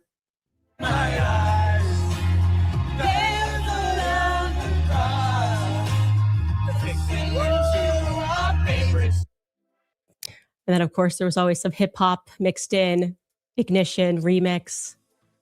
You look cool, Charlie. You look cool.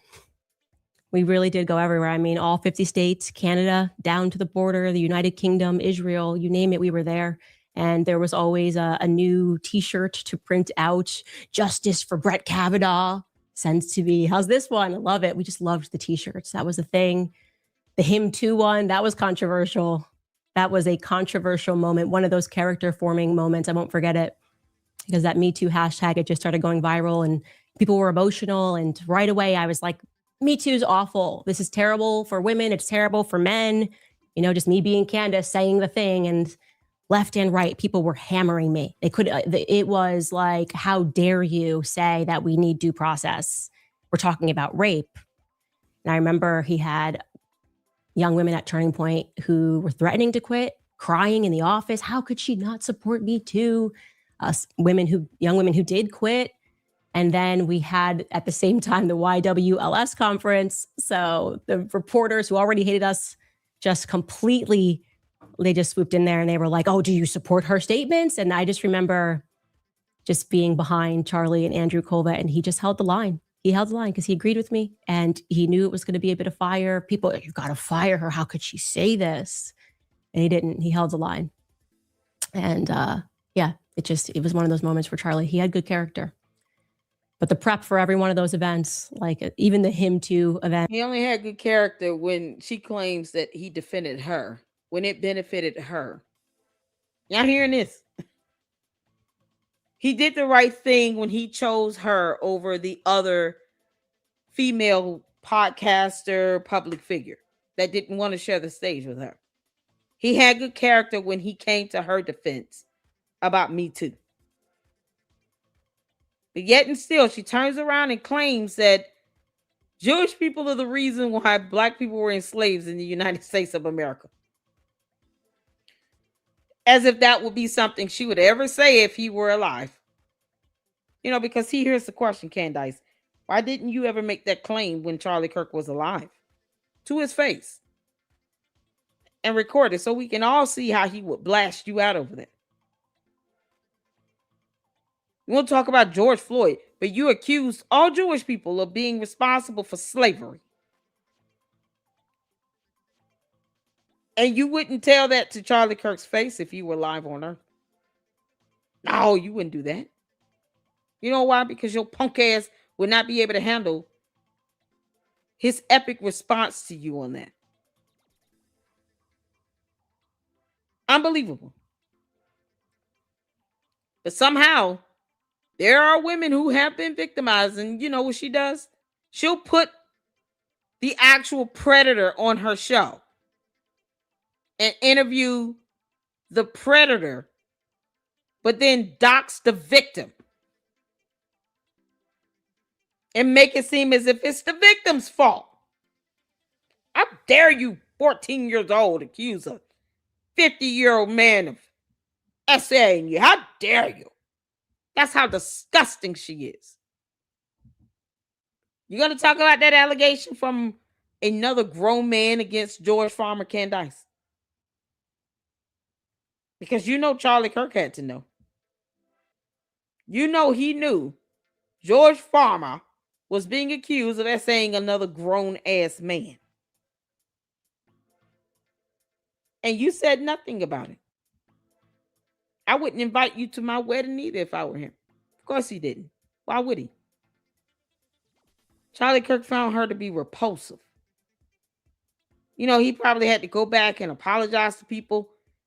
My apologies for defending Candace Owens. She's a piece of shit. Like, you know, she's evil. She's a demon. She was jealous and possessive. I found out she was texting one of my ex-girlfriends. Broke up my relationships. Like, you know, didn't like Erica Kirk. Then lied about, you know, me liking Erica Kirk. Like, she didn't like her. She never did. She just saw her as another obstacle in the way. Candace never cared about Erica Kirk. She was always jealous of her. And the fact that she doesn't even acknowledge his wife's existence in a dedication video to him is all the proof you need that she never cared about Erica Kirk. Candace was jealous from day one. You know that she had to have done a Google search on Erica Kirk. Saw that she was Miss Arizona, that she actually is smart and pretty. Candace had already did that background search. And she did not like Erica Kirk from day one.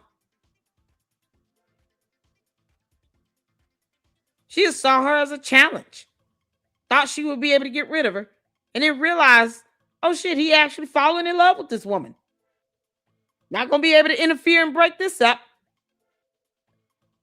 Because that's exactly what Candace had done in any other time. Interfered with that man's relationship. For the 19 months she worked for him. Admitting that you text messaged his ex for 12 months. As if he needed your help. When he was able to not only date Erica Kirk, but marry her. God, if you don't kick rocks. See, his marriage to Erica Kirk proved to Candace that she was insignificant to him. He only saw her as an employee. And when he tried to see her as someone that he considered a friend, she became possessive and obsessed and didn't know how to back off. You don't invoke yourself into his personal relationship, text messaging any female that he's dating, and then talk about, oh, I had to almost be a lesbian and just sit here and help him out. He didn't need your help with Erica Kirk. Funny how he didn't need her help with her. And that's probably why Candace is so angry and can't stand her, because he didn't need her help with Erica Kirk at all. I don't think he ever needed her help. She just went in this man's phone and was reading his messages because she's that damn possessive. But she got a whole boyfriend that she never talks about.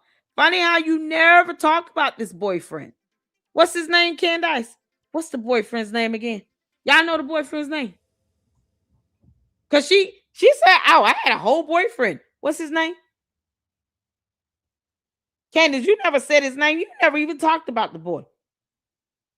You're the one keeping him a secret. Anybody know his name? Because I'm curious to know who he is. I would love to do an interview with him. Tell me how bad Candace broke your heart. Go ahead. Because we all know she was scorned. She wanted to be with Charlie Kirk. And then somehow George Farmer came in with all his money. And John Mappin probably was like, you know, you need to get your mind off of Charlie Kirk and stop obsessing over him, because he's going to marry Erica Kirk and you're going to have to get the hell over it. Let me introduce you to George. She knew who that man was before she booked a flight to the UK using Charlie Kirk's credit card without his permission. I have never... It's the fact that she doesn't even talk about the boyfriend. And yet, she claims she had a boyfriend. I had a boyfriend, so I could not have been jealous. You dumbass girl. Candace, this is how moronic you are. You're already an alien chicken head from another planet, you heifer. Only your cult members will believe that you can only be jealous if you're single. The rest of us here on Earth that have a brain and common sense, we all know that you can be jealous of anybody, even if you're married to someone else. That is so irrelevant. Having a boyfriend means nothing. And you're stupid if you think that we are going to believe that. You know damn well that it is irrelevant as to whether you were in a relationship with someone when it comes to being jealous of someone else. Your cult members know what jealousy is. They accuse everybody of being jealous of you. Somehow, jealousy in the definition of the term changes when it comes to you. Hell no, not over here. Not in the Lady Luck Club. No, despite whatever Candace wants to say about being in a relationship with a boyfriend that we still don't know who he is, we can't verify if he even existed or if he's real. She was still jealous and envious of Erica Kirk and scorned because Charlie Kirk didn't marry her. She was in love with him. She wanted to be with him, and he turned her ass down on every occasion. On every level. Probably was never really attracted to her like that. And he was being nice by actually trying to befriend her. Candace, it's the fact that you're demonic and evil that makes you hideous. You're an absolute ghoul. The audacity to think that we're stupid enough to believe that you could not have been jealous because you had some fictitious boyfriend that no one knows. You could be jealous regardless, you dummy. You could be jealous even if you're married to another man. You wanted what Charlie Kirk could offer Erica Kirk, and you couldn't get it. And since you could not destroy their relationship, and he refused to let you do that, he had to kick your ass to the curb. And then you didn't even get an invite to the wedding. Go figure. But she wanted everybody to believe I wasn't jealous of them. Oh, I had a boyfriend the whole time. So what? That has nothing to do with jealousy. The definition of the word doesn't change, Candace, because you want to lie about being jealous of Erica Kirk. You're still jealous of her. You're still jealous of her. To the point where now you're defaming her and stalking her. Good grief. Candace is every bit of basic instinct type of crazy. At some point, you know, some poor bunny rabbit. Hopefully we'll be able to get away from her. If not, man, the price that they will have to pay because of Candace Owens' dumb jealousy. Staggering. But all this helpful can talk about is somebody beheading a cat. And it was always Kanye. Here it is. Creativity, purity, and honesty is honesty. Being clouded by my own thoughts. Reality is catching up with me. It's my image now I'm fighting for custody. Just literally The me, hell? Charlie, and Sarah, who was his assistant at the time, just playing the hype music. Charlie and I fought a lot of battles together. I mean, of course, who could forget the infamous day that we got chased out of a Philadelphia restaurant by Antifa, and they threw water and they threw an egg on Charlie. We were just amazed at how quickly they had assembled once they found out what restaurant we were at. But I want you to watch him here, like even in this moment of Maybe, Arnie. shock and adversity, he finds a reason to smile, and it's incredible. Take a look at this. Yep.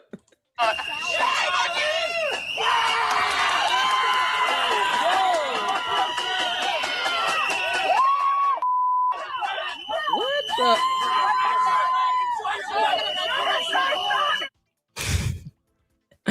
That was Charlie. That was Charlie, man. That was always his main thing. Be a happy warrior. And he was a happy warrior. And we were happy warriors. And we laughed a lot at the protesters, the absurdity of the protesters always. I personally think some of the protesters liked that Charlie and I were making light fun of them. I don't even know what campus event this is, but I love this video. Yeah, it's funny how those same people now support Candace in her tearing down Charlie Kirk. These same people, let's go back to it, because I'm glad you brought that up, Candace. These are the people that support Candace now. These people that were throwing eggs at him and never liked him are now supporting her dumb ass. You can't make this To up. smile, and it's incredible. Take a look at this.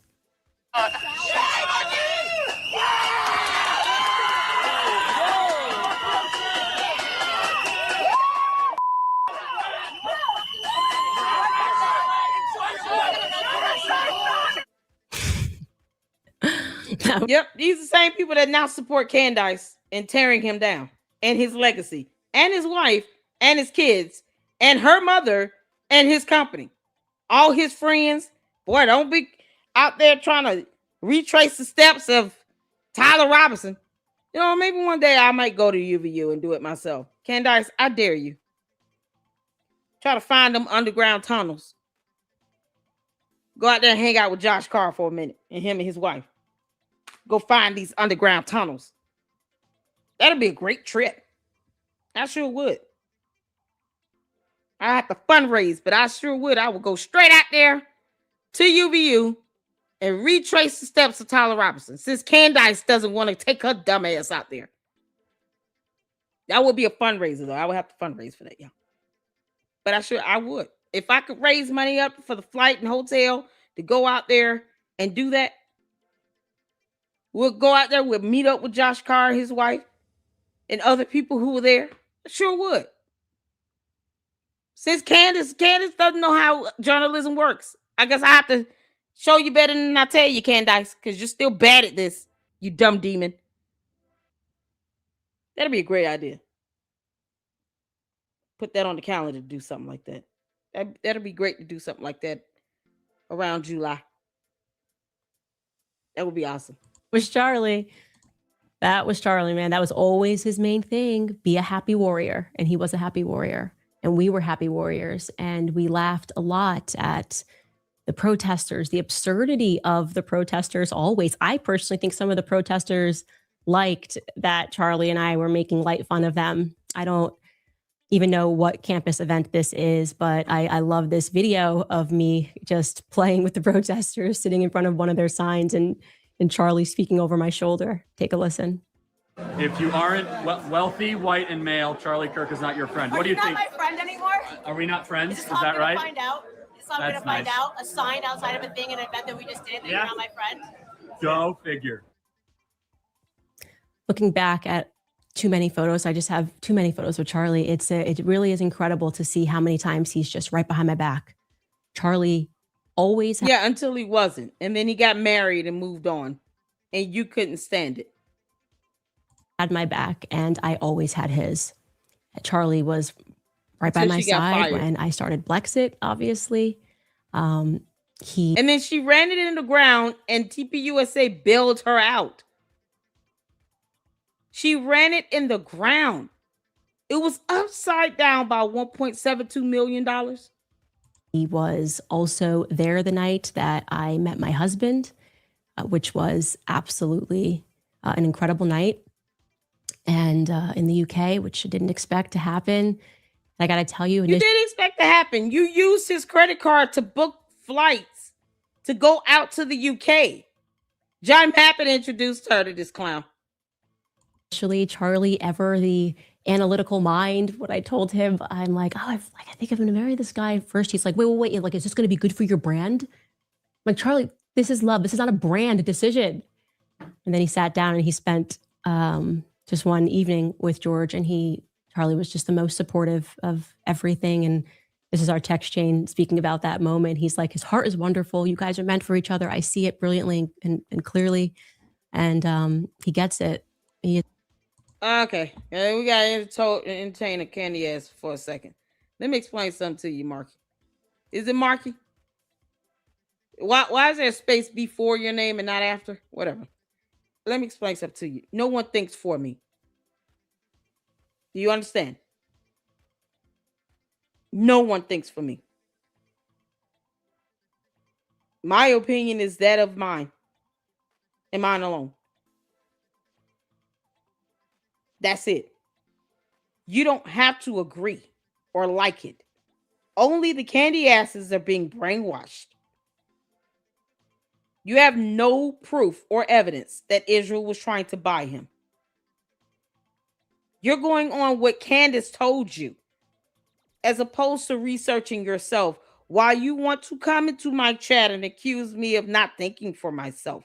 The hell you talking to? You had the right one today. Don't block him. Who you talking to? Candace don't pay my bills. I owe her nothing. And it's so funny. The candy asses are the ones saying that I should be getting $7,000 from Israel. Where's the money? You want to talk about somebody buying somebody?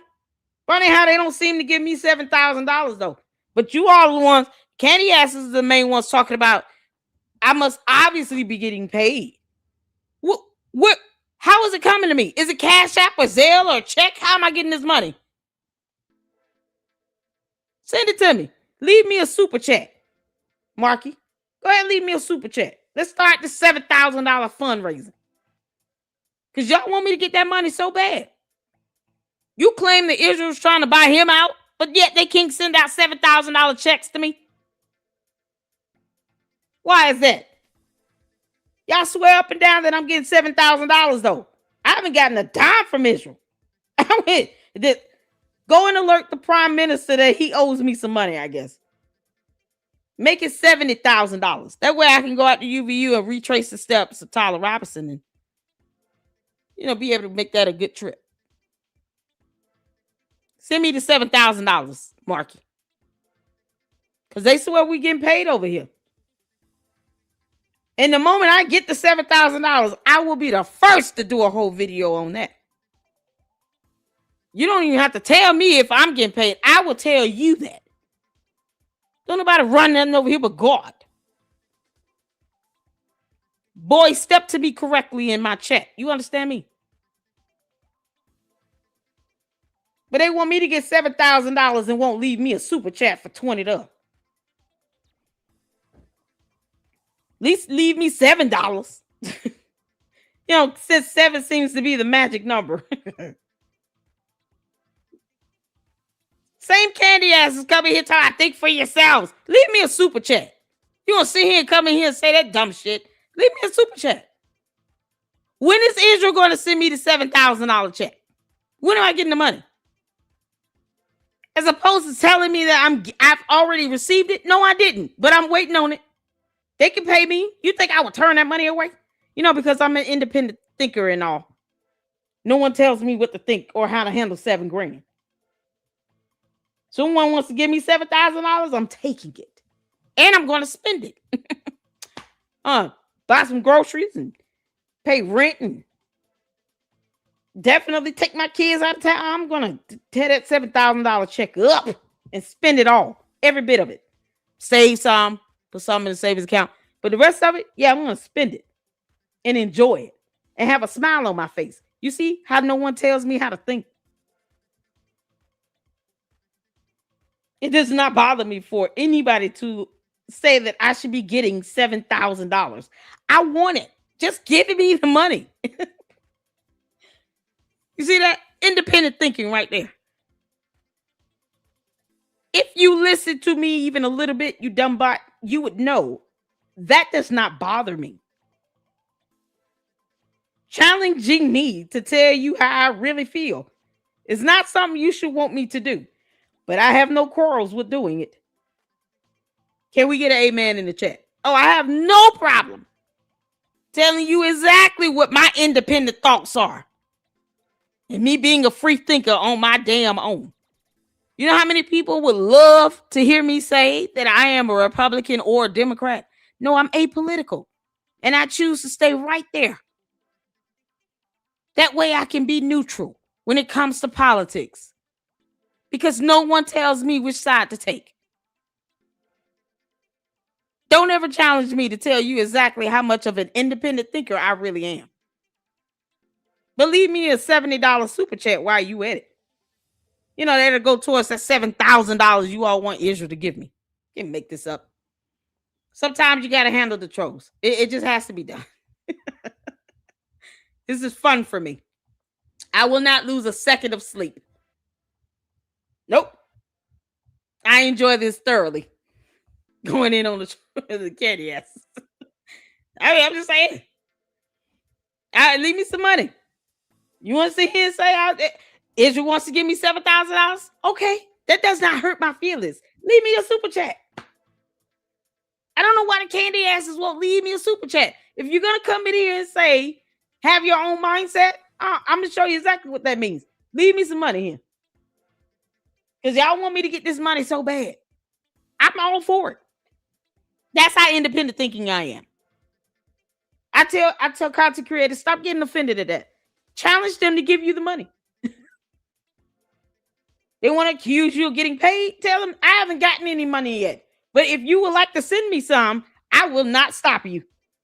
And guess what they do? They go away. They don't even come back in the chat. I have yet to see a candy ass actually leave me a super chat. But they accuse me of actually getting paid money. Where's the money at? Show me the money. How is this coming to me so I can expect it? I'll take a Zelle or Cash App. You can Cash App me $7,000. I mean, hell, send me a Zelle. Send me a bunch of super chats. However that comes, I'll take it. It does not hurt my feelings. They want us to have an issue with that. Child, please. No, I don't. I have no problems with that. I want the money. And they sit here and say they was trying to buy Charlie. How? They won't give me $7,000, but they'll buy Charlie. That's so unfair. Jesus loves all of us equally. You mean to tell me they would be willing to buy Charlie, but they won't give me $7,000? That's low end to me. Lady Luck Club is absolutely priceless. I am not for sale. But if they want to put $7,000 in my pocket, I will take the money and spend it. And me and my kids would go out of town to Universal Studios. I would buy lots of groceries here because they eat a lot.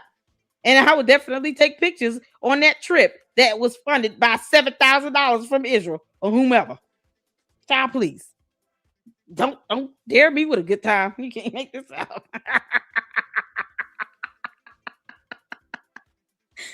Don't threaten me with a good time now.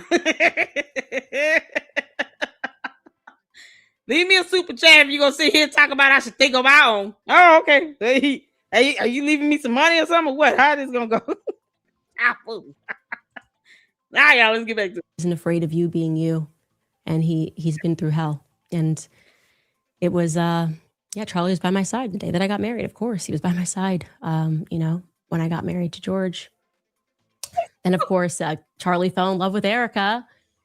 That entire journey to me when I was reading through the text is so funny because it was exceptional. I was always leaning into Charlie's analytical mind and making fun of him. Like, oh, well, all we need to do is get a plan. You love Erica?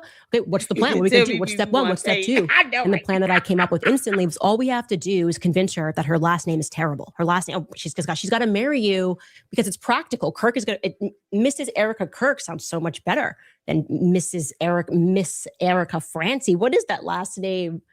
It's a practical decision. This is the text chain from that. Charlie and Erica Kirk, he says, it's going to be the power couple of the century. I need to continue to pray about it. I said, her last name's dumb. She literally needs you to propose. It's way too complicated. He said, I'm going to tell her it sounds like a sneeze. It's horrible. And then I wrote, marry me. It's a logistics thing. That's just who we were. Always making fun and always wanting to know what the plan was. And obviously it worked, you guys. It worked. Our plan worked. We broke Erica down. First came the name shame, then came the wedding, and then came the children. You know, Charlie really loved Erica from a time reading through the text today. Just loved her. He loved his family. He really did. And I just want to say, Wow. It took all the way until the 19-minute, 23-second mark for her to even mention Erica. The rest of this damn video is about him and her before they got married.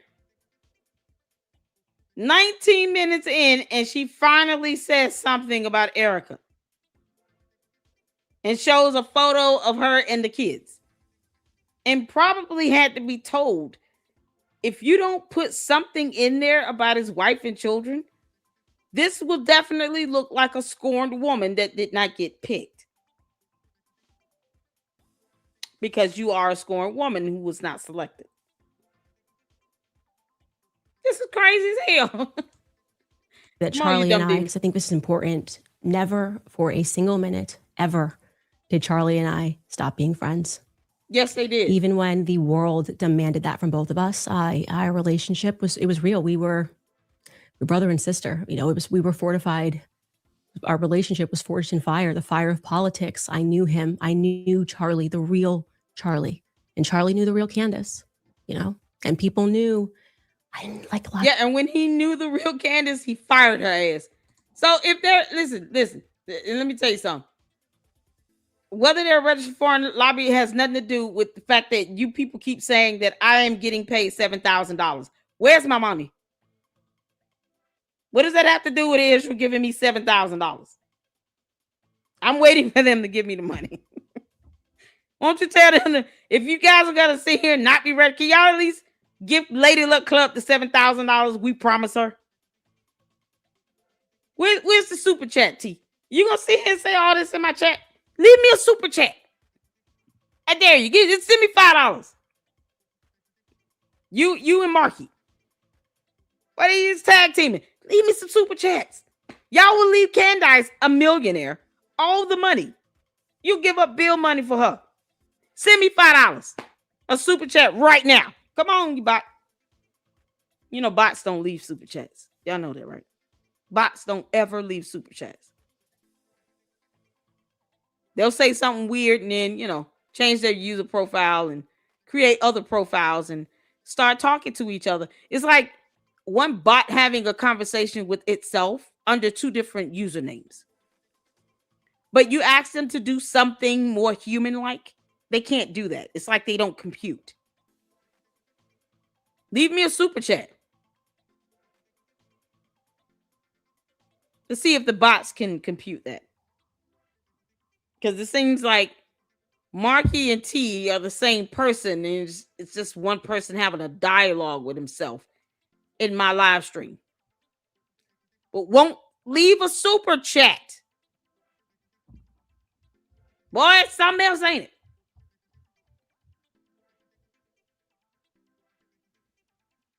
Nah, I just want a super chat. Did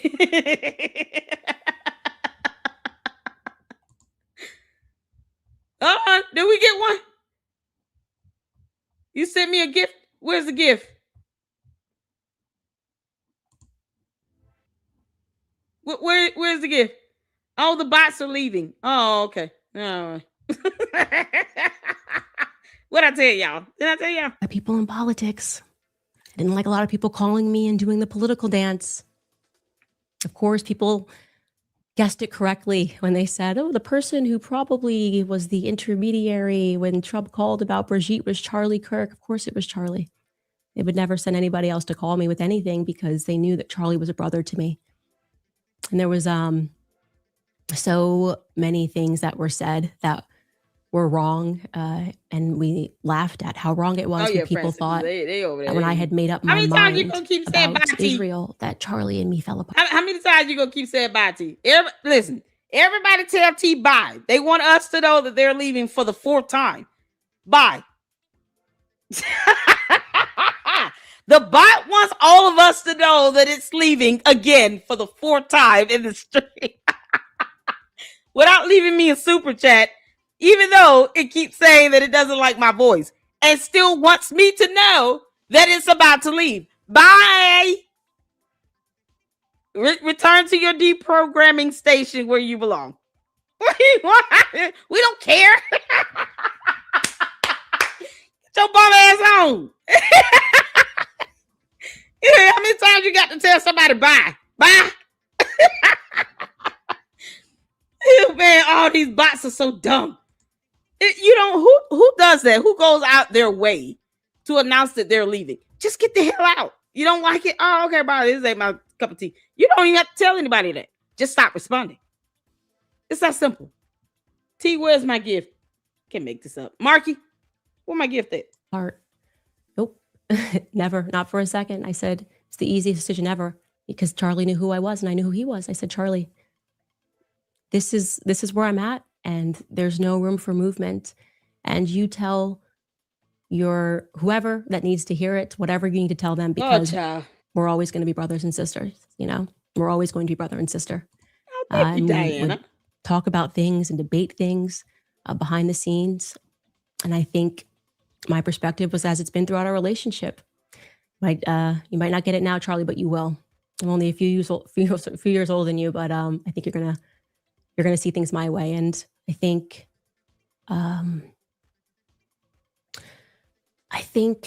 in the end, Charlie was going through a spiritual transformation. I don't think it. I know it. He was going through a lot, and there was a lot of pressure. And it's hard for me to watch the people who were pressuring him, I don't know, just say the things that they're saying. You know, there's something about it that just feels really... Here's where it all starts, right here. This is supposed to be a dedication video to him and his legacy. And here's where it starts, with the lie and the weaponization of his assassination. Right here is where it starts. Shout out to Diana Cooper for the $2 super. Love your show. Thank you so much. I appreciate that. And APAC. Let's get that information up. Shout out to Miriam. APAC doesn't have to register because it's a foreign entity. APAC stands for American Israel Public Affairs Committee. T, what was that about something being foreign and you're still an idiot? The bots, love to project how stupid they are and then tell everybody bye 5 times while it can't look up the acronym APAC. Go figure. So T, you're stupid. You're a dumb bot. Candace, your dumbass bots need to be upgraded. They are as dumb as you are, if not worse. They won't even Google acronyms, even to see if they're required to register. I love how you guys just, you know, put the bots in their place because they're so dumb. How you doing, Cheryl? How y'all doing? How you doing, Cheryl? What's going on? Hey, Heather Rose, how you doing, honey? You all right? Thank y'all so much for holding it down. Grim says she's faking tear voice but can't make them fall. Yeah, you know, them tears was like, we're not coming out today. We're not in the mood. Candace can't cry on cue to save her life. That's why it's sometimes hard to believe that she actually gave birth, because that would require for her to feel something. Pain, emotions, sadness, happiness, anything. She doesn't have a soul. Good grief. Shout out to you. Angie says, I'm a researcher and a skeptic. I rarely believe anything I can't find proof for. Exactly. But this is what the bots do. They come in and they say dumb things. And then, you know, throw a tantrum and then call you, you know, try to say everybody else is an idiot when they really are. And then when you don't sit here and conform to them, they forget they're not in Candace's pre-recorded video. No, welcome to the Lady Luck Club, where I don't play that shit. This is not Candace's YouTube channel. This is mine. You got people that'll look up something in a hot minute over here. Fantastic lucksters and mods that keep it running and keep it flowing. We don't need to do misinformation in line when you can just Google and have the correct information. Whether you agree or like Charlie Kirk or TPUSA or not, you don't have to. No one's forcing you. Well, why come in here and talk about AIPAC and Israel and all this other stuff and how I'm getting $7,000 that I'm still not getting and I'm waiting for it? Like, why even go through all of that? It's stupid. Child, please. That's how you know these dumb bots have nothing else to do. Is she? Oh, Lord have mercy. Candace, you getting pregnant is not going to change anything when it comes to these lawsuits.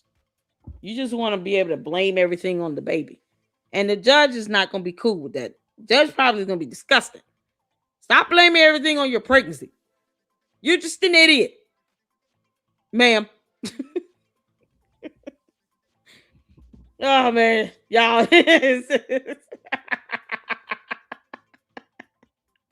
I can't believe this girl had a kid. Child. Now she's about to have a fifth one. Ugh. Fake. Feels really fake to me.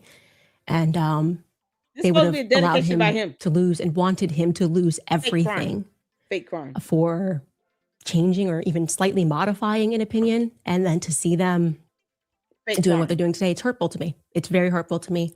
This isn't about you, you dumb narcissist.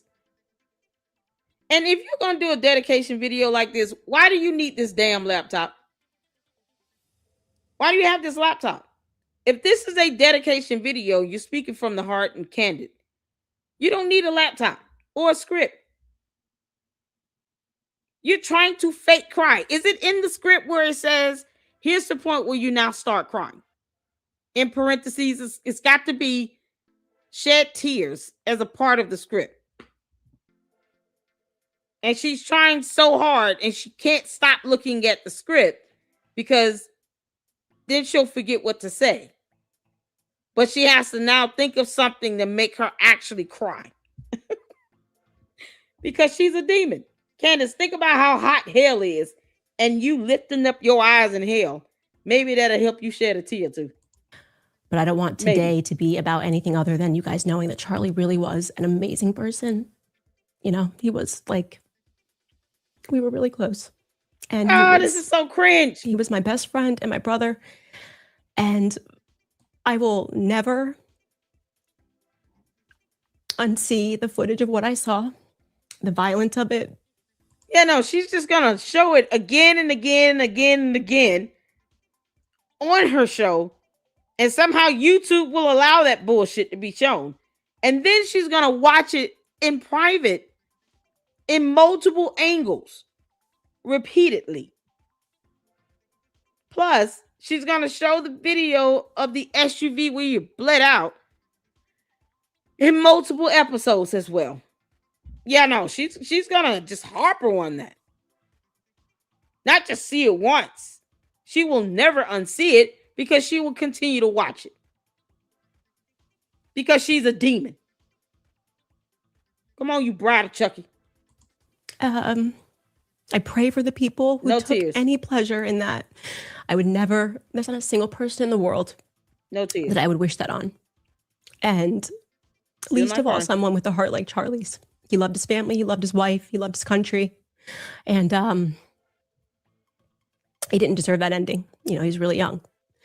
But I know that Gosh, we she will had to carry the squeeze torch. that one tear. I will never allow the memory of Charlie to be forgotten, obviously, because No, she's just going to destroy it. She's going to taint it, destroy it, lie on it, and then use it to funnel in $50 to $60 million. Plus, somehow still maintain sponsors. What the hell are they doing? Hidden Valley Ranch should be ashamed of themselves. You're still helping her with moo cows and meat. And yet you know she's weaponizing the death of someone. Making his widow a target even the more. Tried to dictate how she should grieve. And the length of time. As if she gets to control that when she doesn't. And the sponsors are cool with this.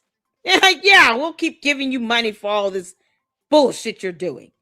Your shenanigans are keeping us wealthy. Never mind, it's at the expense of an innocent woman being stalked. Candace commits a felony, they don't care. She causes her to catch more death threats and kidnapping threats, not just against Erica Kirk, but the two children. And the sponsors are cool with that as well.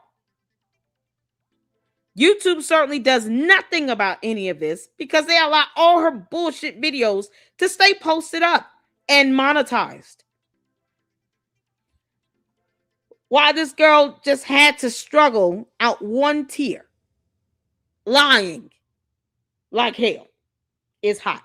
there is no Candace without Charlie. You know, we came up in politics together. And so I don't know what else to say, guys, other than I'm in a lot of pain right now. And I love you, Charlie, and I'll see you when I'll see you. I love you very much. Thank you, guys. Girl, you are pathetic. You know what she did after that? Let me wipe this one tear. All right. Who wants a sandwich? Disgusting. Disgusting. Let me wipe this off while we fade to black. I love you very much. Thank you, guys. All she did is just wipe that tear off. That's our hand, go towards her face, and that's it.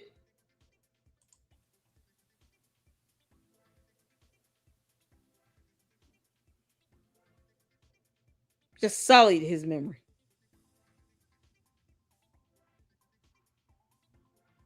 Now his wife got death threats and kidnapping threats. Candace, you're the worst. So here up next, we have an interview. Shout out to Jay Witt. That is now uploaded and posted to the members only channel that Candace Owens did with Charlie Kirk with PragerU. Before we get into this, thank y'all so much for tuning in for our marathon today. We're going to be ending this at 8 o'clock. So this might be the last video we get in. It is a little bit over an hour long. Yeah, it's an hour long. So this might be the last one we get in. We'll see what the timing is. But I don't think I've seen this. So this will be my first time watching. All right. So I will not be pausing and stopping as much because for me, first time listening and watching, I want to be able to actually hear and see what's being said here and kind of gauge the conversation and then give my commentary at the end. Shout out to all of you all tuning in. Hit that like button. Don't forget at the end of the live stream to hype this up. And you guys, make sure you go on the other videos and hit the hype button. Hit the hype button so those videos will stay up there in that algorithm. Hype those videos up for me. That would be an absolute blessing. And I appreciate you all so much for that. Let's see. We got in a few more supers. Oh, my goodness. Oh, let's see here. Did we get in the March on sent another $5 super? That Russian cookie interviewer has got to be kidding. Candace hates everyone. She has even said as much openly and without hesitation. Exactly. We have the thumbnail. We snipped it of Candace saying, I hate everyone. So if anything, Candace is the one that's full of hate, double hate, loathe entirely, and more hate. She's the only one that sits here and expresses how much she hates another human being. Because she's a demon. A retarded one. Can make this up. Shout out to you for the 5. March on with the $10 super. March on has got to be the sponsor of the stream today, you all. You're a rock star. Thank you so much, March on, for the $10 super. I finally retired from my job of 30 years. Now I can be a full-time grandpapa. Oh, my granddaughter has to help me navigate the YouTubes. I wanted to celebrate with y'all. P.S. Candace Steaks. Thank you so much. Oh. That is absolutely adorable. And enjoy your time with your granddaughter. Thank you for hanging out with us. I'm honored. I appreciate that. And I'm sure it is an absolute blessing to be retired. Oh, man. One of my godmothers was able to retire from being a federal judge. She retired last year. So I'm sure retirement is a whole new phase of life that should be embraced. Embrace it. You no longer have to get up and go work for anyone. Get to do what you want to do. You want to hang out or work in the garden. Do a whole nother profession. You can do that. God bless it. Thank you for hanging out with us. And thank you for the $10 super. And we got Diana with the $2 super. Love your show. We love you too, honey. I appreciate this so much, you all. Y'all ready to get into this interview? Thank you all so much for hanging out with me in our marathon. As always, if y'all need to go get something to eat, something to drink, all the Luxes, Mars, everybody, if y'all need to go get a break in, by all means, we'll always be here for the replay. All right, let's get to this interview, you all. It's my first time seeing this. This is the interview with Charlie Kirk. I guess she's interviewing him. Symbiotic nature, so he would be good to talk about that, like the symbiotic nature of man and woman. Are you guys ready? Yeah. All right. Hey, everybody. Welcome to a brand new episode today. I am super excited to be speaking with the man, the myth, the legend, Charlie Kirk. Welcome to the show. Hello, Candace. I love this. Do you love this? Congratulations, first of all. This is amazing. This is like my own little cave. Yes, the cave of freedom. Yes, the cave of freedom. Oh, we have so much to unpack. People were super excited to write in questions. I basically posted on Instagram, if there is anything that you've ever wanted to ask Charlie Kirk and Candace Owens, what would it be? And I got over 22,000 responses. Wow. It was like an AMA in real time. Yeah, it was insane. And my favorite, by the way, here it comes. My favorite question that I got was, who is Charlie Kirk? Well, so you know what? I'm going to take that in the more metaphorical way. Like, tell me the soul of Charlie. I'm going to pretend like they didn't know who I was. Right. So just for self-confidence purposes, tell me who the real Charlie Kirk is. No, it's a good place to start though, because a lot of people don't know how you ended up here. People were asking me where you went to undergrad. And I said, wow, people don't actually know. I went to Prager University. University. That's where I went. The best school. Well, first of all, what a treat it is to be here. Awesome. And you're doing amazing as always. So who am I? I'm from Chicago. I'm 25 years old, luckiest 25-year-old, I think, in the country. started Turning Point USA when I was 18. Why? I felt like we were losing our country. And I still feel like in some way we are. I think we've made some good changes over the last couple of years. And I saw in my local community, my high school, students that would be inherently conservative, something similar to kind of what we always talk about, but they would never use that word. They believed in hard work, they believed in the country, but they would also just all of a sudden automatically identify as liberals and as people on the left. And that bothered me. And I was always a more conservative, patriotic, unusual high school kid, I guess you could say, that would read every historical political book possible and, have, debates and dialogue with my teachers. Of course, Charlie would be debating with his high school teachers, is what all my friends would say. Anyway, started this. I had no money, no experience, no connections, and no idea what I was doing, but took a little risk in June of 2012. And here we are now. And, you and I have been working now for what? Together a year and a couple months. That's and right. It's just been amazing. And you've contributed tremendously and greatly from taking Turning Point from one level to just an exponential level higher. And Let's actually take it back, because there Sure. could be people that are watching this that actually don't know what Turning Point USA is. Oh, wow. And I Okay. think it's really important that, Sure. that we explain what it is that Turning Point does and why it's necessary right now in this country, especially as we're talking about launching, as we have Turning Point UK. Yes. So for those that don't know, Turning Point USA, we're a nationwide student activist movement present on 1,400 high school and college campuses across the country. In short, the mission statement is to educate, empower, and organize students around three really big ideas: that America is the greatest country ever to exist, that the Constitution is the greatest political document ever written, and free enterprise capitalism is the most moral, proven, and effective economic system ever discovered. Those are the three really overarching themes. And even more simply, we believe that we're in the midst of a culture war. This is something that Prager University and yourself and Dennis, we all agree that the stakes could not be higher of these ideas and the consequence of whether people believe in them or not. Because if we have an identity crisis as a country and we can no longer agree that we live in a great country, that country will cease to exist. Well, here's what's interesting. So everything that you just said, empowering, educating students, doesn't really sound that controversial. If I Google Charlie Kirk and I get hits back, you sound pretty controversial. Yes. Right? I've seen articles saying that you support white supremacy. You're not doing a good job, by the way. Hiring me was probably Can not. you vouch that I'm not a white? Can we put it on the record, I'll Candace? just say you're not doing a good job. Okay, Yeah, okay. You're sucking at it really badly. Okay. So it says that you support Nazis, that your group, and especially with this launch and moving overseas, Yes. that you're bringing this darkness to Europe. So why is that the interpretation? If what you're looking to do is talk about conservative principles, it Sure. shouldn't be that Well, complicated. it's intentional demagoguery by the left. Instead of trying to have discussion or debate or dialogue and say Charlie is incorrect about these things, it's much easier to defame people. Right.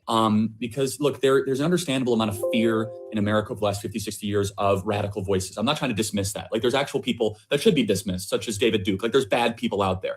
But it's easier for the left to be able to say Charlie's a bad person and Charlie is incorrect. Right. And unfortunately, there's an entire political party built around this. There's an entire part of the American political discourse that is built around this entire viewpoint, which is to defame, demagogue, and discredit instead of disprove. Right. And that's such a sad indictment of our country, isn't it? Because it wouldn't be that, like, oh, Charlie is mistaken on free market economics as of why. Instead, it's you're a terrible person, you're this and you're that. And the idea is to not allow people like you and I to even get to the campuses. Exactly. And the truth is, it's because they know that if people hear us, they might agree. How many times, Candace, and for your audience to know, Candace serves communication director of Turning Point USA, came on our team in November and has just been so amazing and so instrumental in so many different ways. And we've done how many campus events? Countless events and campus events together.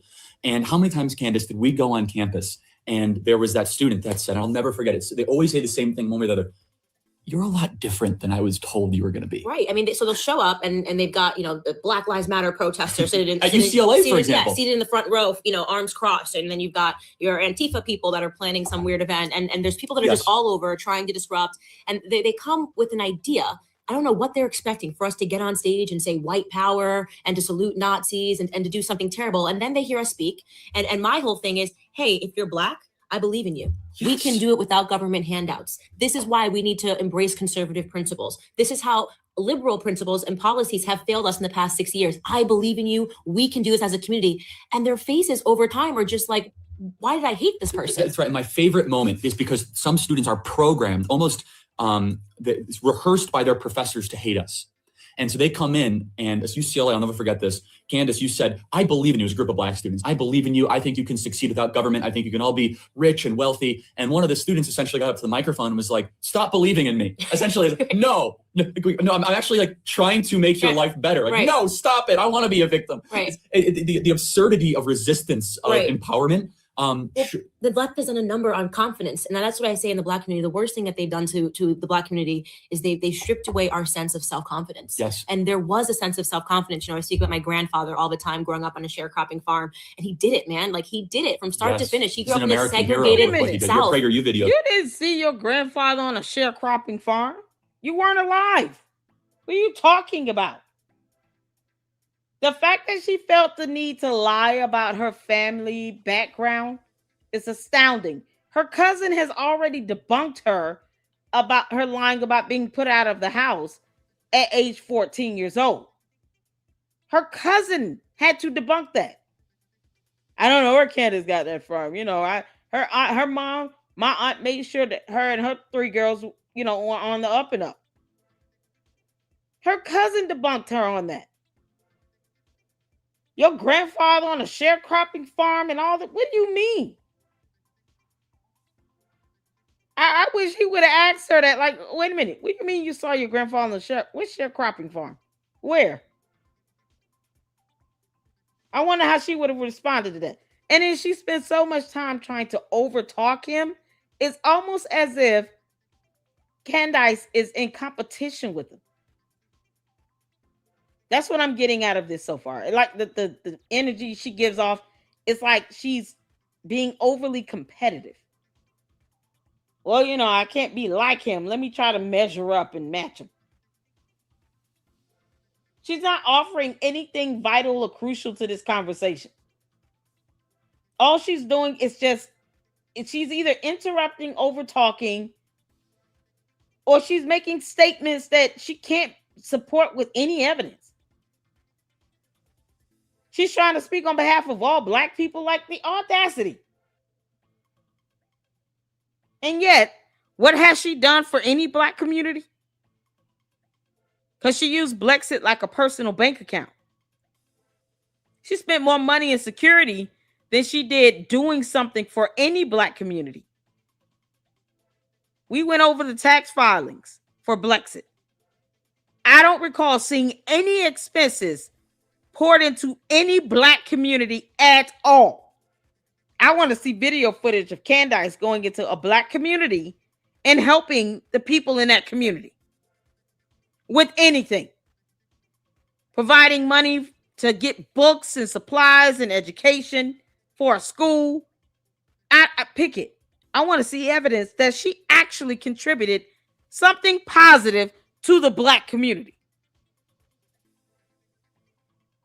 This heifer weaponized this so-called Black struggle that she thinks she went through, talking about sharecropper farms and things she never witnessed, lying about her background so that she can get sympathy. And for what? Now it's how I'm embarrassed to say that I ever even supported Trump, and I never ever agreed with these people that are conservatives, that are MAGA supporters. She don't know what the hell she wants. And here, right here, you can hear this. The way she's carrying herself and conducting this whole interview. Like, you're either going to shut up and let him talk or not. What the hell? Candace is rude.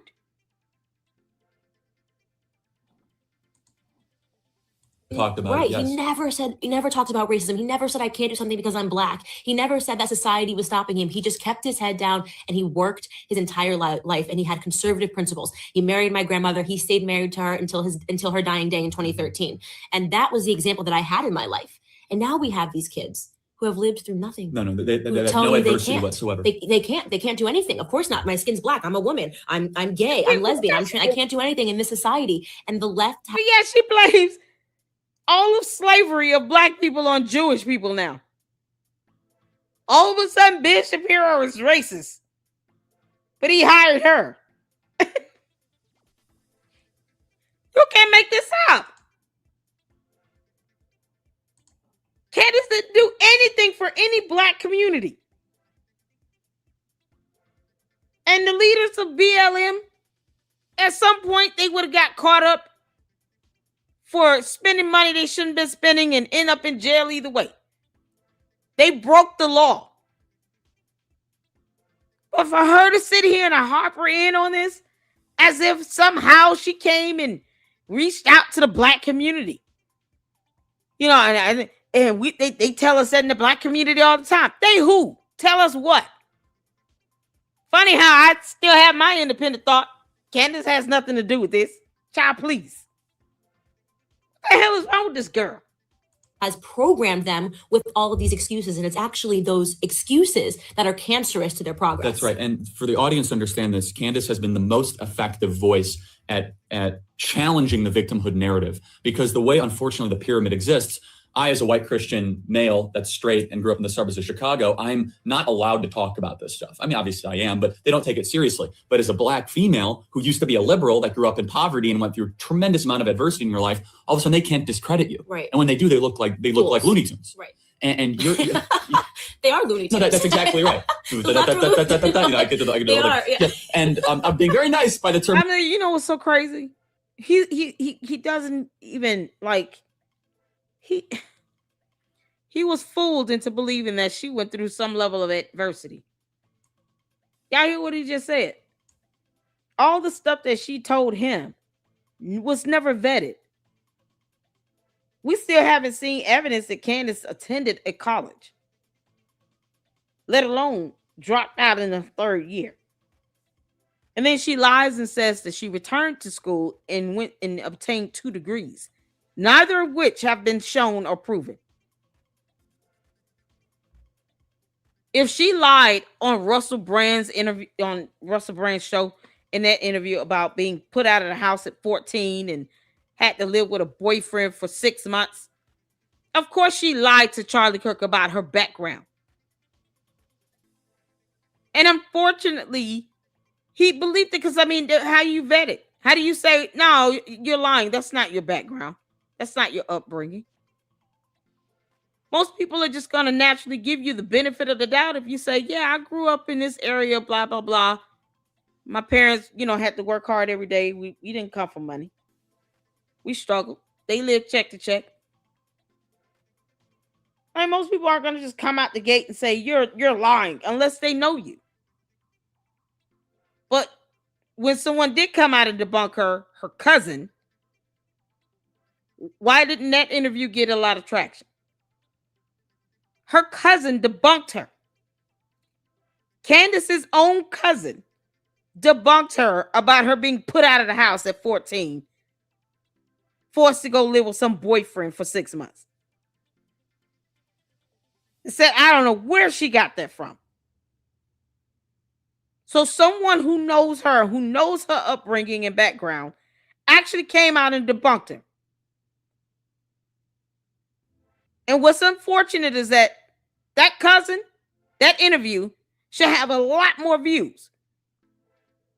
And so that people can see you had someone that actually was willing to come out and debunk your behind.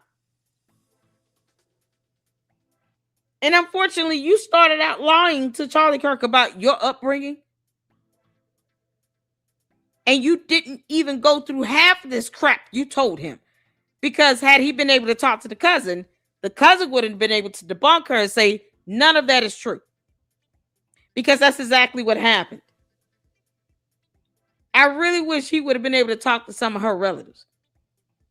Christian male that's straight and grew up in the suburbs of Chicago, I'm not allowed to talk about this stuff. I mean, obviously I am, but they don't take it seriously. But as a black female who used to be a liberal that grew up in poverty and went through a tremendous amount of adversity in your life, all of a sudden they can't discredit you. Right. And when they do, they look like Looney Tunes. Right.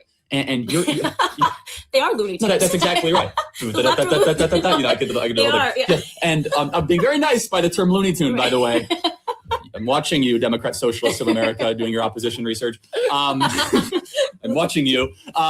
But you're so effective at it because if they dare challenge you and they come on a college campus and they say, Candace, I'm super oppressed. You could basically say, okay, if we want to have the oppression Olympics, I'm going to win. I'm going to win. Gold medal, Don't do triathlete. Don't do it. You're the Jesse Owens of oppression Olympics, Yes, right? Being Candace related Owens. to him, by right? the way. There you go. Yes, I am. And I'm telling you, they don't want to play that game with No. me.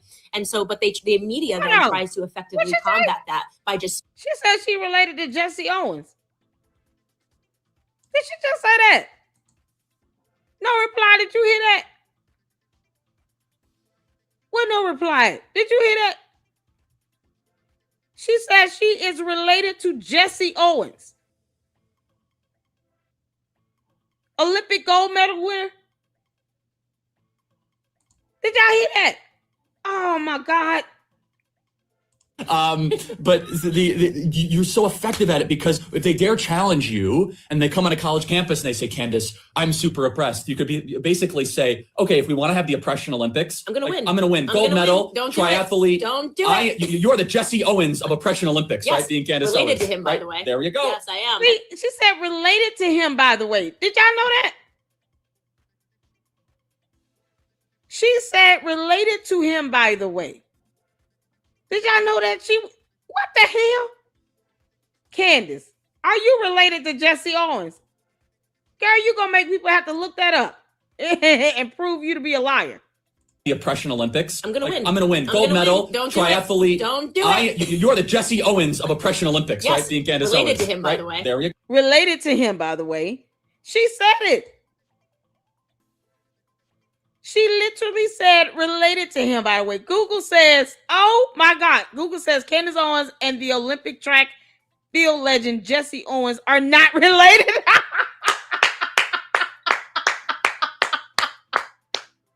Candace, you lied like hell. Candace lied like hell. She just said I'm related to him, by the way. Candace, are you serious? I hope he did not take her serious in this. Candace, you really lied like hell in this. The oppression Olympics. I'm going to win. I'm going to win. Gold medal, triathlete. Don't do it. You're the Jesse Owens of oppression Olympics, Yes, right? Being Candace related Owens. to him, by the way. There you go. Yes, I am. And I'm telling you, they don't want to play that game with No. me. And so, but they And you said, yes, I am, and confirmed it. And yet, somehow, you couldn't reach out to Jesse Owens. Oh, this dumb liar. You could reach out to Jesse Owens and say, hey, man, I got one more year of college to go. I'm somewhere here on a college campus. I've told everyone University of Rhode Island, between you and I'm at home. But I have to drop out because I don't have any money. I don't know if you know, I grew up in poverty and stuff.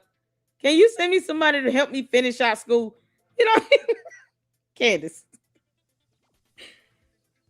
Oh, God. It's like Umar saying he's related to Frederick Douglass and Marcus Garvey.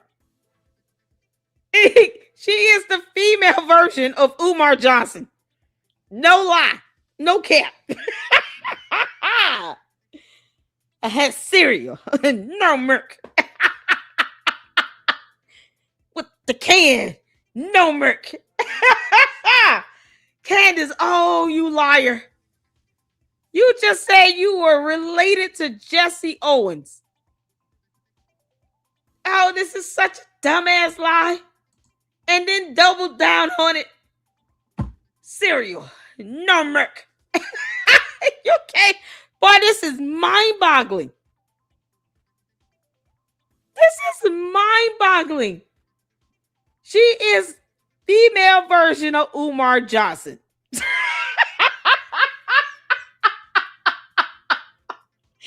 Candace said that she is related to Jesse Owens.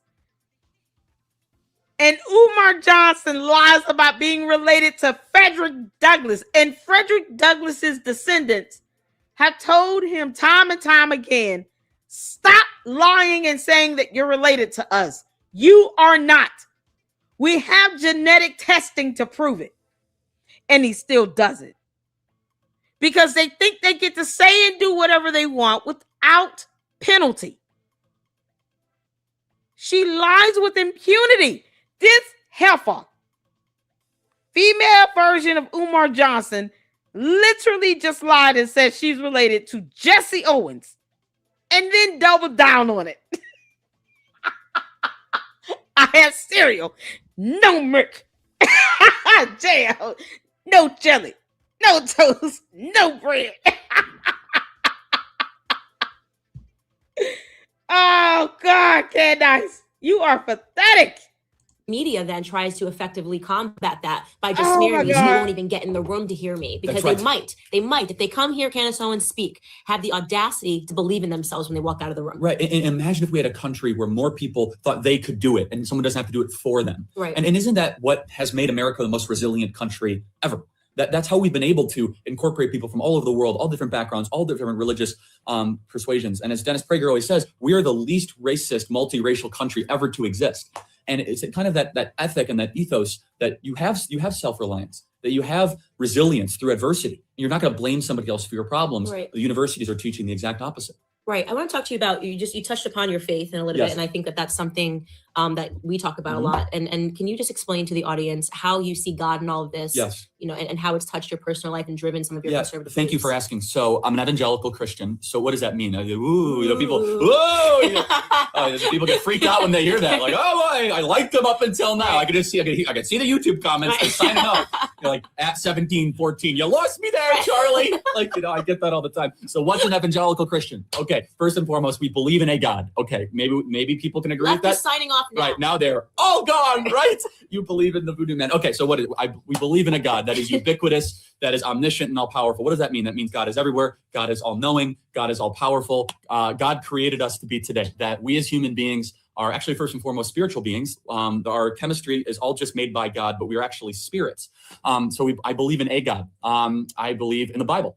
I believe it's the greatest book ever to exist. For 5,000 years of history, over 34 authors, 66 books. And then I believe God came in human form. And this is why I'm a Christian, evangelical Christian, that God came down as a gift for us broken humans to be able to accept this gift and his son, Jesus Christ. And that is, as talked about in the Bible, it created the Trinity. That God is the same God, but think of it as the analogy I use. Think of it as water. So water can be liquid form, water can be in our air, and water can be an ice cube. That's God, the Father, and the Holy Spirit. Same God, three different parts.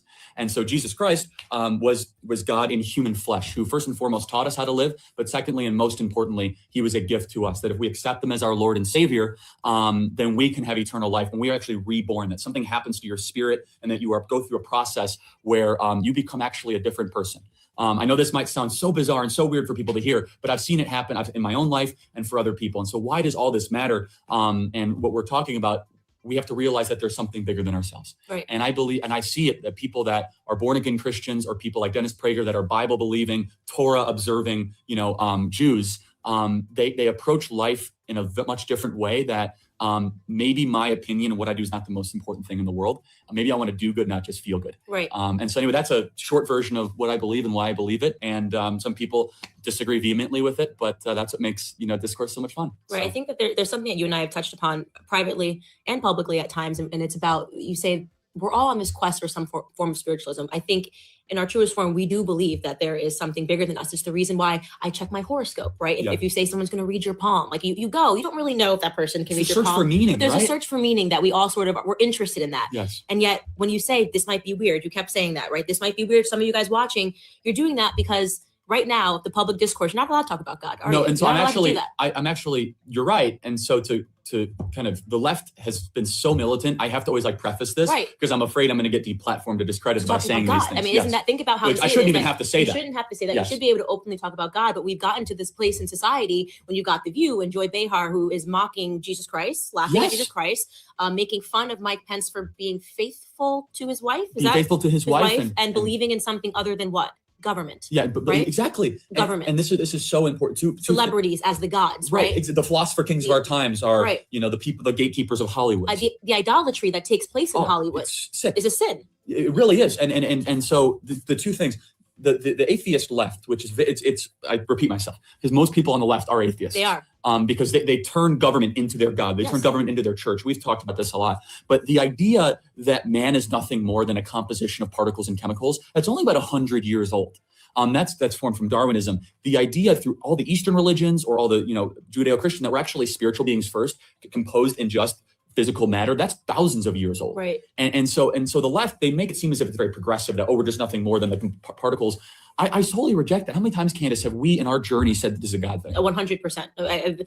God has had my back throughout this journey, and people always ask me, and actually one of the questions that somebody wrote in is like, Candace, do you believe in God? Are you a God-loving Christian? And the truth is, when I was a kid, my grandfather raised me to be extremely Christian. We had to wake up every day and read the Bible. And I resented that because it was so not cool when you went off to school. And public, you don't teach it. When you basically, secularism is all about making sure that you dismiss God from the conversation. It's no longer in school. It's no longer on TV. It's no longer cultural anymore. So you feel weird about it. When imagine asking someone, do you believe in God? And then this is the response that you get.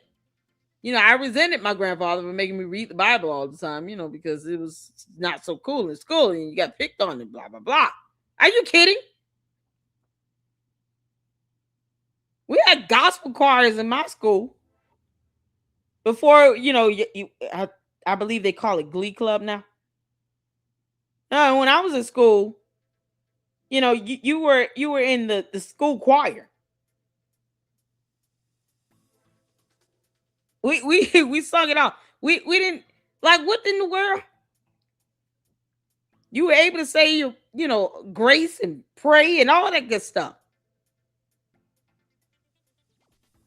So why is it that she's not trying to make it seem like, oh, you were mocked if you believed in God? You were bullied. You know how many schools across the country have kids where they actually have Bible study in groups? Theology seminars. What? So funny how her cousin came out and debunked most of this stuff that Candace has lied about all these years. Into their church. We've talked about this a lot. But the idea that man is nothing more than a composition of particles and chemicals, that's only about 100 years old. That's formed from Darwinism. The idea through all the Eastern religions or all the Judeo-Christian that we're actually spiritual beings first, composed in just physical matter, that's thousands of years old. Right. And so the left, they make it seem as if it's very progressive, that we're just nothing more than the particles. I totally reject that. How many times, Candace, have we in our journey said that this is a God thing? 100%. God has had my back throughout this journey, and people always ask me, and actually one of the questions that somebody wrote in is like, Candace, do you believe in God? Are you a God-loving Christian? And the truth is, when I was a kid, my grandfather raised me to be extremely Christian. We had to wake up every day and read the Bible. It's a yes or no. It's not based on whether someone raised you to be a certain way, because at some point you're held accountable for your actions and your decisions. When it comes to your spirituality and your relationship with Jesus Christ, you will be judged on Judgment Day based on your decisions you made. Your grandfather will not be able to come in and defend you. You will stand alone before God. So it's yes or no. My grandmother raised me and taught me how to pray, encouraged me to read the Bible, and helped me to understand that being a Christian is about having a personal relationship with Jesus Christ. If someone asks me, are you a Christian? And do you love the Lord and fear the Lord? Yes. My answer is not, well, my grandmother raised me to be that way, so whatever. What do you mean? Yes or no? Imagine if your grandfather had not taken you to church. Would you be a God-loving Christian? Good grief. It's all it is right here. It was so easy to see that she was just doing this to get, let me just get a step up beyond where I am financially and to get as many followers as I can. We got 22,000 people that sent us questions. And yet, when she's asked one of the most pivotal questions about her Christianity and her faith, she sits here and talks about how her grandfather taught them and almost made them read the Bible and go to church. Your Christianity has nothing to do with what your grandfather had you do when it came to going to church. Either you have a relationship with God or you don't. It's that simple. Why is she having a hard time answering this, you say? Because Candace really never had a relationship with God. Doesn't seem like she even cared. She went through this whole phase on the backs of what her grandfather made her do. Not based on, no, I accepted Jesus Christ into my life, and I wanted to build a personal relationship with God for myself. Now, it's all, well, my grandfather made me do it. And I resented that because it was so not cool when you went off to school and public. You don't teach it. Basically, secularism is all about making sure that you dismiss God from the conversation. It's no longer in school. It's no longer on TV. It's no longer cultural anymore. So you feel weird about it when it's taught in your home. The further that I got away from God, the more liberal that I became, the more miserable my life became, the more mistakes that I made. And I talked about that dark period of my life from about 16 years old. But she still talks about how she hates people and how someone should hate Kash Patel. Christians don't sit here and find people to hate. I have never said I hate Candace Owens. No. That's not your desire. It's to walk around hating people. Candace Owens has literally said, I hate everyone. And I snipped it. Words and all. Candace has literally said she should hate Kash Patel.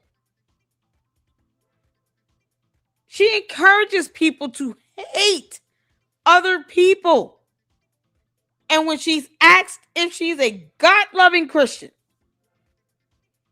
she's talking about how she resented her grandfather for making her go to church. Yeah, okay. Till 22, really, but I was a liberal. There's something synonymous about this atheism and liberalism, and it turns you into a horrible, corrupt person. And then I found conservatism, and I was naturally drawn back into God. And now I read the scriptures every night before I go to bed. So conservatism is the reason why you were drawn back to God, not because God changed your life and you wanted to be closer to God. Somehow politics sparked it. What do you mean? God doesn't care about our politics. Let me be clear on this. God does not care about our politics. He doesn't care. Not one scripture in the Bible will you find anything about a Democrat versus Republican. On Judgment Day, he will not be asking you who you voted for. That is the only way to get up here. You got to tell me who you voted for. Did you vote for was it Democrat or Republican? Or was it independent? Let me think about that. Hey, Peter, what do we do for independence? What if they were Green Tea Party? God doesn't care about that. You can sit here and claim to be the most staunchest conservative all day. If you have hate in your heart and you're sinning against God, you might just lift up your eyes in hell. You can't make this up.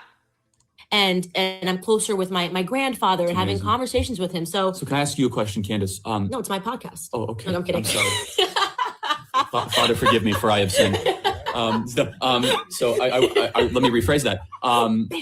Okay. So being on the left and the right, you could talk from authority here. Who's happier, conservatives or liberals? Without question, conservatives. I was miserable when I was a liberal. I was miserable, pretending to be happy. And you see that when you talk about when I see on Twitter, right, Chelsea Handler just screaming at Trump every single day. Those are not happy people. They're miserable. Think about it. She has no family, right? She has no children. They don't, and you're right, it's atheism. You have no purpose in life, right? So your purpose becomes about pretending that somebody else is the reason for all your anger, when in reality, you're angry and you're bitter because your life is unfulfilled. Right. And Dennis is so spot on about this, where he says, you ask an atheist, do you hope you're wrong? And any atheist who hopes you're correct, that there's no God, you'll never see your loved ones again. I would never want to live that life. Right. That's so sad. And I think what's happening in America is there's an existential spiritual crisis happening, where our universities, our culture are programming students to glorify themselves. And what matters how my feelings are more important than facts, right? Like how I feel is much more important than what might be true. But when you believe there's a God, you might say, there's some things I might not understand. Right. That there's complexity to all this. And Candace, your testimony of I was in an unhappy, use your word, miserable place. Miserable, yeah. And you're back to the scriptures. What I find about mean. And it's amazing because I hear this story over and over again. And the grace of God and the forgiveness and the path he leads us is real. And for anyone watching this, I encourage you, just take time to read the Bible and to pray and meditate. It doesn't have to be, you don't have to, it doesn't have to be 5 hours and go to a church. That might intimidate people. I understand that. But there's something so special about the Bible because it is the most banned book, the most burned book, the most banished book ever to exist. But it's also the most read book, the most translated book, the most powerful book ever. There's something special in those pages. Right. And it almost like brings me to emotion to talk about it because our students are not being taught this. And in the scriptures, you will find so much depth of knowledge, so much wisdom. And in my own opinion, the most important person ever to exist. And instead, students will be pushed horrible cultural icons and bad political philosophy of the Communist Manifesto and all these books that talk about atheism instead of a book that really built Western civilization and defended these ideas. And honestly, will lead to more fulfilling, happier people. I do believe that. And I to people that are listening and watching this, is just to ask yourself a very simple question, which is, are you happy? And it's a question that only you can answer. And you can only answer that honestly to yourself. And if the answer is no, my answer was no years ago. It was absolutely, I am not a happy person. I don't feel like I'm treating people kindly. And it could be very much that your distance from God and your acceptance of this world viewpoint where there is no order, there is no structure, and it's all for naught could be the source of your misery. And that's a private question you can answer for yourself. But I can tell you that, I'm a testimony to the fact that my entire life changed when I started embracing conservative principles and going back to the lessons that my grandfather taught me. Well, and just to build one more thing though, and I fear this is that there's one political side right now that is becoming more rejective of God and embracing atheism and secularism, and one that's not. And you find that one side is consistently unhappy and full of rage and anger and not gratitude. And I'm afraid that divide's only growing further. That's correct. And I mean, it's talked about, we can talk about this as well, but even there's something sacred about the family, and the left is doing everything it can to destroy it. Yes. Toxic feminism, right? Which wants to remove men from society, which is such an important role. Women need men, okay? Men need women. There is something symbiotic about a man and a woman coming together. We're watching the left literally try to turn men into women and women into men. Candace, don't make me pull up the photo of you and Samantha. Don't make me do it. Or George and Milo. She's just throwing out a bunch of buzzwords, it seems like. Candace is just saying a bunch of trigger words. She think that conservatives, Republicans, Trump supporters want to hear. That's it. And at some point in this whole spiel, you see Charlie Kirk kind of sit back in his chair and he's kind of looking like she's just saying things, but it's not really making sense. I think he's having an epiphany right now where he's kind of realizing, wow, this girl is really stupid. She's kind of like just putting stuff out there. It's just, men need women and women need men. And okay. And where are we going with this? You can imagine listening to someone like her for 12 months straight while she claims that she had a boyfriend, and yet she took time to go into his phone and allegedly text message one of his exes. Or sit here and try to interfere with him having anything with any other woman while she's flirting with him. Y'all can't tell she's flirting with him. Hit the four of you all can see, obviously she's flirting with him. Because I'm seeing it. I'm hearing it in her voice, her body language. She is flirting with him. And she see he's not on that type of time. And it just seems like the more she realizes he's not really paying attention to me the way I want, she becomes a lot more aggressive in her responses. Now she's banging her hand on the table. And it's just like, why are you giving us all this energy? Women need men and men need women. Blah, blah, blah. And toxic femininity. This girl don't care about any of that. Well, how did George get a black eye? Candace, how did George get a black eye? Since you want to talk about toxic femininity. Okay, how did he get a black eye? What happened to your foot? How did he get a black eye and how did you break your foot? Why don't you want to tell people that he's out here getting help and he's going to AA? But you want to get upset when it's discovered that he has a DUI? He totaled out a vehicle. He could have very well hit another car with people in it. You don't give a damn about that. All you care about is how embarrassing it makes you look. So you want to talk about toxic femininity. Okay. A word she can't spell, by the way. Disrupt the entire family, telling women via the school system, by the way. I was forced to take Feminism 101. You can do it without a man. You know, like just go out and adopt children. You don't even have to raise. If you want a child, you don't need a man to do that. Why are you teaching women that? Of course, if something terrible happens, God forbid, and you lose your husband, can a woman do it without a man? Yes. But to teach people that there's something virtuous about trying to do things without men in society. That's the stuff that really scares me. The breakdown of the family. And no group of individuals in America has seen the detrimental effects of that more than the Black community. Exactly. And I ask the question is, I've never met a happy feminist 101 professor. They're miserable. I can attest to that. They are miserable. And it's almost as if they're the armpit hair is very long. Your words, not mine. No, I'm just saying. My professor. It's a fact. You can look her up. She had very long armpit hair. What's her name? And it seems as if they're determined. You say it's a fact. You can look her up. Who's the professor? It's funny how you didn't tell us her name. What's her name? What class is this? Professor of what? Did she say the class? Candace, we want nothing more than to prove that you went to school. Tell us that professor's name. It's almost as if they're the armpit hair is very long. Your words, not mine. No, I'm just saying. My professor. It's a fact. You can look her up. Who? Look who up. Yeah, did y'all catch a name? She's talking about arm hair. You're like, your words, not mine. Why are we talking about this? What the hell? Hold on.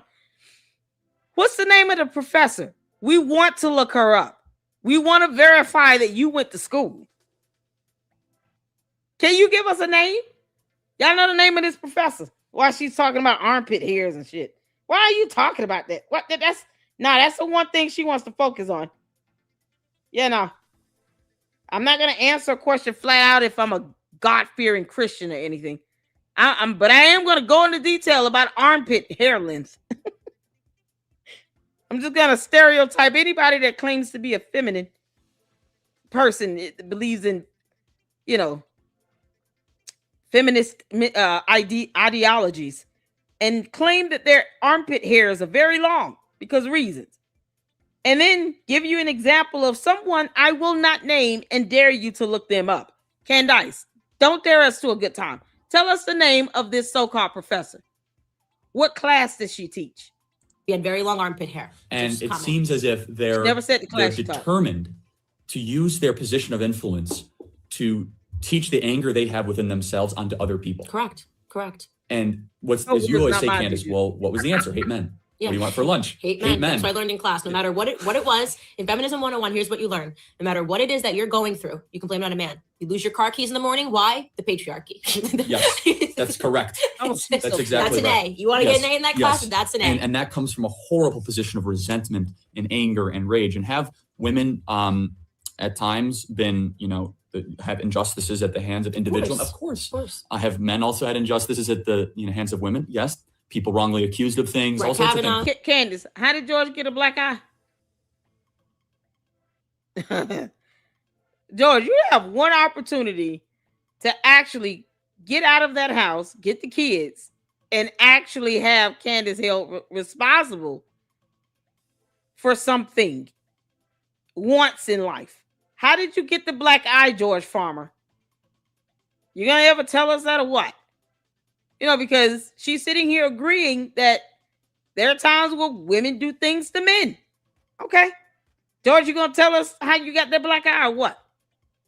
Right. So we can go through that. But to create an artificial phantom of evil and program students to believe that is really, really, really concerning. Absolutely. So I want to jump into some of these questions. Sure. That We could people go on sent. forever. Yeah, This we could go be a on forever. 5-hour podcast. And we're gonna end up talking about some of this stuff anyways. But first question, this is actually really funny. Okay. Who is the better driver? Okay, hold on a second. No. I'm gonna answer this question. Actually, Charlie Kirk never lets me drive, so This is maybe he's correct. sexist. He never This lets is me very drive, correct. and he's a horrible driver on top of it. Well, hold on. I'm very, very good. Horrible. Zero car But accidents. He never lets me drive. I'm very benevolent, okay? This is my argument. I care so much for Candace Owens. I want her to be able to tweet uninterrupted of traffic patterns. Ooh, nice spin. That's a very nice spin. This is the spin stops here, okay? And I will say, without a shadow of a doubt, every time, it's not even a question. I just go right into the driver's seat. Me. I'm like, Charlie, I can drive. He's like, no. You're a woman. No, no, because He's never letting me I drive. want to be very clear about this. Bob, I want to be very clear. I don't know if she's a good driver or a bad driver. I would never make that prejudice whatsoever. Instead, it is a man's role to protect the woman, right? And you protect. No, it was because Candace records and tweets and live streams while she's driving. Candace, weren't you behind the wheel of a car live streaming a video that you put up, breaking whole laws? You can't make this up. I believe him. I don't want her driving either if she's constantly tweeting and all over X and Instagram and live streaming. No, you should not be driving a car. George can't handle liquor. He shouldn't be behind the wheel of a car either. What you mean? Hell no, I don't want her driving. Get your ass off the road. By being able to drive so that she can tweet uninterrupted. And I will attribute her Twitter growth over mine to the fact that when we're driving through the San Bernardino Valley, I have to try to avoid burning cars and she can continue to tweet uninterrupted. So well done. You're welcome. It's such love. Congratulations, Charlie. Anytime. I mean, you're a wonderful human being. Thank you. This question is so interesting, and I thought, and a lot of these questions came in that were like this, which is jarring to me. It really shows you how social media doesn't present reality all the time. Do you ever doubt yourselves? Of course. I'm just like, of course, right? I mean, and it just shows you, and we can talk about social media a lot, that everything you see on social media is a highlight, and that's a great way to put it. Yeah, it's a highlight of people's lives, and you're like, oh my God, this person's life. Candace, what you say? Right? And you protect them by being able to drive so that she can tweet uninterrupted. And I will attribute her Twitter growth over mine to the fact that when we're driving through the San Bernardino Valley, I have to try to avoid burning cars and she can continue to tweet uninterrupted. So well done. You're welcome. It's such love. Congratulations, Charlie. Anytime. I mean, you're a wonderful human being. Thank you. This question is so interesting, and I thought, and a lot of these questions came in that were like this, which is jarring to me, and it really shows you how social media doesn't present reality all the time. Do you ever doubt yourselves? Of course. I'm just like, of course, right? I mean, and it just shows you, and we can talk about social media a lot, that everything you see on social media is a highlight, and that's a great way to put it. Yeah, it's a highlight of people's lives, and you're like, oh my God, this person's life seems so cool. But the stuff that we have gone through over the last year, I mean, there have been moments where I was just crying in bed and shouting at Charlie on the phone. Like, I mean, we've gotten into fights, and things get really heated and vicious because we're fighting a war together. But the thing is our names are tagged to it. Yes. So everything that comes out is Charlie Kirk, it's Candace Owens, it's Charlie Kirk. And there's so much hurt and emotion and pain that goes on behind the scenes. And I want to really stress that point, because I know that there are a lot of kids now that go through depression and angst, and they look at people's lives on social media and they think, wow, I wish I had that life. But yes, what we do it's hard. It's very hard. And do you doubt yourself? Of course I do. And there's some things that Are you getting the data you need, Dusty? Gusty? Is it Gusty? You're collecting data. Are you getting the data you need? Can you tell Candace to send me $7,000? Since her bots want me to get that money. Are you getting the data you need? I'm just curious. It's, you know, when I see content creators losing channels over spam scams, we're not playing that nonsense. You understand? We don't play that nonsense. Thank you, Juju. I don't play that nonsense.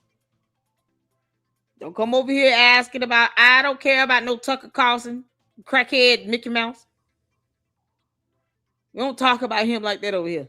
So to see these questions and comments and stuff, Candy asses think that I don't read their comments. I read them. I just don't always respond to them because they're idiots. You come over here and collect data. I don't have a problem reporting my own data. Don't come over here trying to divert the topic of discussion and what we're watching. We're not talking about Tucker Carlson. We're not watching him. I don't give a damn about him. He does not pay my bills then. Now everybody knows how I feel about Tucker Carlson. I don't care about that clown. You can collect that data and make sure you get that back to Tucker. Tell him I said kick rocks. Come over here and collect the data. These dumbass bots. I hope you got the data you needed. Gusty comes to collect data and then talks about Jesus dying for their sins. What do you collect the data for? I don't have no problem with my information, my videos being put out there. Tucker Carlson can kiss my ass. Go spread that data. Did y'all hear that loud and clear, or do I need to repeat it? Gusty, let me know if you need that in another language. We have people that are multilingual over here as well. I can have that translated in a myriad of languages. And for whatever the fantastic Luxtix can't translate, Google Translator can. You're asking about Tucker Carlson over here. Why? I don't give two craps about him. The end. Make sure you go spread that data. Tell Tucker Carlson to kick rocks. What's wrong with them? Give a damn about no Tucker Carlson. Yeah, that's the data I'm collecting. You can collect this data. Tucker Carlson can kiss my ass. Tell him I said that with love. Collect that data and send it to him. I haven't doubted in a long time. There's some things that I'll doubt daily. And look, it's hard to put into words. And Candace is probably one of the only human beings that can sympathize with what I'm going to say. It's really hard to wake up to 8 reporters that want to destroy your life. Yeah, that's not fun. It's just not. And do you doubt? Of course you do. But what we have learned, Candace, through this trial by fire is the only real way to put it, is the only person, this is so cliche, I hate it, but it's cliche because it's true. The only person that can be basic is yourself. Right. Is that if you give up, and then they have won. Right. And it is persistence and perseverance and the grit is really one of the key components to being able to pioneer ahead. And for people that are dealing with depression and angst and anxiety, understand that some of the most miserable people I know in private situations live perfect social media lives. That's a really good way to put it. And I'm trying to reconfigure my lens of how I process social media. Right. And I love when people say, I was wrong and I'm sorry. And instead of just, I think the whole kind of Instagram influencer rise the last 4 or 5 years, where everyone has perfectly polished pictures overlooking the Santa Monica Pier, and it's just, you know exactly what I'm saying, right? As the sun is setting and it's just perfect. And I want my life to be that way. And in reality, they're looking through Instagram saying, I want my life to look that way. And everyone wants their own life to look the other way. And I don't know what the equivalent of that was in the 1970s. I don't know. Well, I don't think there was. That's what I'm saying. I think that people don't have, people have to understand that we live in a different world now, but don't think because you follow me or that you follow Charlie that this has by any means been easy. There have been moments where I've sat him down and he thought that his whole life was over and was like, they're just trying to kill me and destroy me. And I'm like, get your head out of the sand. Like, we fight, we go on. And there have been moments that I've called you and said, like, this is it, it's over. Like, I can't do this anymore. And he's been like, you get your ass up out of bed and you keep going. And it's so, so important for you guys to understand that. The next day, it always does get better, guys. It gets better. Here's the other thing is, giving up should never be an option. And also surround yourself with people like Candace, that whatever you're doing, that can relate. And that when you say something that they're going to tell you, the truth, and they're going to be honest, but they'll also have your back. And I understand this might sound cliche, but it's so hard to find that. Right. It's so hard to find that kind of loyalty that, the kind of the old expression is, when you're in a foxhole, you want someone who is not going to tell you that there's no bullets being fired. You want just to say where the bullets are coming from. Right. Yeah. That's exactly right. You don't want someone in the foxhole with you being like, well, want to get a hot dog, maybe a burger, a smoothie. You want to say, no. There's a machine gun nest over there. There's mortar shells coming from there. Right. Well, here's what we're going to do. Here's a plan of action to get out of this. Exactly. Right. And that's the type of friend that you want. And you definitely don't want one that's going to run for the hills behind you. Yeah. And We've had those. We've had those. Yes. We definitely know who our allies are. And PragerU is one of them. Amen. Next question. I love this question so Okay. much. If Trump wasn't running in 2020, who would win? I love this question. Trump wasn't running. I didn't know my voice could do that. That was very impressive. Wow. I've got an answer. Ready? China. Okay, yes. China would win. The illegals would win. MS-13, the illegals, They would be winning. the drugs would win. They'd have a big day. Right. Drugs would be unbelievable. Drug dealers would be having the best day. Drug ever. dealers would be the winners. Fentanyl, it's the worst. He does really good impressions. No, by that's the way. actually that's a very good answer. China would win. China would win. If Trump wasn't winning. But look, I want to say this. God bless and thank God for Donald Trump for what he's honestly, doing. I love my president so Oh much. my goodness, I this love guy. him so much. I- He makes me just want to drape myself in an American flag, run out screaming the national anthem in a Amen. magnet. Like, Oh, I just, that I'm the most grifting off patriot- you, and it feels- Candace. Oh, Candace, this is so disgusting to see how hard you're grifting on Donald Trump. Wow. And to think, now she's embarrassed by you. Can't make this up. This is why honesty is the best policy here. This is exactly why I would rather be honest in saying I'm apolitical than to see and hear this bullshit. She weaponized this for her own personal gain. It's gross. so good. You know what feels so good about patriotism? It's a family. Your color Yes. doesn't matter. Your creed Yes. doesn't matter. It's like we are an Oh, so American cringe. family. You We'll turn talk about that, around. Candace. How does he, this horrible person they say, how does Donald Trump treat Candace Owens when He's you've met him? just the most lovely, warm human being, and he gets it. And he fights for us Yes. every single day. And there's something about being around people and realizing that it doesn't matter how tall, how short, but whether you're Christian, whether you're Jewish, whether you're Black, whether you're a woman, or whether you're female, you are united by the philosophy Yes. of America. And Yes. it's beautiful. Yes, It it's that knows e no color. pluribus unum, out of many one. Right. And as Dennis Prager says, the American Trinity is in God we trust, liberty, and e pluribus Right. unum. It's that, and Donald Trump believes in that to his core. Right. And he fights and he fights and he fights. And if it wasn't for him, our country would be in such a sour, horrible, horrible Which place. brings us back to the question: who do you actually think would win if Trump didn't run in 2020? Oh, Like, if boy. he was like, you know No, what, here's 4 the- years is you know enough. what? A Democrat would win. That's the answer. No, That's the Charlie, answer. I didn't want to say it, but No, you that's said correct. it. I wasn't going to say it, but you said Yes. it. And here's the one thing I will say What? though. Hey, you said it. I said it. Everyone else was thinking it. Everyone else was thinking it. I said it. Okay. Yeah. A Democrat would win And who would because it be? um Of right now, of the Super Bowl. I can't wait, look, by the way. I it's can't the wait. Trump hating Olympics is No, really I- what it is. I can't By the way, I don't know when this will air, so I'm gonna say it, but like Klobuchar announcing for president, talking about global warming in the midst of a It blizzard. was just amazing. We'll end the country. It's like I'm just like, this is too good. I can't make this up. God has a sense of humor. No, God is hilarious. Oh, no, of course, because no, actually, it's very biblical. If you believe that God is ubiquitous, all powerful, and all creating, you believe humor exists. Of course, God has a sense of humor. God has a sense of Of humor. course. That's all I can say And about by that the way, one. can we just talk about Elizabeth Warren announcing for president? Oh my My God. favorite thing. She chugs a beer, well, not really. After she That was so attacks awkward. Kavanaugh, and then she thanks her husband for being there. I don't Like, know. where else would her husband be? I can't wait. Thank you for being here. You're welcome, honey.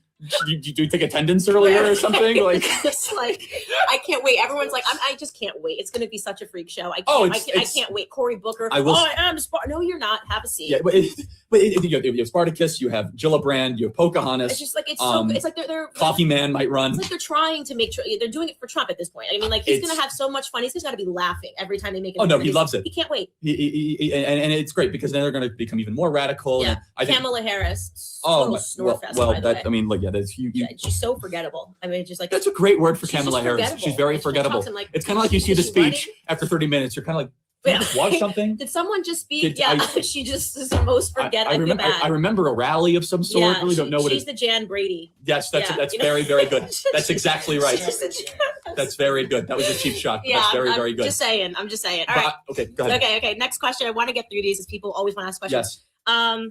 What's your favorite book?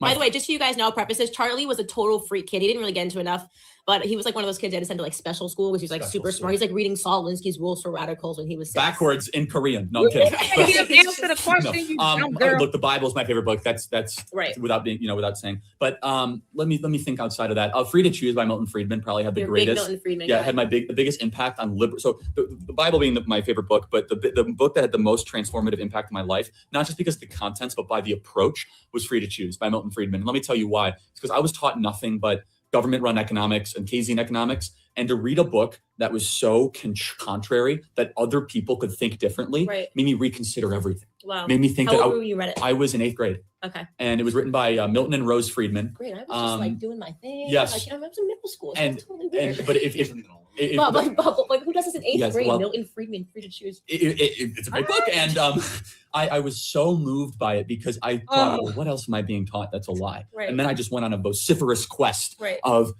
what F.A. Hayek and all this other stuff that just then it built my philosophy. So it was less about the content, even though the contents are brilliant.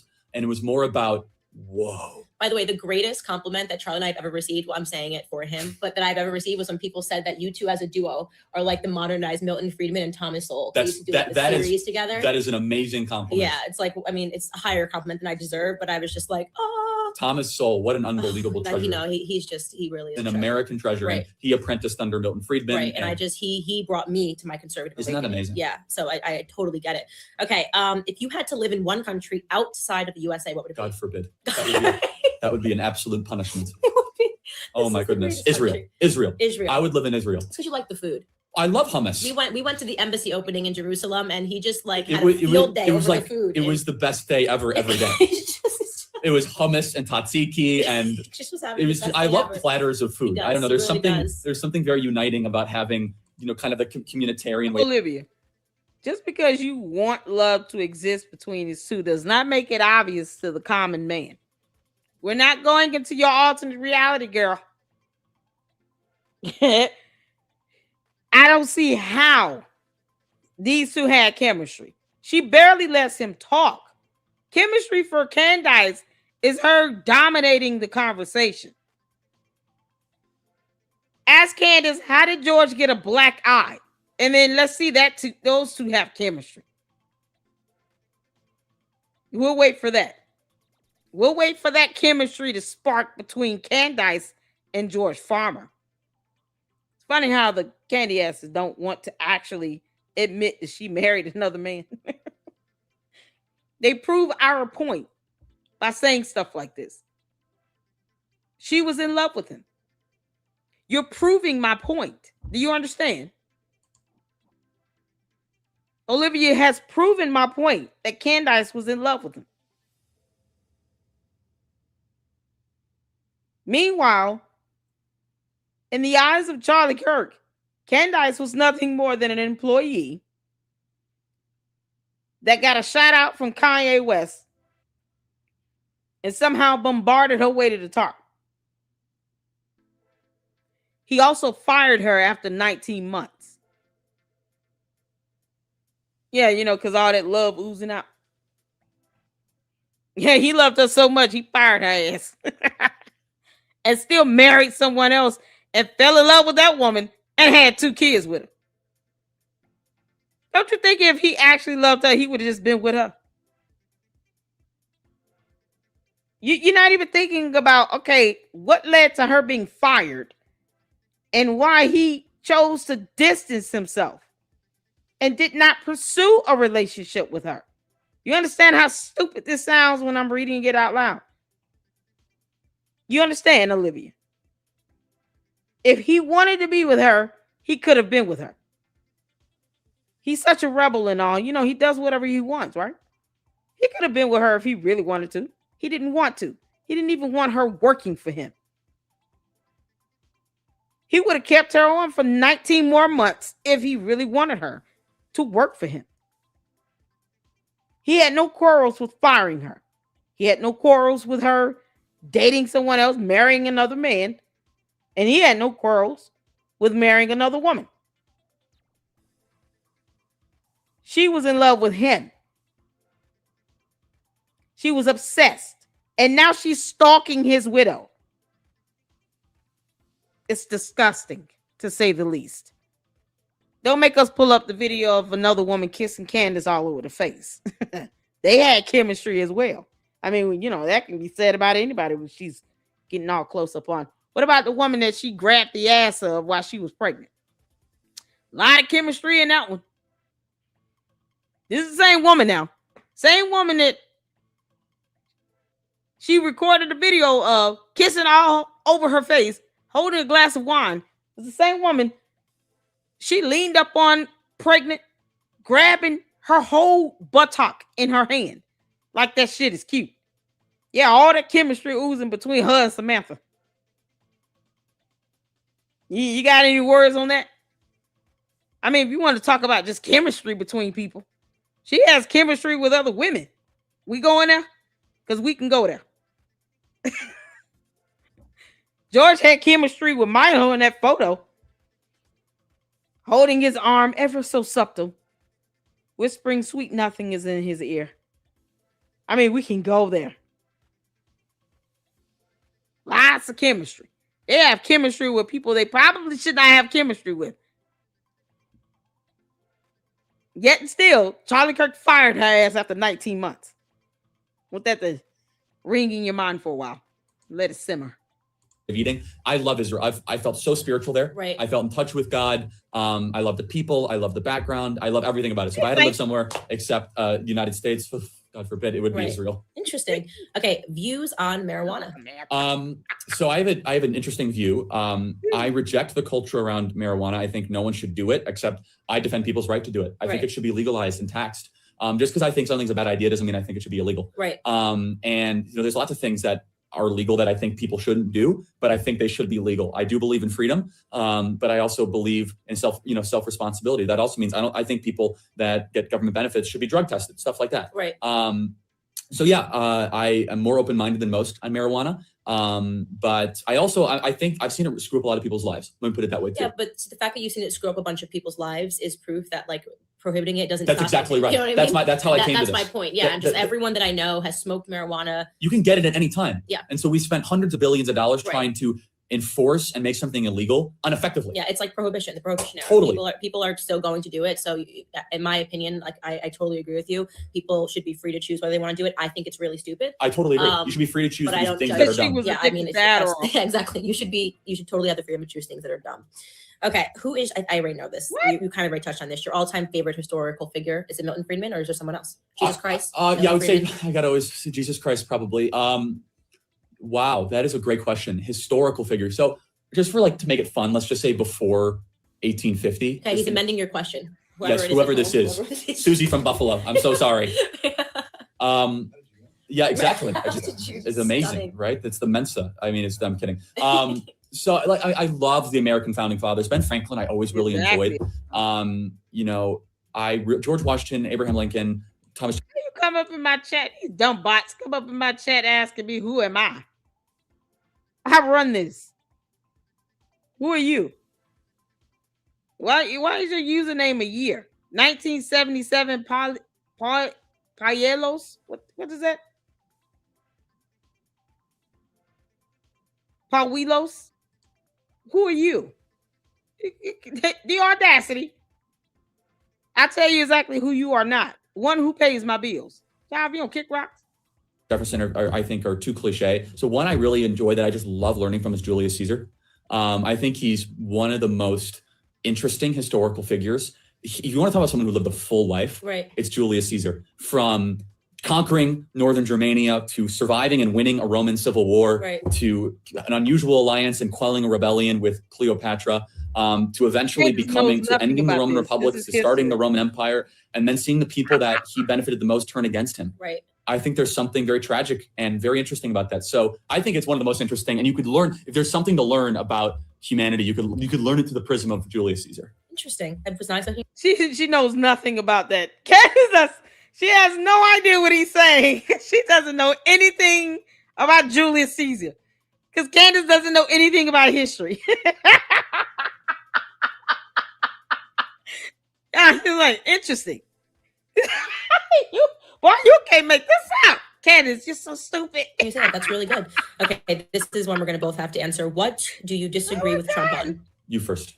Hillary should be in prison. Okay. Like, he should have hit harder on that. I really think that he should be pursued. He should be just, yes, especially because everything that he is going through, that he's unjustly going through. Yes. It can be attributed to her losing the election. And they are just the most evil and the most corrupt individuals. And the idea of them getting away with it and not being in a cell drives me insane. So I want you to tell me how you really feel about this. No, I'm serious. Trump, if you're listening and you're watching, yes, this is what I disagree on. I want this campaign promise delivered. Lock her up.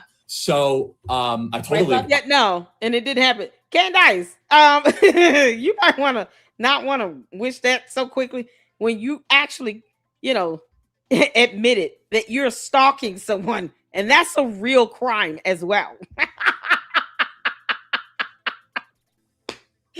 Oh man. Oh, y'all, obviously she's gonna have Hillary Clinton on her show after that Hunter Biden thing, and oh man, that got on my nerve. I guess we'll see her interviewing Hillary Clinton next, and then Kamala Harris. We can just go down the line of people that she once upon a time dogged out, and we'll turn around and apologize to them, but not to Erica Kirk for stalking her. Oh, okay, come on, girl. Come on, you see the Chucky. I agree with you on that. And he is watching. He will. And he will watch it. So I'll say three things just because these are the three things I always use. I have a I guess you could say conservative view on the death penalty. I'm actually against the death penalty totally and completely. And Trump is very pro death penalty. This is something where Dennis and I don't agree on. Yeah. So first of all, we wrongly execute people way more frequently than I'm ever comfortable with. You look at the data, it's actually more expensive doing the death penalty because of all the appeals. And also, if I think we are going to make an argument of not having taxpayer-funded abortion, then we should not have taxpayer. Yes, so I'm so against it on that. Second thing that I would disagree with, I don't disagree with, but I don't even say is I'm so sick and tired of treating Saudi Arabia as our friend. No, this is something that is, we could unpack that for a really long time. That could be a whole episode. Yeah, I mean, they funded 9/11, 15 out of 19. The hijackers were Saudi Arabian. And if it was any other country except the country that we had a huge oil agreement with, we would not be treating them the way that we are. And that's exactly right. It's business. Yeah, and it really pains me and it sickens me. And it's something I think we as conservatives need to take a much better look at. They sell arms to Al-Qaeda. They fund Wahhabi mosques all across the world. And again, their involvement in 9/11 really just makes me sick. And then the third thing I guess you could say is the marijuana thing with President Trump. I think he's softening on it. But I just don't think it's something that we should treat in the same classification as cocaine. No, absolutely not. And I've seen cocaine and heroin and opioids really destroy people's lives.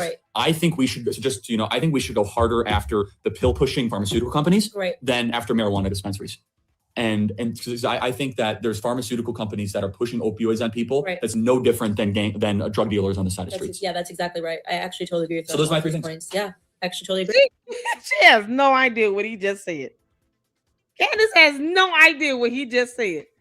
Yeah, no, I actually agree with all your talking points. What the hell?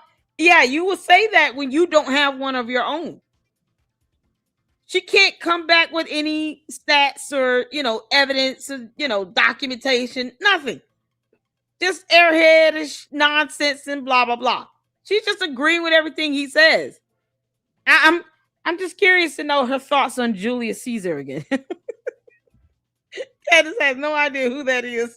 Okay. This person says, non-sarcastically, who is a Democrat leader that you think could be of value? I like this question. That's a really interesting question. Let's be nice for a second. Should we be nice for a second? Oh, she's such an airhead. We're not capable of being nice. Final Jeopardy. What difference does it make? No, yeah, I know. Just kidding. Who could be of value? This is kind of a weird way to answer the question. But I do see. They're asking who you think would be cooperative and work across the aisle. I mean, good grief. Alexandria Ocasio-Cortez as being of value to us in a weird way. I think first and foremost, y'all heard that she preaches is actually going to draw the more moderate people our way. Because I do not believe, the people like Nancy Pelosi, they're not actually radical leftists, but they've been using radical leftist rhetoric to combat Trump. And what's unfortunately happened is that it's birthed a radical leftist movement within their party that has effectively splintered their party. And she's shown that she's not afraid to go after the moderates. She's not afraid to go after Pelosi. She's not afraid to go after Schumer if need be. So in a weird way, I think that their party is actually splintering as our party is uniting. Yes. And so someone who could be of value, I totally agree. I think AOC will. Weird way to say value, but down the line, I think she could help. She's constantly wrong and never in doubt. Right. Which is horrifying. Passionately stupid. Yeah, she's passionately stupid. That's correct. She's very telegenic though. She's gotten training on camera though. She's good in the sense that she knows how to be endearing to a population. Right. On TV. Well, it's called infantilizing herself. That grosses me out in a way that we could talk about this, but this new breed of women who want to talk like toddlers and pretend Christine Blasey Ford, right? Another example of this. The left has this whole thing where they want women to go like this. Oh, oh, well, Charlie, I didn't know what you meant by that, but I really do think that it would be good if we could just do more good stuff. You are, and so from It grosses. Oh, funny how you actually sound like that, Candace. I mean, you literally sound like that 24/7. What you're doing right now is putting on a show. What you just said was more natural because you have live streams where you talk just like that. You can't make this up. Oh, come on, you hypocritical oof. Me out. That's really good.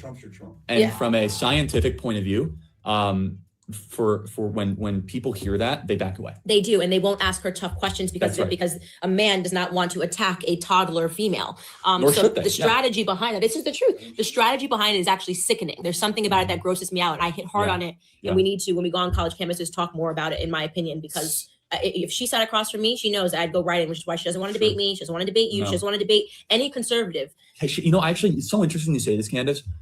I really thought, I did some research. She has First of all, Candace can't debate to save her life because she doesn't have enough knowledge to give rebuttal.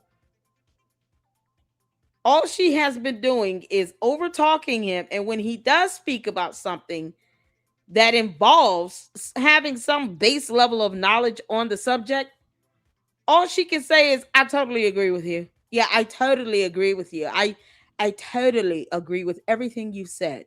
Everything you said, I completely 100% agree with you. She says words redundantly, very repetitive, as opposed to her saying, I agree with you. No, she says, I totally, completely, 100% completely accurately agree with you. Like she uses 6 different words to say the same thing. Candace is as airheadish as it gets. Candace, who is Julius Caesar? Do you know who he is for real? ever done an interview with somebody on the center right. Of course not, because she I want you to think about that. She's a sitting congresswoman with 3 million Twitter followers who's releasing this nonsense Green New Deal, has never been challenged by a journalist that's on the center or center right. We got a ton of questions about her. You and I got a ton of questions about her. And by the way, this is the one thing I will say, and I want your opinion, Candace, on this, and I think I agree, is I don't know if we should ignore her or not, because she's getting a lot of traction. You saw it in the questions. No, and she's really good at social media in the same way that I'm really good at social media. And there's no question about it. But I think that people are fearful of her because they think, what if one day she becomes president? She never will, because in order to become president, you do eventually have to debate. She avoids debating like the plague because she actually is not smart. Yes. So somebody that thinks that there's 4 chambers of Congress is not going to debate on a stage and win. So she's not going to go far and be the president one day, but she is going to push ideas to a younger audience because she's able to sell them in a way that seems palatable on social media. You can't say that there is not 4 chambers of Congress. What? That's the thing that was.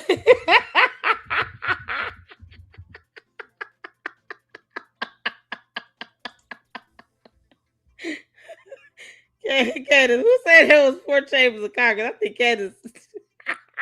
Did you see that? Oh, God. So that's the harm. Hold on. Candace said you got to be able to debate to become president. I really thought, I did some research. She has never done an interview with somebody on the center right. Of course not, because I want you to think about that. She's a sitting congresswoman with 3 million Twitter followers who's releasing this nonsense Green New Deal, has never been challenged by a journalist that's on the center or center right. We got a ton of questions about her. You and I got a ton of questions about her. And by the way, this is the one thing I will say, and I want your opinion, Candace, on this, and I think I agree, is I don't know if we should ignore her or not, because she's getting a lot of traction. You saw it in the questions. No, and she's really good at social media in the same way that I'm really good at social media. And there's no question about it. But I think that people are fearful of her because they think, what if one day she becomes president? She never will, because in order to become president, you do eventually have to debate. She avoids debating like the plague because she actually is not smart. Yes. So somebody that thinks that there's 4 chambers of Congress is not going to debate on a stage and win. So she's not going to go far and be the president one day, but she is going to push ideas to a younger audience because she's able to sell them in a way that seems palatable on social media. Sure. So that's the harm. I maybe will move to Brooklyn and run against her. Well, I think you would win. I just have fun debating her. Well, I would. So a Democrat that could be a value is Bloomberg. Let me tell you what. Absolutely correct. He is not a leftist. He's so wrong on climate change. He's just like wrong. He wants to control other people's lives. but he does generally believe in markets. Mhm. I mean, he has Hope built. so. I mean, I sure hope that would be so. fun. Like, Right. my whole life is a lie. Okay, Yeah. great. Sell your Bloomberg terminals, boy. I mean, and I don't think he wants to radically redefine America. I really don't. But here's why I think he could be of value. He has enough ego to spend $150 million to try to moderate the Democrat Party, and they will become more radical because of that. Interesting. And I think it would start a Democrat civil war because in a very special way, and their radicalism will show where they'll say, you're not allowed to talk about this, Mayor Bloomberg, because you're a white billionaire. Right. And so we're effectively actually coming up with the same answer. That's right. No, we're coming at it from different ways. People that break up the party in a weird way and actually expose and put a light. The radicalism that's within their rank. What's the news break, honey? What's going on, Heather? What happened? Oh, Lord have mercy. What's the news break? Can we take a news break? Oh, man. Yeah, okay, hold on. I got a video. What happened?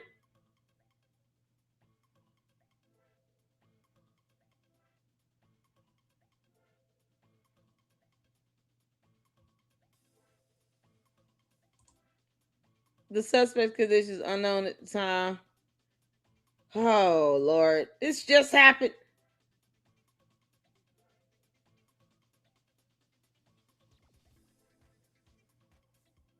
This just happened.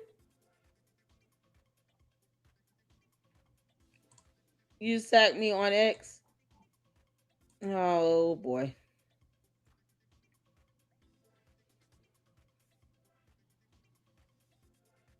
Wow.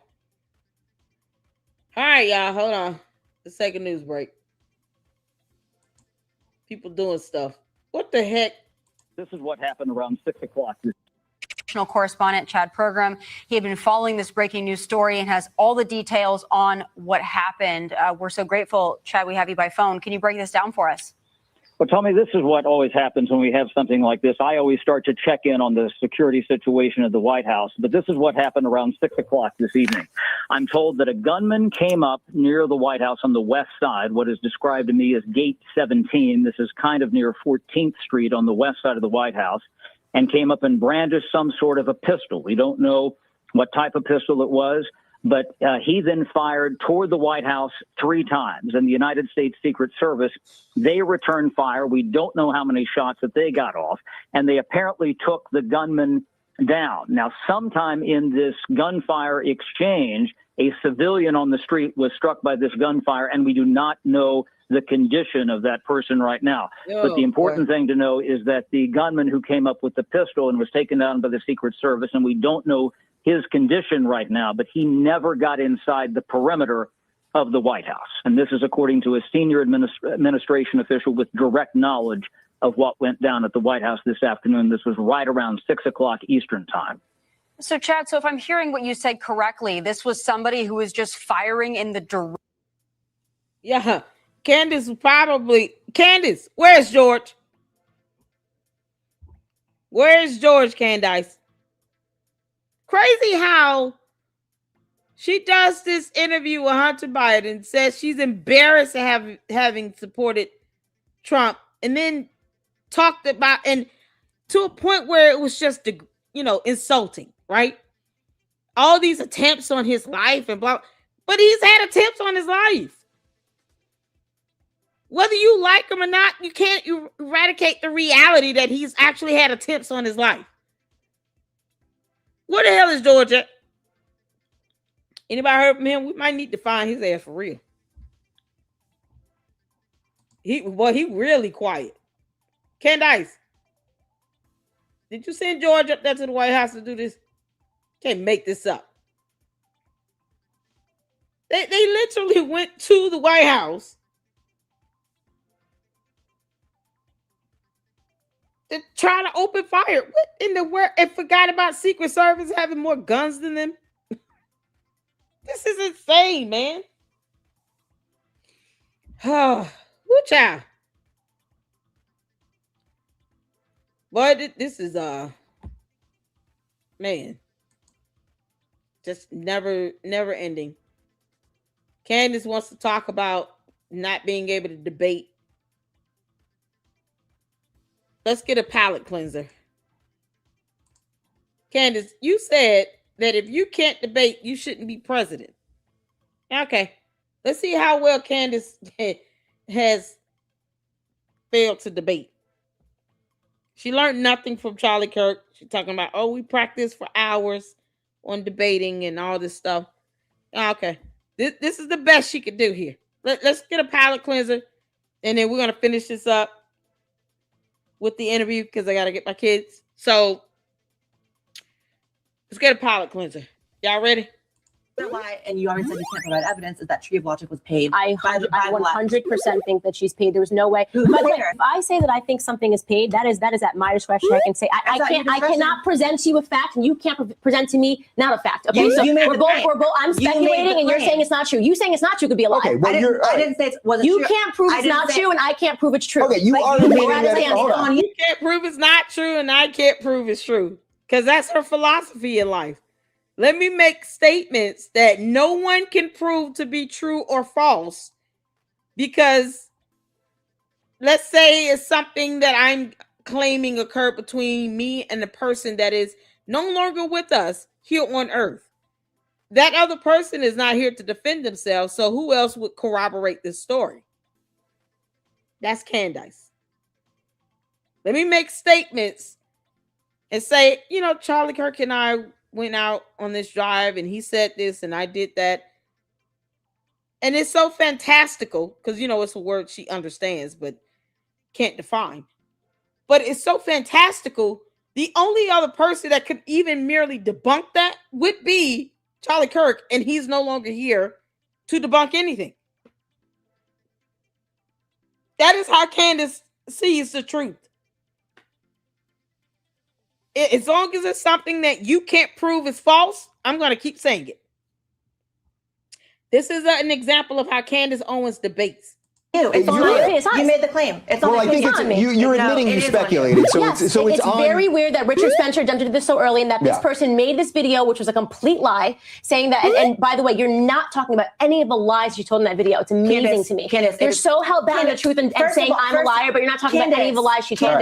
Candace, first of all. Do you think I'm coming off the Doxing First site in of 3 all, weeks? first of all, Candace, no. First of all, Candace, it is completely on you if you make a claim about someone, especially something that someone was paid under the table to make a video about you. It is completely on you to provide evidence for that. Okay, claim. I think that's fair. You are admitting you are speculating on I this. You was don't have speculating. evidence of Right. it. Okay, I think that's a fair point. I think she's admitting she's speculating on it. So Candace's the debate. burden of proof is on you. It's not on It is. her That's- to prove yeah. it the other way. I think that's fair. I think we're basically all agreeing. Yeah. on that. So Okay. far, it's like you called her a crackhead. You've said that she was paid by someone. It's like these are just lies, and you can say that you're. But she has told about your why. If opinion. these YouTubers are really the gatekeepers of truth, why aren't they assessing the lies that this woman told? She said I was listening to site in 3 weeks. She says she doesn't think that's true.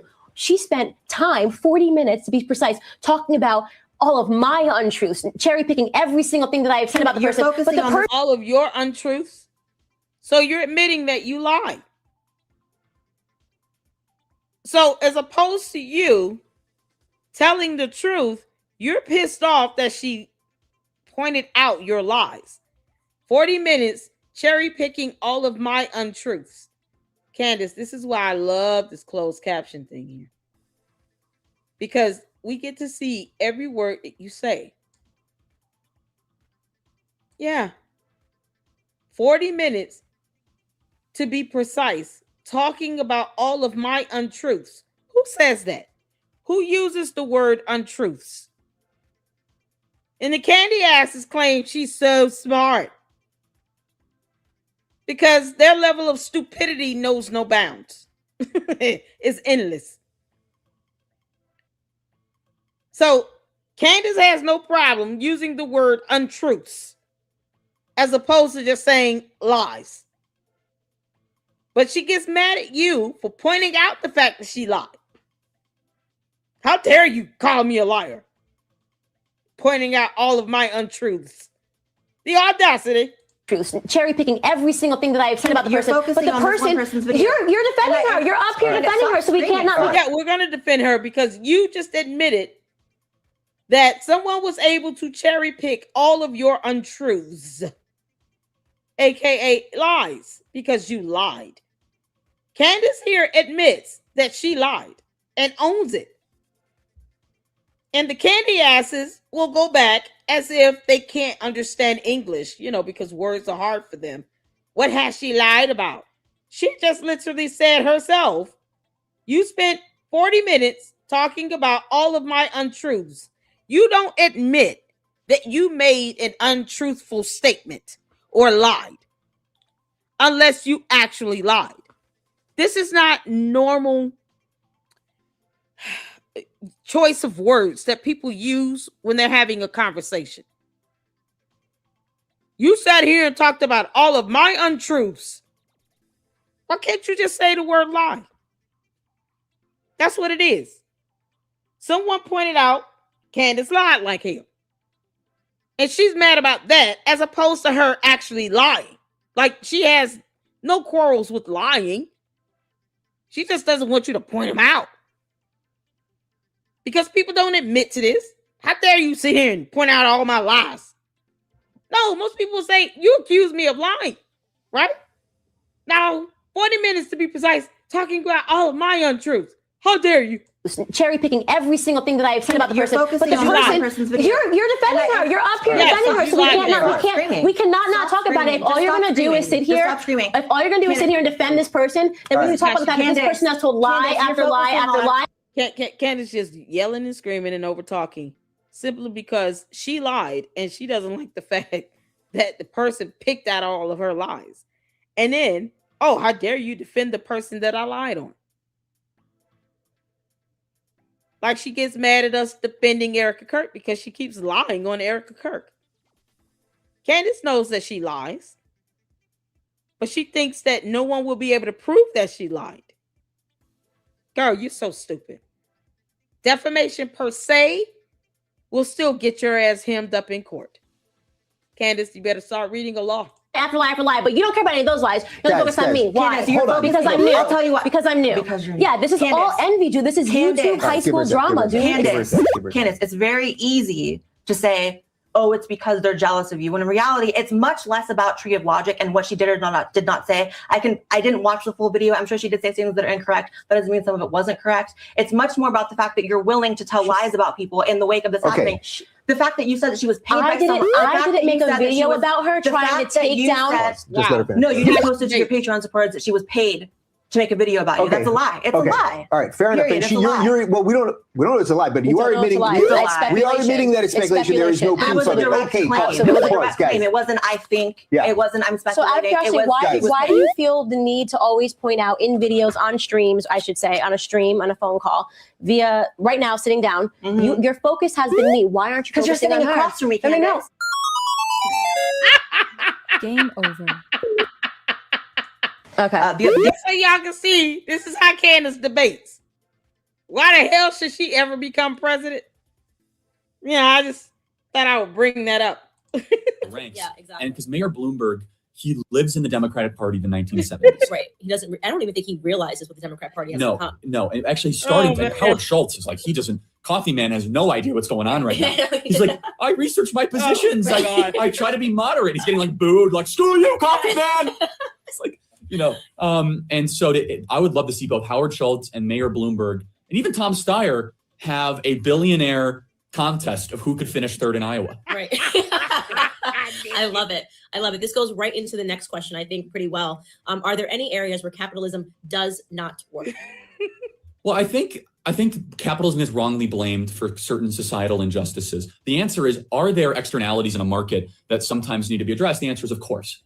Of course. I am not an anarcho-capitalist. Right. I am not. Some people are. I am not. Nor was Milton Friedman. Right.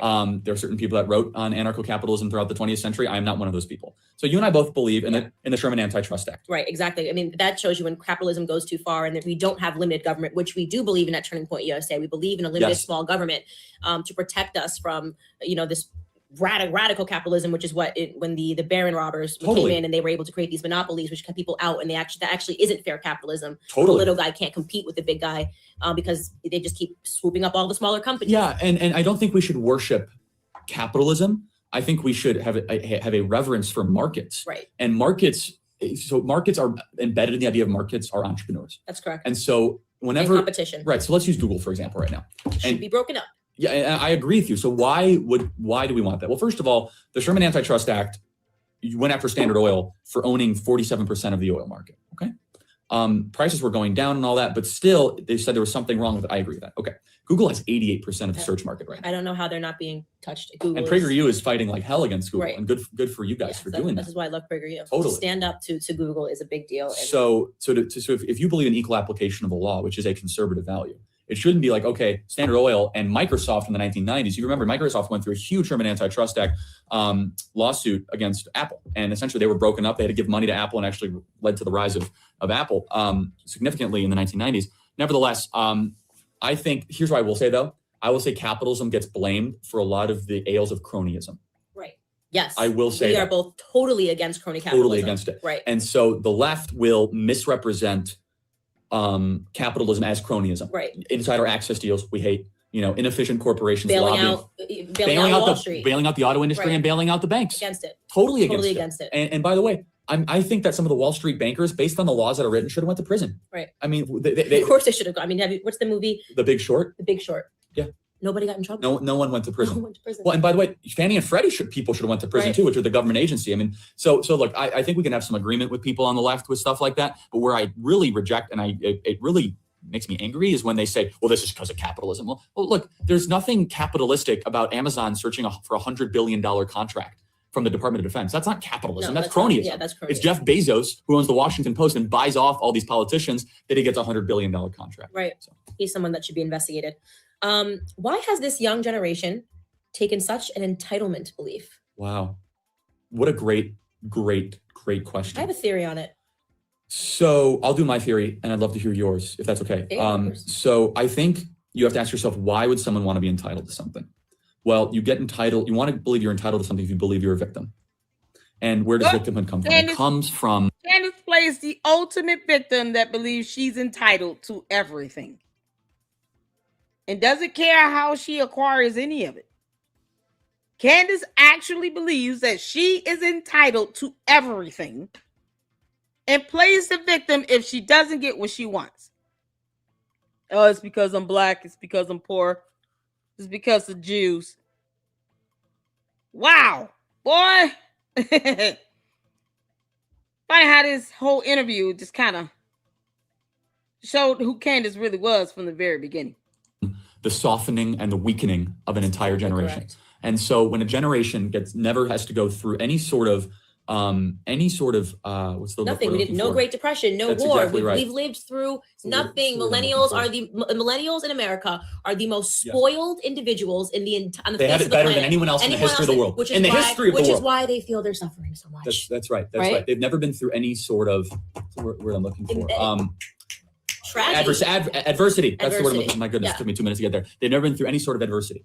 And their idea of adversity is they had to stay up late and publish a paper, like feel bad for me. Right. Great. I had to Okay. stay up really late today. I mean, we had in the Protest in the morning. in the 1950s, in the 1940s and 50s, as you say commonly, our boys rushed to the beach of Normandy and went to World War II to fight the great evil. Mm-hmm. In the 1960s, our boys were drafted to go fight in Vietnam in a war that I felt was unjust and never should have been declared upon. So on and so forth. The equivalent of our generation is, I'm happy to hear Ben Shapiro speak on or campus. my Uggs were delivered 2 Right. days late, Yeah. or my pumpkin spice latte is imbalanced. Yeah. or Oh, wait, no, something. seriously, there's not enough pumpkin and spice in my pumpkin I mean, spice latte. give me a break. No, it's sickening, and that's what it is that when you've lived through absolutely nothing, there's a long quote about that. Like, when a generation that lives through nothing weak men creates create, weak men. all that sort of stuff. Yeah. And Good times create weak men. Right, And weak bad men, times yeah. create strong men, and you've Yes. got this going on. And unfortunately, we have created the weakest period of men in the millennial American That's generation. correct. That's And when I say correct. men, I mean men and women. Justin Trudeau, mankind, humankind, Yes. whatever, But you get what I'm saying, and it's really can be attributed to the fact that we've lived through nothing. And when I say that my grandfather has never said anything about racism or called people racist and said that he deserves this or that, and yet he lived through a racist period Yes. in America where there was actually pieces of legislation that were racist. And I see Black Americans say on campus, and you, Charlie and I will ask this question, Bob, at the beginning. And I will say, just to see what planet I'm on love before this. we even get Just started. what planet I'm on. Just that's what I say. Just see what planet I'm on before we even get started. How many people believe that America is a more racist country today than it was in the 1940s? Hands go up. And I go, okay, we're not on Earth today. Let's get started. Jarring. It takes Jarring. an extraordinary amount of effort to get to something that's screwed up. Right. I mean, just think about that. It's a good question. We just want to see what planet we're on, so we know if there's gravity in the room. Dozens. And then they'll say to us, it's a different type of racism. No, it's even Like, they're more, so it's even more sophisticated. sinister. Yeah, totally different than hanging people from trees. That is what we are fighting on college campuses, just to get them to like a little bit closer to reality, where you can say, hey, you can at least say, fine, I believe in racism, whatever. But if you can't acknowledge that America has made progress from the 1940s to 2019, as you're a Black person sitting at UCLA and One of the nicest schools in the world. speaking and going to listen to a Black woman, I mean, it's jarring, but this is what the education system can actually do to people's minds. Yes. And so take it to kind of a really interesting extreme. A group of people I think everyone can learn from are living Medal of Honor recipients. And what's amazing, and I've had a chance to meet a couple, we met one at one of our Turning Point USA events. What's unbelievable is these people have lived through hell. You don't live and get the Medal of Honor without seeing and experiencing something beyond. You have seen people die. You've probably killed other people. You've done something so heroic and so amazing. And without a shadow of a doubt, every Medal of Honor recipient I have met, they are so humble and they want nothing in return. They don't consider themselves a victim. They don't want a special award ceremony. They don't want a special thing from government. It's like, I was just doing my duty. And when someone goes through such unbelievably harsh times, you see this through all of our veterans, right? They're absolutely amazing. It creates a posture of your soul and of your person where you're thankful to be living in this country, and you're not a spoiled, entitled brat like most of our, unfortunately, like most of our generation. Brats. And so when Bernie Sanders comes along or an AOC comes along and they say, you're entitled to all these things because you've lived through so much. And like, What the hell have they lived through? What the hell have I lived through? and then I look and I see the greatest generation, what they had to live through, Right. where there were families that went off to war and half the brothers came back. I just want you to think about Yeah, that. no, I mean, like, literally, like your chances of surviving on D-Day. I always talk about that. Think that they knew that those boys knew they were going to die. I mean, just think about that. Yes, and they knew that anyway. if you don't take this beach at this time, Right. very little, the likelihood of even taking the European theater within 2 years is low. Right. Like, they had a 3-day window to take Europe through one entry point because they deceived the Germans. They deceived them through a counterintelligence campaign. They fired Patton. They thought they were going to invade on the northern side of Germany, on France, and they went to Normandy, and they still lost. Think of Dunkirk, the British taking their own ships over to go save. I mean, like, One of the the most- amount of bravery that Yes. it took to say, I'm just a fisherman and I'm just going to go save our boys. And Yes. today we have people that just can't deal with the fact that Charlie and Candace are going to come talk about conservative principles. Yeah, they need a and safe they're space. Crying. It is tough. I know. Yeah, it's really We're all hard. struggling right now. Hashtag oppressed. Yeah. Okay, last question. Last one. The question that is on everyone's mind on Here we go. Instagram. I know what this is. Charlie Kirk, Yes. did you ever date Candace Owens? Not in real life. So we kept the fake relationship going for some time. Is that Going correct, strong, Candace? Going strong. But Candace Owens is engaged now, I which am is amazing, engaged, to a yes. wonderful man. And I thought we were gonna get such, like, when I announced my engagement, my fiance, we were expecting such like horrible comments, but actually they all went to Charlie. Charlie got trolled the hardest. It was all me. It was all, they were like, It was exclusive Charlie to was me. friend zoned. Charlie. Yes, Charlie was sold a pack of lies Candace this is entire cheating time. on Charlie. Yeah, like Charlie's so sad and heartbroken. Charlie's being all these sorts of things. So the answer is no. No, but I'm Candace so sorry. is my dearest friend in the world, and I Yes. couldn't be happier for We what. know way too much about each other. That's correct. We're like brother and But sister. we have gone through so much, and everything from going to the embassy, move in Jerusalem, from going to driving from San Francisco to LA, just because I was driving. I was driving. Let's be very clear about this. She was riding. She was passengering. Is that a word? We'll make it one. I was passengering. But getting kicked out of a restaurant in Philadelphia. That was fun. And that was really something. To being heckled at campus events, all sorts of fun things. Right. It's been quite a journey, and we wouldn't trade it for the world. No, it's honestly. been a wonderful journey.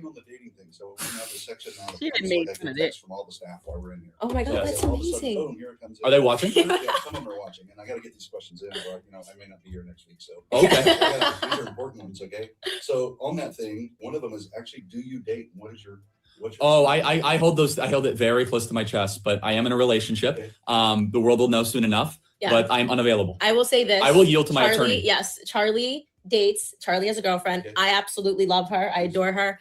And she's known about her. Like, everyone was thinking Charlie and I were dating. Charlie had a girlfriend. Everyone was thinking that Charlie and I were dating. I had a boyfriend. She really is a wonderful human being. And mind you, the boyfriend is not the same person she married, by the way. Keep that in mind, y'all. Candace telling on herself. The boyfriend she had is not George Farmer. She only knew him, you let her tell it, for 18 days. That's not even a good full month. No way, because math is still math, Candace. I know you're listening, you dumb heifer. Math is still math. You only knew George Farmer for 18 days and you accepted his proposal. But the entire time you were touring out with, Charlie and stuff like that, you said you had a boyfriend. So for at least 19 months, it could not have been George Farmer, because you want us to believe that you just so happened to meet him by chance after taking Charlie Kirk's credit card and booking a flight out to the UK, to a whole nother country, and never reimbursing him for that money you spent. And you just so happened to meet George Farmer. And then 18 days later, you were accepting his proposal. You're not going to get us to believe in your alternate reality that for 19 months you worked for Charlie Kirk because you didn't build shit. You worked for him. That somehow the same boyfriend is George Farmer. Nope. Math doesn't math. Numbers don't add up, girl. So who's the name of this boyfriend? This is why she's not going to sue Laura Loomer, because Laura Loomer wasn't lying. And she knows she would have to meet her burden by proving Laura Loomer lied if she were to sue her. Oh, Candace. Same reason why she could sit here and say, oh, I want Erica Kirk to go to jail. Based on what crime? Name the actual statute, the state law, the law violated. Go ahead. We'll wait. You want an innocent person to be jailed. We want to hear the violation of law. We want to hear the crime committed. See, when she says those dumb things like that, well, her airhead is behind. Candace doesn't give a damn. She just says it just because PR. She doesn't care if her cult members do the math and realize that the boyfriend is not George Farmer. And they damn sure don't ask, okay, well, who is he? Wow. If he existed, if thou had a boyfriend and not maybe a girlfriend, who is he again? Why not bring him up? Why not speak on him? Charlie being private is one thing. He obviously was. You claim that you were texting his girlfriend for 12 months and had to be a lesbian. Oh, God. Laura Loomer was like, yeah, I'll wait for you to try to sue me. And yeah, she's extraordinary. We try to keep our private lives a little more private, just because look, the opposition is so vicious, so vicious. Right, so now in time, I would love for Laura Loomer to interview him. Will you ever run for office one day? I have honestly, the honest answer to this is I really have no plans to do that. Charlie will be president one day if I don't run against him. Oh wow! Well, that would actually be quite fun. I know it would be fun. We could clear the field. Yeah, I know. No, but look, I this is the honest thing. I love my life. I love what I get to do. And Candace would think the same thing. People are always trying to push us to run for things. Yeah. We enjoy the freedom. We enjoy the flexibility. We're around a lot of congressmen and senators. I just don't see them moving the dial at times. I don't. I think we're able to box harder from the outside. I mean, the stuff that I'm able to say and do, I'm not limited because we can go to London and start Turning Point UK when we do stuff like that. Right. You know, that's exactly right. But I will say, I think that we both agree that we want to mimic the president. When he was in his 20s and someone asked him that question, he said, if my country ever needed me, I would step up to the plate and I would run. I think we feel the exact same way. Totally. But do I have plans to get my whole life torn apart for sport? No, exactly. And look, we're in the culture war business right now, and that's She the most doesn't important mind thing. Being another R or D in a certain column. I'll never be a Congress. Right. What interests me a lot more is changing, the ideological predisposition of an entire generation towards their view of America. Like that really fascinates me, and we're doing it. Like we're and how many times, Candace, have we heard where people come up to us? We get messages. I used to be a liberal, but now I'm a conservative because of what you have said. Yeah, that's and when I hear and I see that, there's nothing more fulfilling than that. That's more fulfilling than running for office and winning. Right. To hear that once, we hear it thousands of times a year. It's the best thing. The videos are just so straightforward. The conversion story is something that is so powerful. Yeah. So is there anything personal or private? What's your deepest, darkest secret? Oh, here we go. We're never getting. No, we do. What's like you have to say something that like you don't want everyone to know. I'm but, like, allergic to gluten. No, you're not, Charlie. Stop ordering your generic salads. See, I'm allergic to gluten. No, it's not. Yes, that's my I'm celiac. No, it's not his deepest, darkest secret. Deepest, darkest secret. I don't know.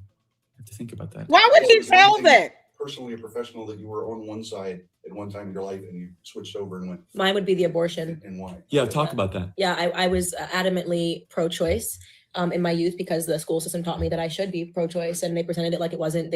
You learn in textbooks that it's not a baby. Or was it because you actually had an abortion, Candace? Which one is it? You know, I see through you, heifer. Was it because you actually ended up having to have an abortion? Candace Owens. You know, while you wanted to parade around talking about you lived with your boyfriend for 6 months at the age of 14. Of course, she was having sex. Did you get pregnant, Candace? How far along did you go? And you know, it's not a baby until I think they'd say like 3 or 4 months. Sure. In health class you learn this, and they would show you stuff about, you know, how miserable a child's life was going to be if you weren't. Candace is lying. She's lying. You did not learn that in school, because I learned in science class that a baby's heartbeat starts after 19 days of gestation. 18 days, I believe. Science is science. It doesn't change depending on what school you attend. The education and the knowledge itself does not change because of what school it comes from. You can Google when a baby's heartbeat begins. What school taught her that? Candace is lying like hell. Candace didn't learn anything in school. Candace, did you have an abortion? That's my I'm celiac. No, it's not his deepest, darkest secret.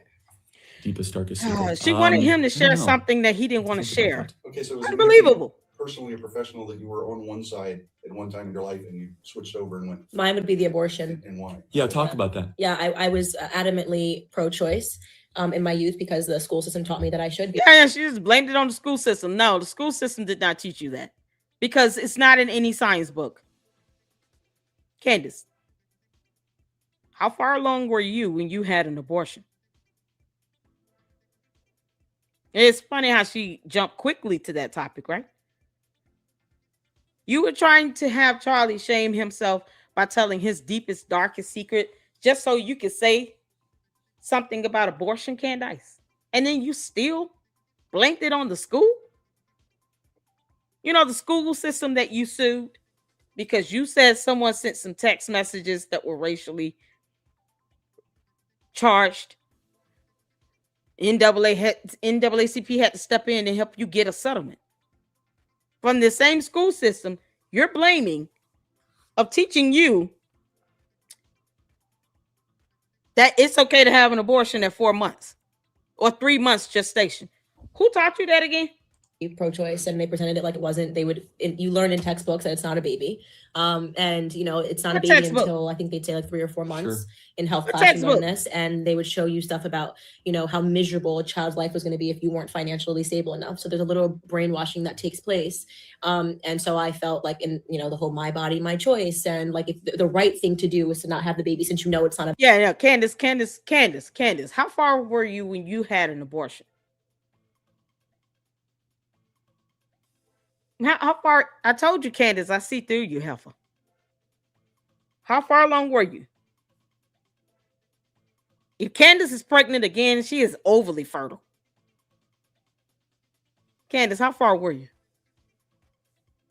No one is going to just admit or even lie about living with some boyfriend when they're 14 years old. And then get upset if people assume, yeah, you guys are definitely having sex. 14 years old, though.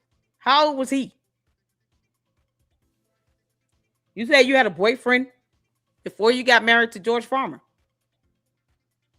How old was he? They had been together, according to the statements from Laura Loomer, for 7 years. Candace, you're not going to have me believe that you never got pregnant before you had George's first baby. Nope. You're not going to tell me that. As usual, you would be lying. So, Candace, are you going to tell us how far along were you when you decided to have an abortion? Baby yet, which is now I know is a bunch of crap and it's dishonest, and I obviously understand the abortion rates, but I was so pro-choice. I mean, I wasn't like out marching for it, but I didn't believe that it was a baby at all. So I want to do as much as I can to help. I didn't believe it was a baby. That sounds like guilt. That's not. I just believe in the idea that you should consider all your options and none of. No, it sounds like guilt talking.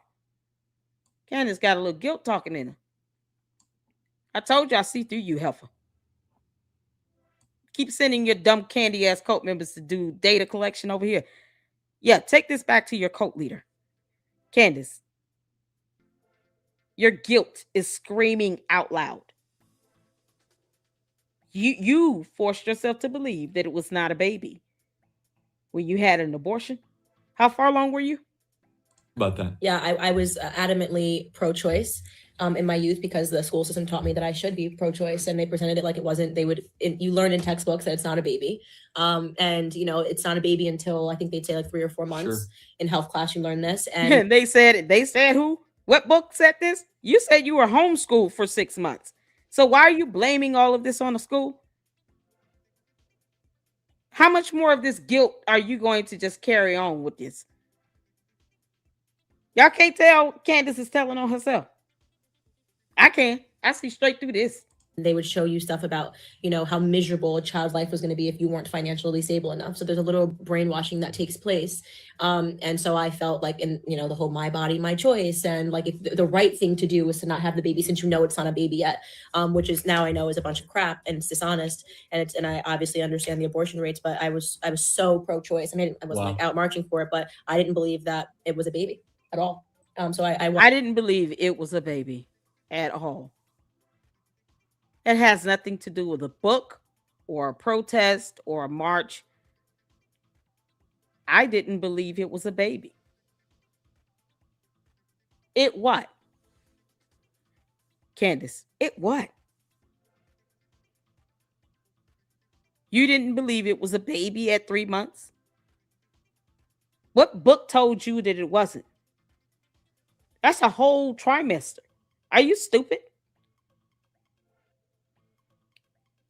No, you didn't believe that it was still a baby at 3 months. Where did you go to get this done? Just because you sucked your mind out to believe this is not a baby coming out of me doesn't mean it wasn't, Candace. Where did you go to get that done at 3 months after a whole trimester? Candace telling on herself. Candace, I told you I see through you, heifer. I want to do as much as I can to help people understand that they are being effectively brainwashed in school to disregard a human life. You just said I didn't believe it was a baby. They literally are marketing evil, and it's very easy to market evil to a child's mind. Yeah. Mine would probably be, I remember being in middle school when the Iraq war was ramping up, and being this solo conservative, I found myself having to defend the Iraq war.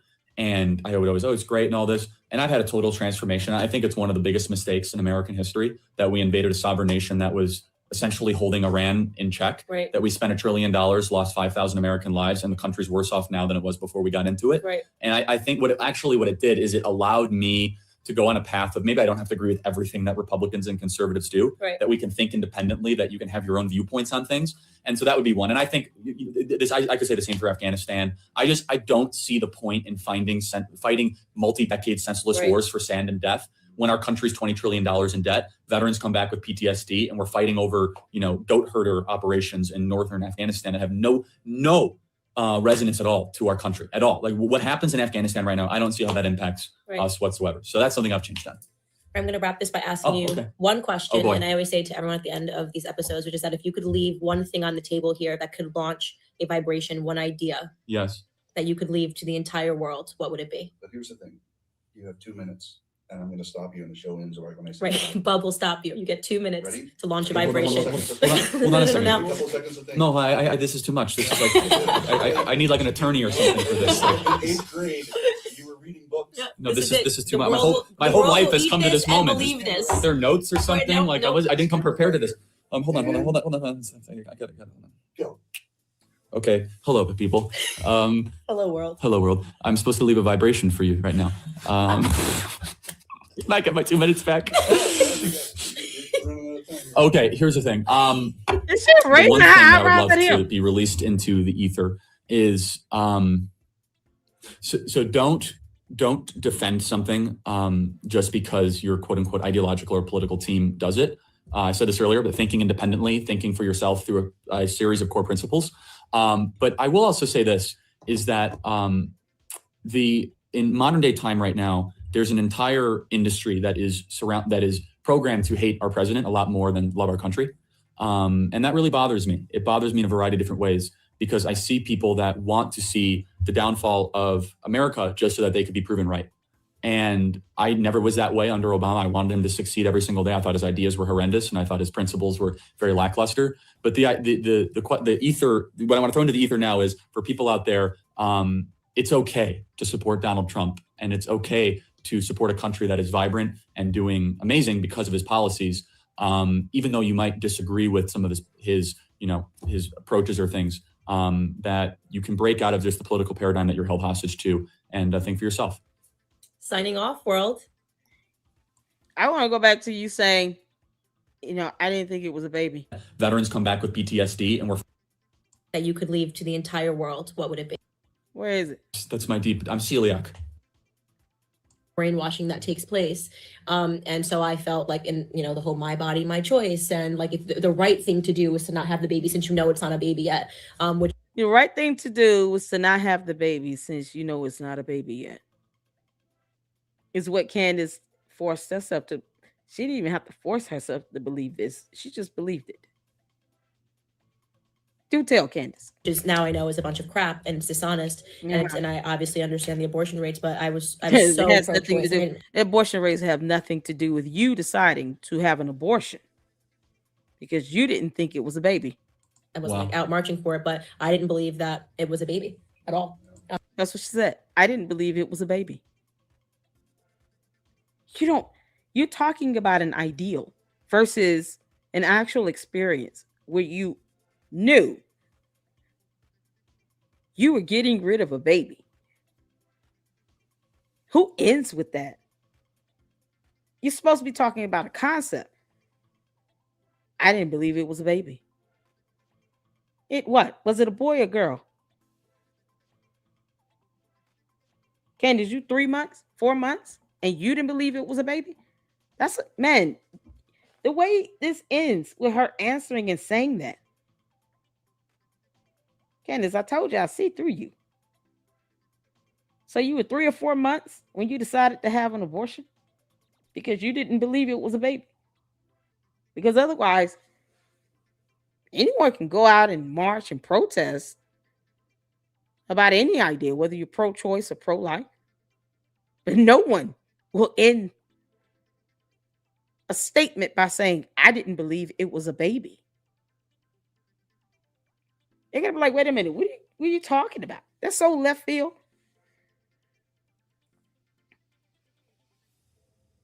Candace, how many times did you allow that to happen? Did you go and get an abortion? You're telling on yourself. Yeah, this is something else. This is something else. She said, I didn't believe it was a baby. Ooh, child. Candace, you told on yourself. And I picked it up. Y'all heard that? All right, y'all. We're going into 6 hours of our marathon. Thank you all so much for tuning in. Oh my God. We learned something. Candace said, I didn't believe it was a baby. Candace, you just told on yourself. And it's dishonest. And I obviously understand the abortion rates, but I was so pro-choice. I was out marching for it, but I didn't believe that it was a baby. I didn't believe that it was a baby. What did you think it was, Candace, coming out of you? A doll? What did you think it was? part of your yeast infection? Y'all, I'm telling y'all right now, she just told on herself. Boy, this interview was something else. And there's a lot of things about Candace that she's showing now. That was a telltale sign in this. I mean, she has definitely trolled and grifted off of conservatism, Trump supporters, Republicans. This girl knew what she was doing. Meanwhile, she didn't know it was a baby. I guess what she thought they were pulling out of her was part of yeasty. Grim is yeasty. Can't make this up. Oh, Candace, thank you for telling on yourself. I want to thank you all so much for tuning in. I appreciate all of you all. Happy Memorial Day to every last one of you. And Candace E.T. wants to bid you all a farewell. Tomorrow evening, we will try to do our live stream after me and my kids come out from having some quality time. And go over all the posts over there on X, videos, clips, and things you guys have tagged me on. Shout out to all of you guys, the supporters, the Luxters, for all of these supers, memberships. It's a blessing here in the LLC, and I thank you immensely from the bottom of my heart. Make sure you guys hit that like button and tune in. Check out Edie Marie. Be on the lookout for her new video of the anger management that she's going to drop either today or tomorrow. And when she does, we're definitely going to go over it, okay? You guys have a good one, and until then, Lady Club out. Deuces!